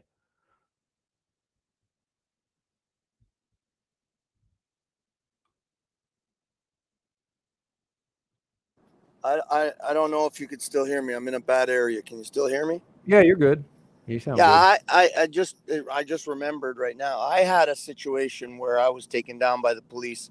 I was I had a at the time I had this I had my cast. I had the broken leg, and my cast it was off, and I had just like a brace on my leg, but my leg was still very much injured, so I couldn't do a lot of major stuff. But I had gone out with my truck and a friend of mine because I went to my physiotherapist, and my friend came down. But I always have my guns with me if I there's a coyote on the way or whatever.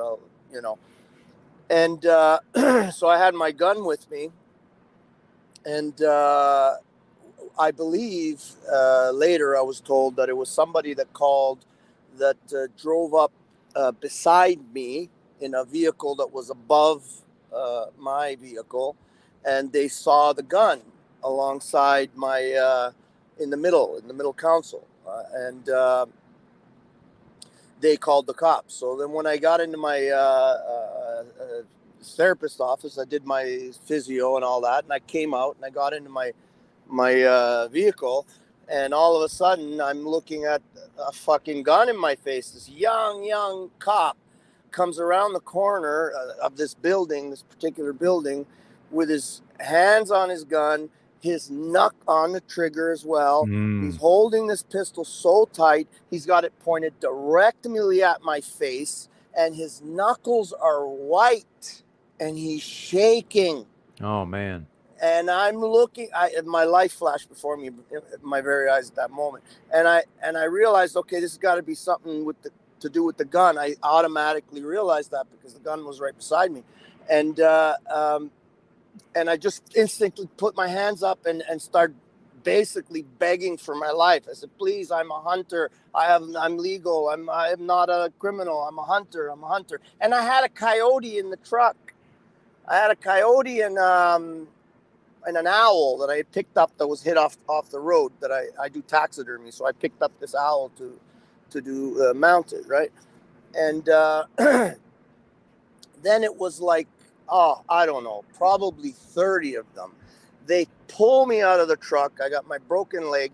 The therapist comes running out. Be careful, his leg is damaged. She's yelling, no, he's not a criminal. She's yelling, he's not a criminal, he's a hunter, blah, blah, blah. Because I knew the therapist very well. And she's screaming, and my buddy's screaming, no, it is a hunter. And they grab my buddy, and then they got me on the floor, and they're beating me in the back of the head with the gun. Crazy. It's like, what the fuck? Finally, they ransack my truck. Like, they ransack it. When they towed it away, obviously, because they took me to the jail. And eventually they ended up charging with because I could hear them talking when they sat me up on the curve, and they're talking, and there's all these supervisors, and there's like 30 of them at that point. I don't know how many. And they brought an ambulance because my leg was really hurting. So I called for an ambulance, and they never put me in the ambulance. They ended up just taking me to the jail. But I could hear the conversation with the supervisor saying, well, what the hell are we going to charge him with? He's legal. He's not he's not done anything wrong. He's a hunter. He's got game in his car. What the fuck? What do we charge him with? So they charged me with what they're called, dangerous storage or unsafe storage or some stupid thing like that. Unsafe storage of a firearm. But my firearm was not in storage. It was with me. And the way the law works, as long as it's with me and it's within legal shooting hours, and you're in an area where there is hunting, because there was in that area, I could literally have it hanging in the back window of my pickup truck, because that's the law. It's called display. I'm not the gun is not in storage. It's on display. It's being displayed by me. It's in my possession. I'm displaying it. It's totally legal. And then they tried to fucking take all my other guns, because they bring me into the courtroom to have like sort of like a preliminary thing, right? And they says, well, they start talking to the judge and saying, well, this guy has, because I told them, I says, I have guns. Of course I have guns. I have fucking tons of guns. I used to own a gun store. I was stupid. I was talking. I shouldn't have been talking. So they want me to bring all my guns in. They start saying, oh, he has all these guns and all this stuff, and we want him to bring them all in. And I'm saying, no, I'm not bringing my guns in. And so the judge, and it was a woman, and I thought, oh my God, this fucking woman's gonna fucking screw me to the wall. But instead, she was smart.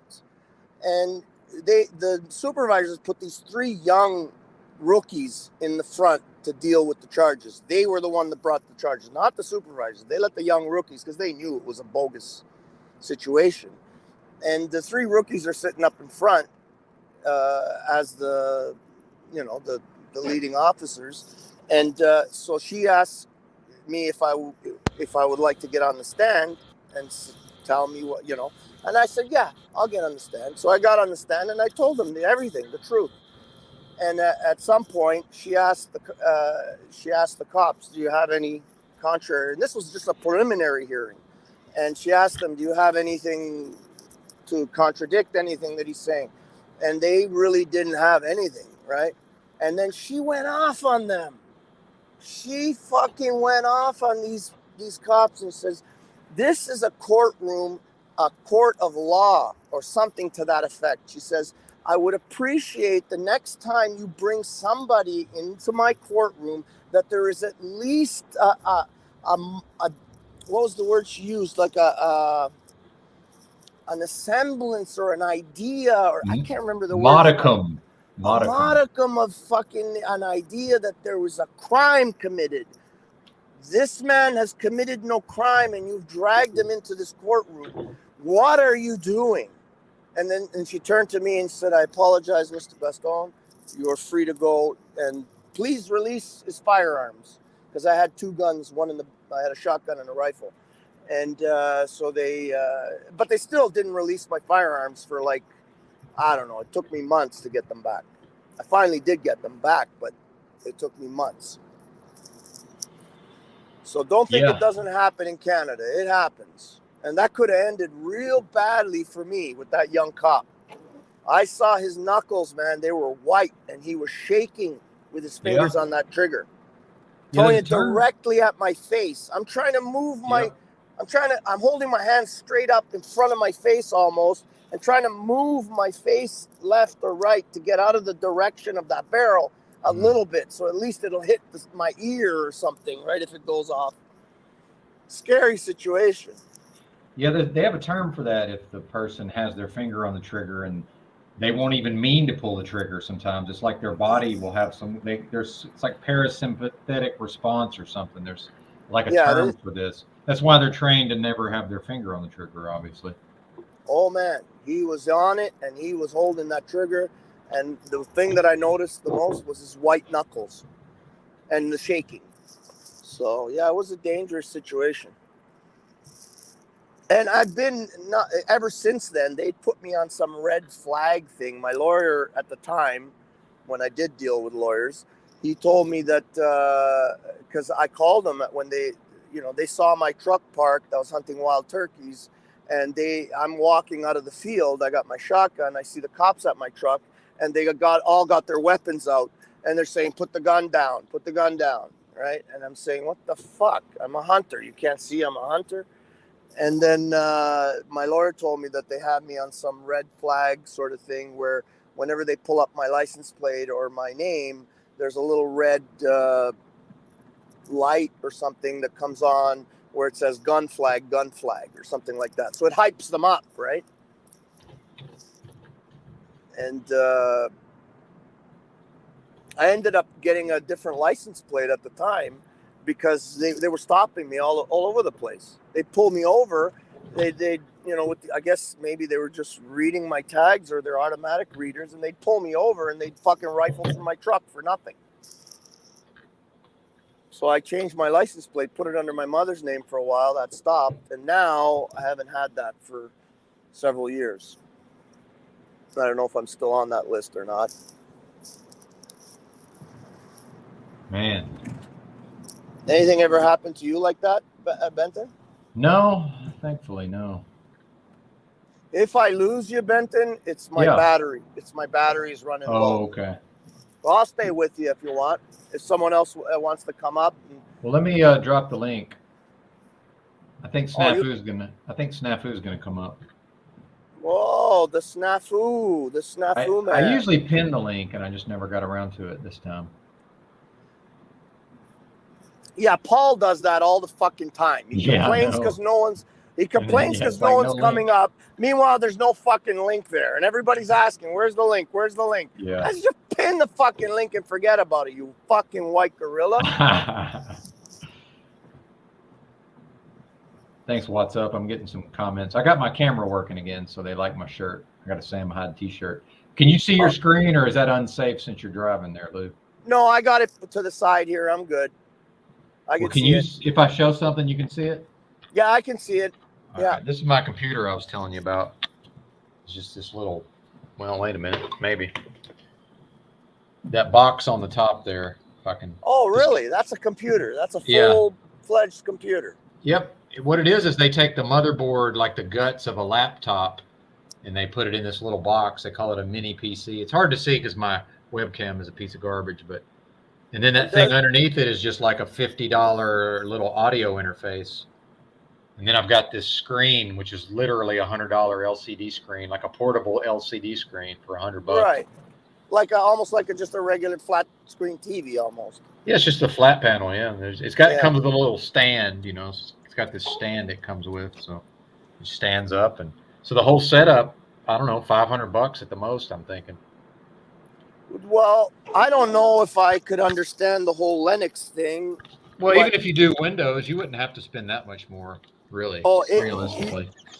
You could do that with a Windows motherboard rather than a Linux. Well, even Apple, I can handle. System, I can handle. Apple's expensive, though. That costs a lot of money. Oh, it's more expensive. Okay. Yeah, Apple costs a lot. Yeah.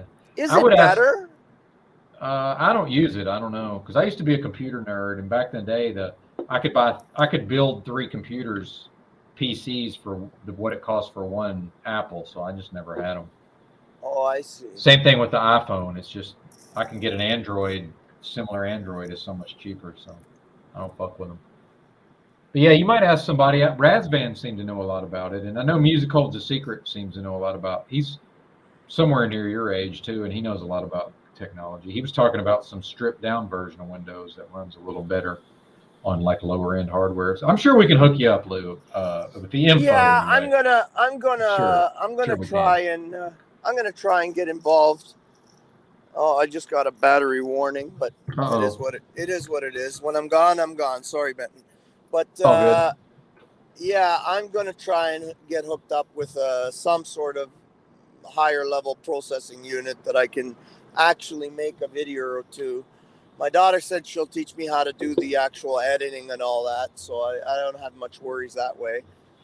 And that's what I like about the live streams. No editing. You just do a live stream and then you're done. Yeah, that's cool too. Yeah, I wonder if I could, maybe show a little bit of the stuff I do. Maybe, if that would work. Plan it out a little bit. And I think hopefully me and Chalk Body Outline, we're going to start doing a show probably in the morning time. So even, going on other people's shows, and then you could actually, clip out your segment, right, and then put that on your channel. Same thing with if you go on Paul's and you get to if you actually get to put some information out, right? Or if you come over here and, we get on a good convo, same thing. Yeah. Right. And StreamYard, if you use StreamYard, it actually saves, if you pay for it, it saves all of the videos on your StreamYard also. So this stuff's gotten a lot easier to deal with over time than what it used to be. Well, that definitely sounds up my alley. Easy is good for me because I had so much other shit going on, and I never really had just never was inclined for.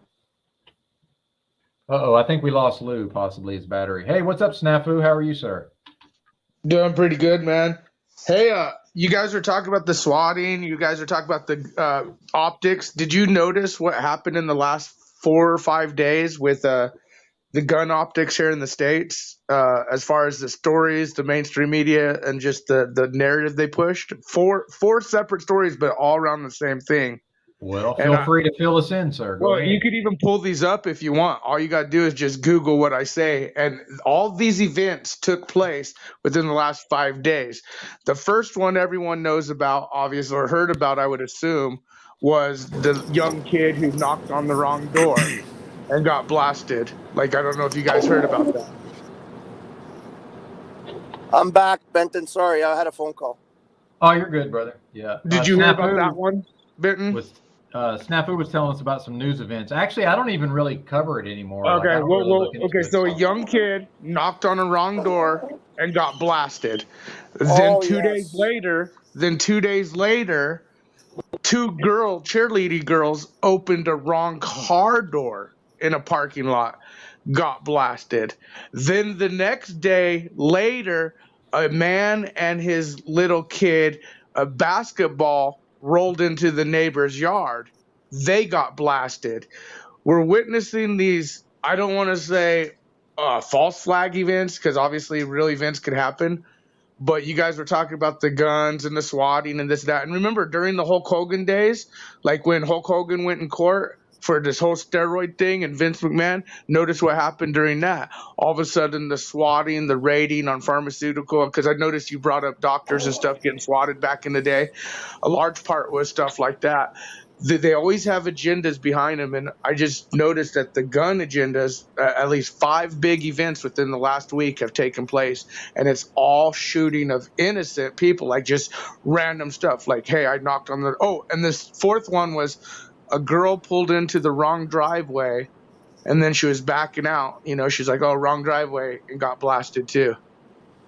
So all 5 of these events have taken place within the last 5 days. I wouldn't doubt if some of this shit is a lie. I wouldn't doubt if some of this shit is actually manufactured.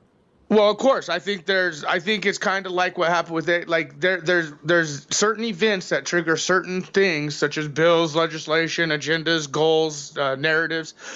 I mean, there could be casualties, there could not be. They're called, flagged events, so to speak.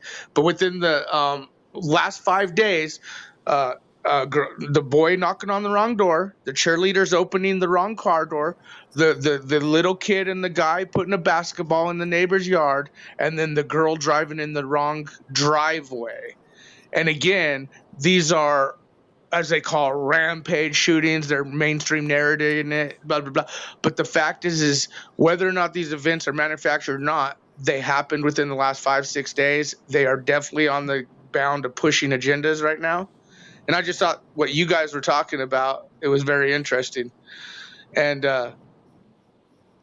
yeah. And the basketball one was crazy, where the little kid and the dad, I guess the basketball rolled in the yard and they got black. But the gun op, like, they're definitely pushing the agendas a lot faster. Yeah, even if they're not, like you said, even if they're not actually manufactured, but it's interesting how they're pushing that particular narrative very quickly, one after another, and it seems like they're trying to tie it in to the regular person, right? We need to take these guns because if we don't, look, you could just open the wrong door and be blasted. Like, you know, trying to cement that Right. message into the Right, and now it's like, oh, you could pull in the wrong driveway. And what's crazy with the cheerleader one is they literally opened the wrong car door in a parking lot at a park. And she saw someone who was in there, closed the door, and the story is the guy got out, walked up. But they're doing all these stories of gun deaths, not like the ones that we always hear, the race on race thing, but now it's like the innocent, like the total people who had made like the most normalist mistakes ever are now getting, like, they're definitely pushing the gun agendas. And I just thought it was interesting you guys were talking about that, and Benton was bringing up old cases, 1999 and this and that, and hell, within the last 5-6 days we're witnessing some of the most rampant Hey, and events. Snafu, can I ask you before I get locked out here because my battery's gonna same time because I'm on my phone. What would you say about what the other discussion that we were having about how people can get lost in the black hole of the truth, and maybe could you see yourself being possibly caught up into that black hole where you've made this idea of the false flag, the this, the that, as it's become you as a person, your identity, and it's tied to you so deeply that you can't seem to get out of it. I think it's a decision. I think some people get completely, like, okay, the Mandela effect's a perfect example, whether you believe it or not. People who saw the Mandela with the Bible changers flipped their lid, completely changed their fucking world, right? Well, you know, I think with the truth, as I said, everyone has their own truth, I think some of us are more involved than others could even imagine. I think some of us have learned some things and know things that will never make us go back or understand what's happening. And then some do get tied up too much, and that's when you see the people take the breaks and need it. I think there are very little Paul Reveres, as I like to call it, in today's world, especially in the digital warfare, so to speak. My whole thing is to each their own, but absolutely your life is what you make of it. Life is fragile, make the best of it. It's up to you to decide where you're going, what your plane of truth is, and where you're going to go. Absolutely, you could get completely caught up. You could completely lose yourself in some of this stuff. I mean, that's, but my question absolute. But I think was, I do think there's also a courage for some of those who are caught up in some of these optics, who are doing it to the end, to a realistic, because we're told to be fishers of men, and we're told to just, you can't stop prophecy, Lou. I know you're spiritual, but like I think real recognizes real, and those who are putting their truth out without, being deceiving, so to speak, or fraudulent or any of that, like, just real recognizes real, man. Being fishermen, warning your brothers and sisters what you feel and what you see, and same with them. And I believe you're real. Don't get me wrong. Yeah. I'm not saying that I'm thinking that I you're feel whatever. like when you guys my look question at me, was more along the lines of, you mentioned Paul Revere and you mentioned my question was, have you lost yourself and your identity has become now that you are Paul Revere and you're going to spread the truth and you're going to, and you're sort of, you're locked in, like, with handcuffs it's and a commitment, shackles. Lou. It's a commitment. So for me specifically, it's a commitment.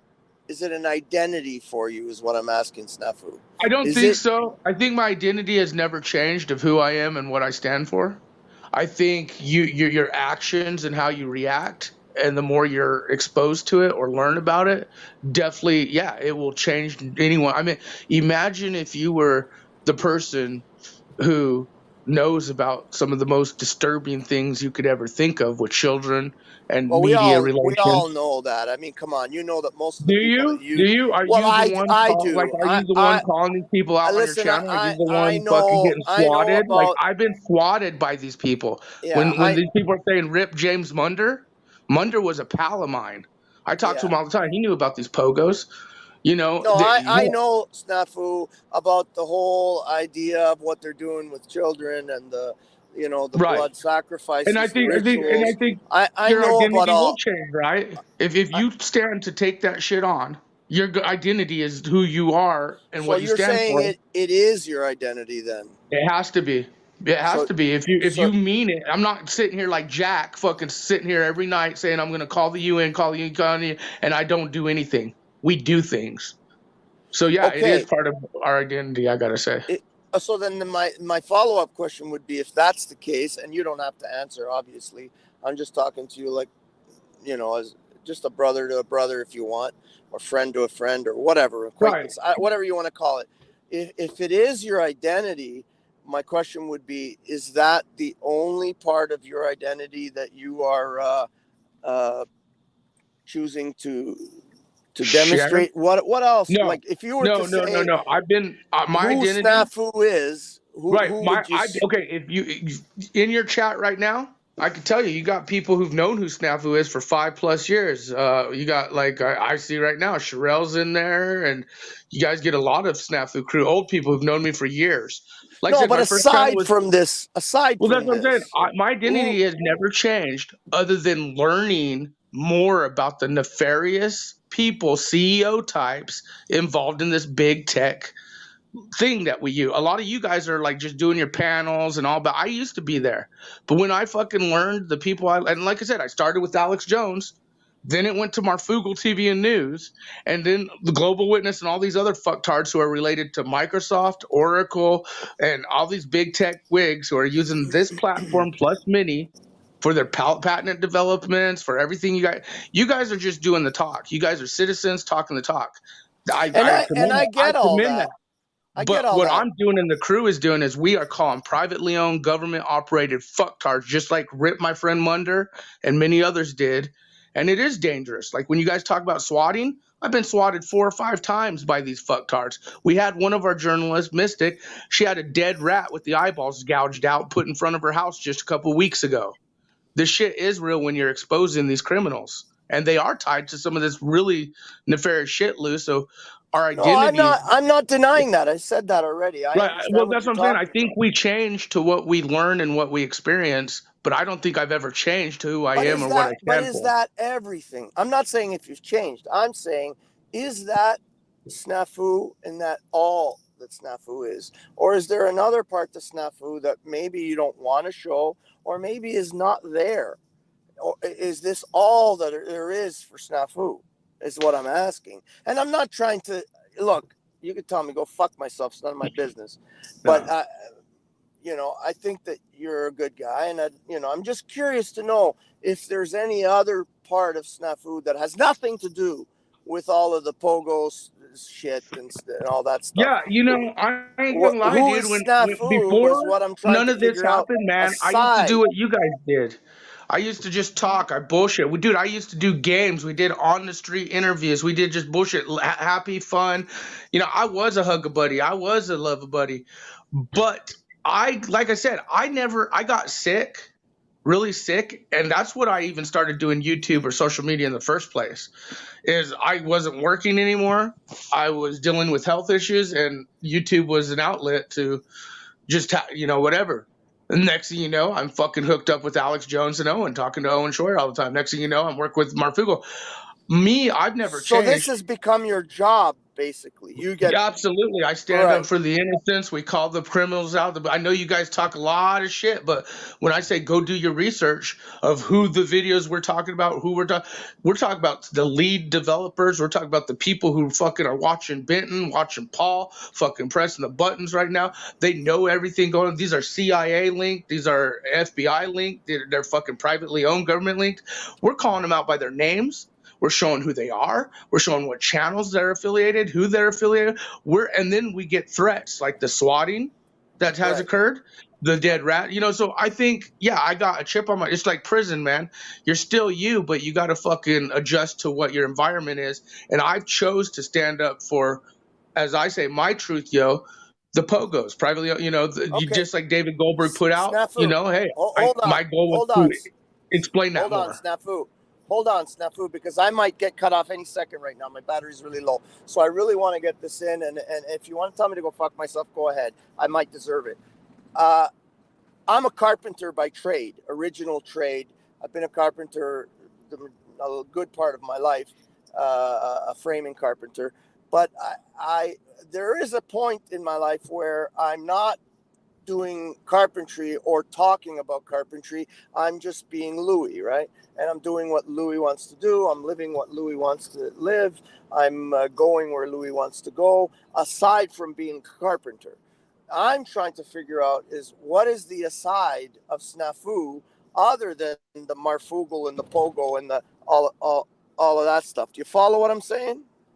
Yeah, and like I said, tell me to fuck off if you want. No, Lou, that's a fair question, Lou. You know what I'm about? I'm about each and every one of you putting your truth out.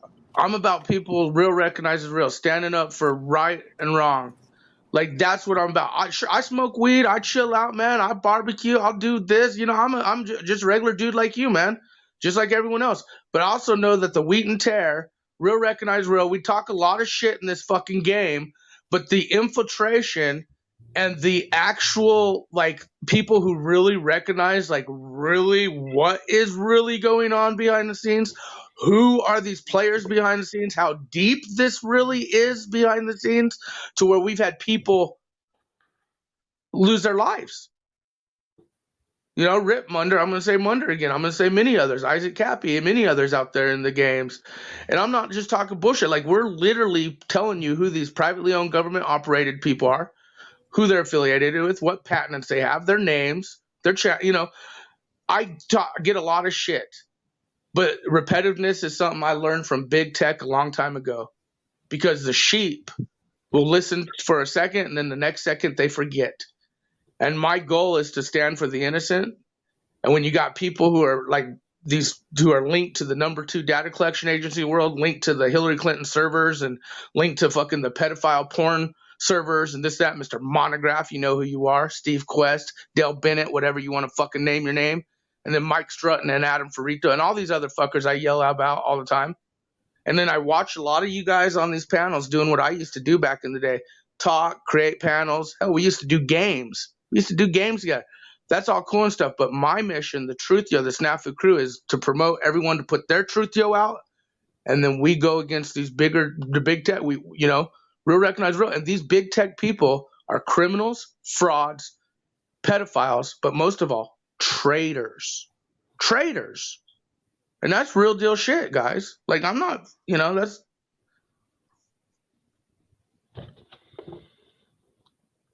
I'm here, Snafu. I was. Well, and people like OTW, you guys ever want to ask them, say, hey, what's the deal with Snafu? OTW is old school. He watched me when I first started. I think he's seen me when I had my 10,000 plus channel, when I was rocking it out. That's why when he's like, oh, Snafu, I know. I've been doing this a long time, guys.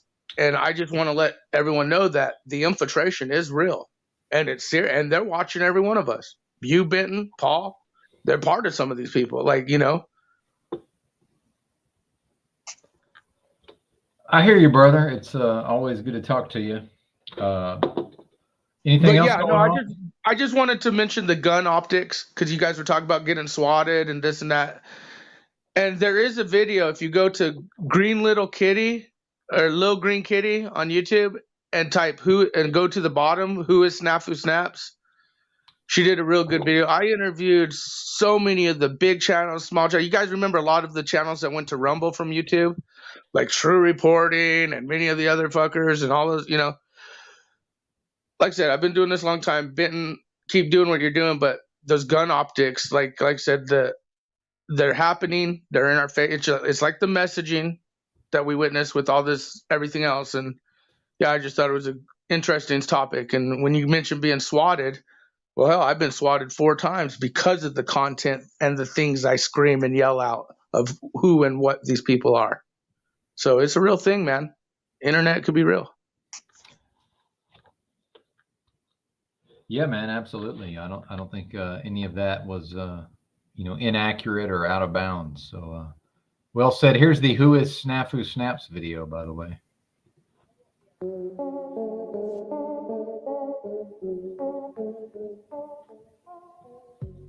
The Republicans and Democrats are just tooth and nail fighting each other. Our country is divided. All kinds of weird weather stuff is going on. Earthquakes, volcanoes, freaking the clouds, the fake clouds up there, the chemtrails, everything. Free speech is at jeopardy, guys. America is at jeopardy. Our freedom, the rights that we have, are just boom. The people are starting to get their information not from these fake news outlets, but from everyone. They're getting their information and they're studying and researching is what we should do. I don't care if you're religious. I don't care if you're not religious. I don't care if you're straight, gay, transsexual, whatever it is. The fact is there's discussions to be had. We all have opinions. And once those opinions are censored or taken down, transparency is gone. And that, my friends, is dangerous. It's going to be an honor to talk to a veteran, and I guess just like you, we're going to get to know Steve. Steve, can you hear me, bud? Thumbs up if you can hear me, my man. We got Fake Truth here. Oh, man, Fake Truth. Look good. There's his little chinny chin, just like last time. You guys haven't seen that one yet. We get to talk to the big man himself, Mr. a.k.a. Marfugel from Marfugel TV and News. Now, if you guys don't know, which, come on, you're in a hole. Mr. True, look at you. Hat looking crisp as always, my man. Oh, dude, I love you, man. Now, of course, we got the thumbs up. We got the thumbs up. All right, ladies, can you hear me? Can you hear me? Thumbs up? No? Okay, like I said, we're getting fabulous here. You're cutting out a little bit, Snap. We're cut. Honestly, J-Stone78, you guys, hardcore Fugler. She's the one with the tattoo, man. That is hardcore. We're gonna have to. She's learning the snafu way because we're ghetto fabulous right now. Hold on, let me get this figured out. Atomic News, can you hear me? Testing, 1, 2, 3. Can you hear me, Atomic? Okay. We the people around the world are coming together and seeing all kinds of things. And so, like I said, this guy's always hitting up news articles to Marf and them on his Twitter, and I just was stoked to know that he's starting a channel. Let me introduce you guys to Bubba News.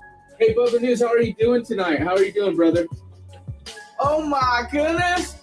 Look at these ladies. Now, ladies, again, they won't be able to hear you yet, but you guys look awesome.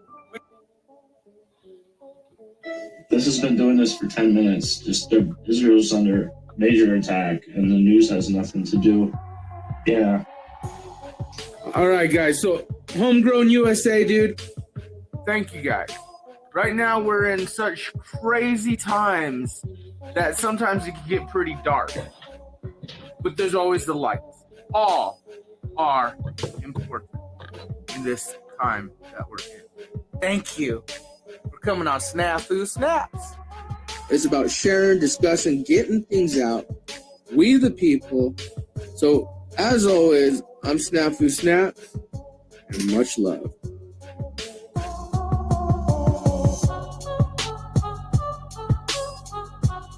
I like the beat. Good stuff, Snafu. Yeah, that was a long time ago, man. Many years ago. But no, like, I've been doing this for a while, and I won't stop, and I'm very proud to see you guys. I know we talk a lot of shit to each other, but I watch a lot of you guys because, again, the infiltration is real, and real recognizes real, and I see you, Benton, and I know what you about and others, and, yeah, keep doing it, man. And Same with all you guys, man. Just remember that they are here. They're watching. They're part of these channels. The cult mentality is a thing, and the programming. Just like North Korea uses propaganda, America uses propaganda, just like anyone. And unfortunately, our media systems, which are controlled by these CEOs who are developing the patents and running the show, it's deeper than you guys could even understand. And I accidentally got myself caught in a hornet nest back in the day working with some of the people I worked with. So that's why I am the way I am sometimes. Indeed, sir. Indeed. I'm running out of gas, brother. If you want to keep, I was going to go, man. I just wanted say, I just want to say thanks, man, for all you guys doing what you're doing. And no, just keep putting your truthio out, as I always say. And, yeah, like I said, when I scream pogo, there's a reason to my repetitiveness. There's a reason. And that's because algorithmic, just mentally, the human mind, think about it. But it's real. David Goldberg, Final Words, if you guys never heard of it, go listen to it. And just remember, wow, Snaps is putting a connect. Their Oracle. These people, their jobs, their contracts, who they're connected to, the YouTube channels that they're working on right now, and some of these people who are mods for them. It's so infiltrated that, yeah, I scream my fucking head off because these are pedophiles, they're traitors, they're criminals, and they have infiltrated our media. And most of you guys don't even know or could really act like you care less. But if you knew the true atrocities, you really all would give a shit. So that's all I got to say, man. All right, brother, man. Thanks for being here, and feel free to come back anytime. Always good to talk to you, sir. I'm going to talk to the chat a little bit, and then we'll probably find some outro music and get out of here. That was Snafu Snaps. Have a good day, sir. Good to see CBO in the house. I do want to point out to Drew, since Drew's here. Did the video and the thumbnail get you in here, or was that just a coincidence? I do think, whoever that is, these channels, I'd like to find access to some sort of B-roll footage where I could just have some sort of video going, in the background. I do think that helps to bring people to the broadcast when they cruise by. And, if I am appearing in their feed, if they are subscribed, then maybe if they actually see something happening, right, then maybe that will entice them to click on the video. Although I don't know that I want them in here anyway, but well, I do. If I'm in their feed, I guess I do want them in here. I don't even know what I'm saying at this point. It's almost been 5 hours. I guess now I got to at least do 4 more minutes, right? 44. Shout out to 44 individuals viewing this broadcast via the metaverse right now. Yeah, play a video game. Well, that might not be a bad idea, Drew. Although I don't know any of these modern games. Like the last first-person shooter I played was Quake 3 Arena, right? Yeah, B-roll. There you go. Yeah, I need some B-roll. But then it has to be like, I have to have the rights to the footage. Like what, maybe Drew knows, like what can I play without getting in trouble? Now, apparently, way back when I was still truck driving, when Truther Cop was showing up sometimes and producing, we played somebody's video of like these drug addicts and streets of Kensington, Philadelphia type of deals. And I got an email that I got to delete the video, or I guess I can email this guy and ask for his permission or whatever. But, it's like after the fact copyrights, it's going to be a strike if I don't take the video down. And I kind of want to keep it because it's an important live stream in the Benton lore, because I was scrolling through the long stream and it was apparently the first time we watched one of Carl's videos, that first one he made with the Jeopardy, with me and JG and Thought Respecter playing the Jeopardy game, if y'all remember that. Well, and that's what I'm saying is like, so I understand what you're saying, Drew. Although with me not being monetized, I found that's not necessarily true. But yeah, with the copyrighted material coming back and rearing its ugly head, later on, that does prove your point to be true. Yeah, you need clips. You can play video games. I got you. I see what you're saying. I don't want to play video games though. Maybe somebody else will want to play the video games. I don't know. I mean, I guess I could just sit here and scroll through, like Google Earth or something, but I don't know how old that gets old after a while, right? David Goldberg's final words. Yeah, we're not going to play that right now, Snafu, but we will at some point. And I think we have in the past. Yeah, well, that maybe that. Yeah, emulator. Yeah, play some mini. Yeah, maybe. Do I need a controller? Now I got to get a controller. I'm old, Drew. This is all right. It's getting there. It's getting complicated. Dude, it's been a while on the Punch Out. Yeah, I am shy. Did you ever see those videos that Salty, what was that guy's name? Can't remember his name. Summoning Salt did about all these different, like the pursuit of all these video game world records. The Punch Out, the Mike Tyson's Punch Out was pretty interesting. Did you ever see that? USB controller, $10. Indeed, sir. And Drew's making me change my whole way of life here. Yeah, it was a badass video. I agree. Well, I'm getting the bleary-eyed. I'm getting the bleary-eyed effect. So I'm going to find some music and get us out of here. I'm going to read this final botched parrot. Well, am I? Maybe not. Nah, we'll save that for later. Another time. Yeah, man, exactly. Yeah, those speedrunners are nuts. Indeed. Indeed, sir. I'll tell you what I like on the NES, a little RC Pro-Am. Maybe even some Excite Bike. I did like the create your own track feature. Of course, your original Metroid. I do like the original Metroid. I like the shooters, the side-scrolling shooters like Gradius, Life Force, Bionic Commando, though perhaps my favorite NES game. I don't know. There's a lot of really good NES games. It's hard to pick a favorite. Master Blaster, actually Blaster Master. Now that I think about it, Blaster Master. A lot of people get those backwards. It's not Master Blaster. It's Blaster Master. That was a good one. Hey, what's up, brother? Yeah, I'm gonna get some rest. Yeah, you said you were laying low yesterday. I tried to call you, but I wasn't quite sure what you meant by laying low. So I'll holler at you, sir. Good to see you in the chat. Indeed. Yeah, it's nuts. Yeah, I love all that shit, man. Yeah, awesome. Good stuff. Yeah, I'm gonna fuck off and maybe watch some other people's content for a change. Since I've been subscribing to this be the content you want to see in the meta, I haven't really been able to take much in. So well, thanks. What's up? He says another great broadcast. Shout out to the panel guests and everyone in the chat. Indeed, shout out to the chat.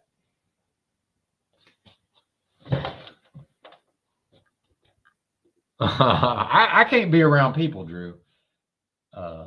Yeah. No, sirree. I got to have my own time to myself. Yes, sir. But yeah, I understand that's a bit tongue in cheek there, but yeah. I'm going to have to go back to work soon, man, especially since I spent, a good portion of my savings, right? It's not really savings if you spend it, but since I spent a good portion of my savings on this car. Yeah. Oh, good. What's up? Oh, you didn't know I bought a car, Drew? Or are you talking? Oh, Drew's reacting to the, yeah, see, I don't get into the gossip too much, but was there some strife on the home front with old JL? Let's get into that. That would be interesting. Maybe we'll cover that if you're planning on going live tomorrow morning, Drew. Maybe we'll cover that. That was indeed a tuna fish box. You're correct. And by the way, there's a nationwide, good catch, by the way. There's a nationwide yellowfin tuna shortage, as far as I can tell. I've been relegated to getting my tuna fish by the case on Amazon. I've got 2 cases coming, I think Tuesday, if I recall. Yeah, and I love some Q3A. And in fact, in the old days, one of my favorite things was capture the flag online, which, there's not a lot of teamwork, but I had one moment of glory when I single-handedly, I just grabbed the flag and went for it every single time as hard as I could, and single-handedly won the match. That was my one moment of Quake 3 Arena glory. I never did like the death match. I was a CTF guy. And that's literally the only, other than like the old school actual Doom, you know, that was Q3A was really the only first person shooter I ever bothered to play. Yeah, Oregon Trail. I'm not that old. Actually, I am that old, Snafu. I just I didn't play that crap, but that was the old 5 1/4 inch floppy disk, right? If I recall correctly. This is indeed the Sam Hyde shirt, sir. Yeah. Yeah. Forgive my appearance here. I don't know if you can see the back.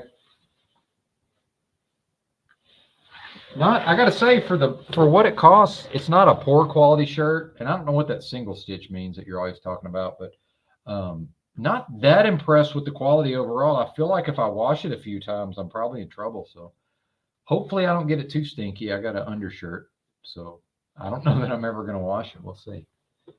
Yeah.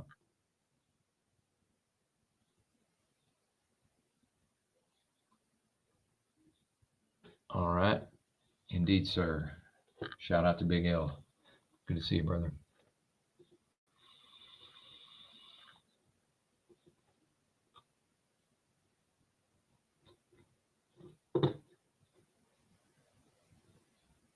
All right.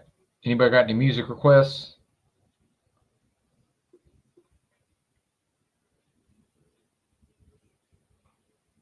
Anybody? Shout out to Lou Bass, by the way, for being here. That was cool.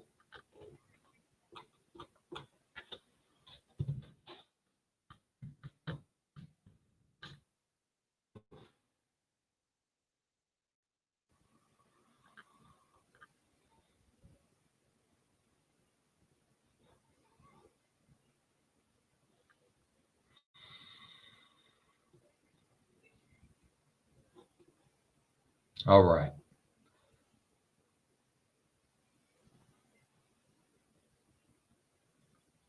Fish Tank. Oh, Psycho Realm. That's a good one. Actually, I thought of one. It's not quite Psycho Realm, but it's Psycho Realm adjacent. I can't remember if I played this one yet, but give me a second. Let's see.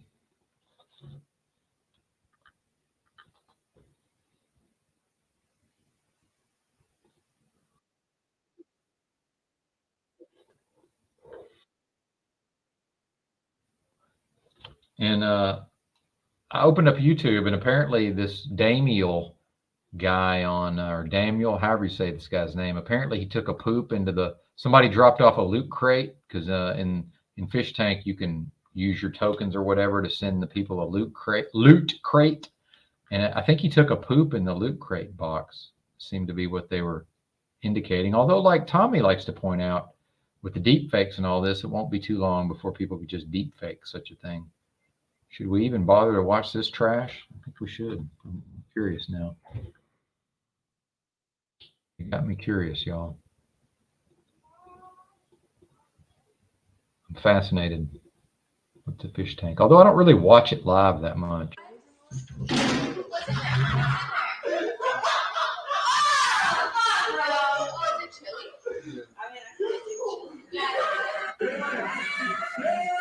He pooped. He appeared to. Oh, and he took him off.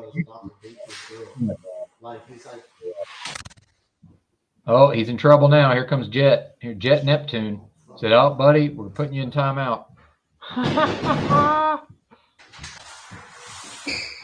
Maybe Clay. I don't know. It actually just says that I can't monetize. Is what's happened so far.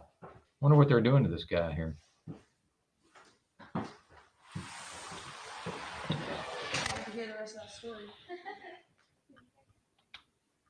I've noticed some, Drew, if you're still here, I've noticed some weird audio, some weird video artifacts. We're on YouTube. In some of these replays. Oh, shit. Not on YouTube. That's probably what it is. Yeah, it's having a talking to. Damn, Daniel. Anyway, let me find the music real quick. That's what happens when you get a little too fruity on the camera.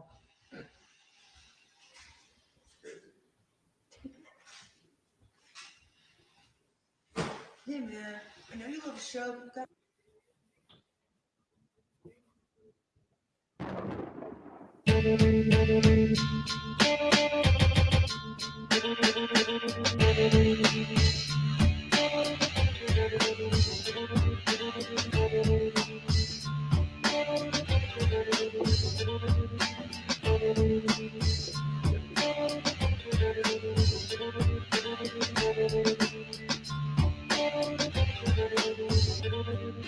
Street kid royalty, keys to the loyalty.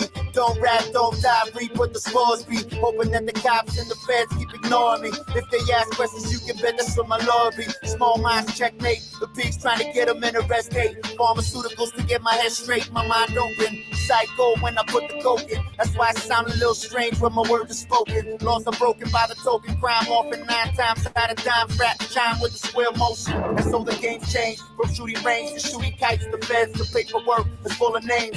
That's why I'm on a solo tip. Cause the one-sided coin don't flip. That's just my new shit.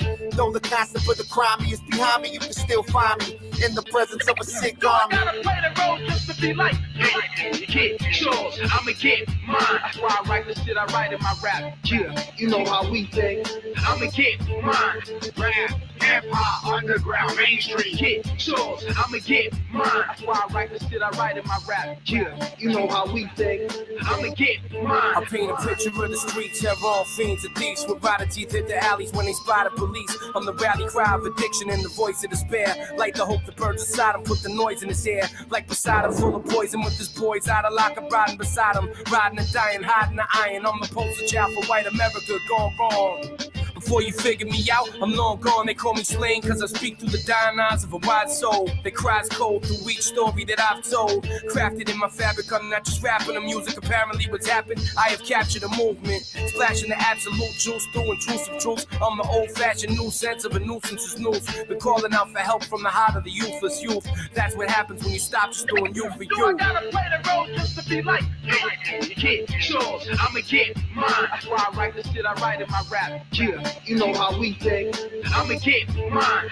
Rap, hip-hop, underground, mainstream. Get yours, I'ma get mine. That's why I write the shit I write in my rap. Yeah, you know how we think. I'ma get mine. I'm all about the people and progression. Conflicts and politics, a lot of it's ironic. Got a long list of followers with silences attached. They shoot up your house, it's pure chaos like the cover of the future is now. My goons moving the crowd, keep it under control. Then BP your bitch, feed the things and plug up the holes. At my shows, grown folks throw their sets in the air. I've been with fans, smoke bowl, drink Mexican beer. Al Jahir, Al Jahar, do you believe in the God? I'm aware I stand somewhere between the seas and the stars. Police in their cars, playing games of evens and odds and creeping the yard. Now you leave them bleeding with scars. I speak these bars to escape it. Fuck the fake shit, I hate it. I wanna shape shift that digging in the crate shit. My patience and kindness turn hatred to violence. I pray for the day we reach sacred environments. I gotta play the role just to be like, get yours, I'ma get mine. That's why I write the shit I write in my rap. Yeah, you know how we think. I'ma get mine. Rap, hip-hop, underground, mainstream. Get yours, I'ma get mine. That's why I write the shit I write in my rap. Yeah, you know how we think. I'ma get mine.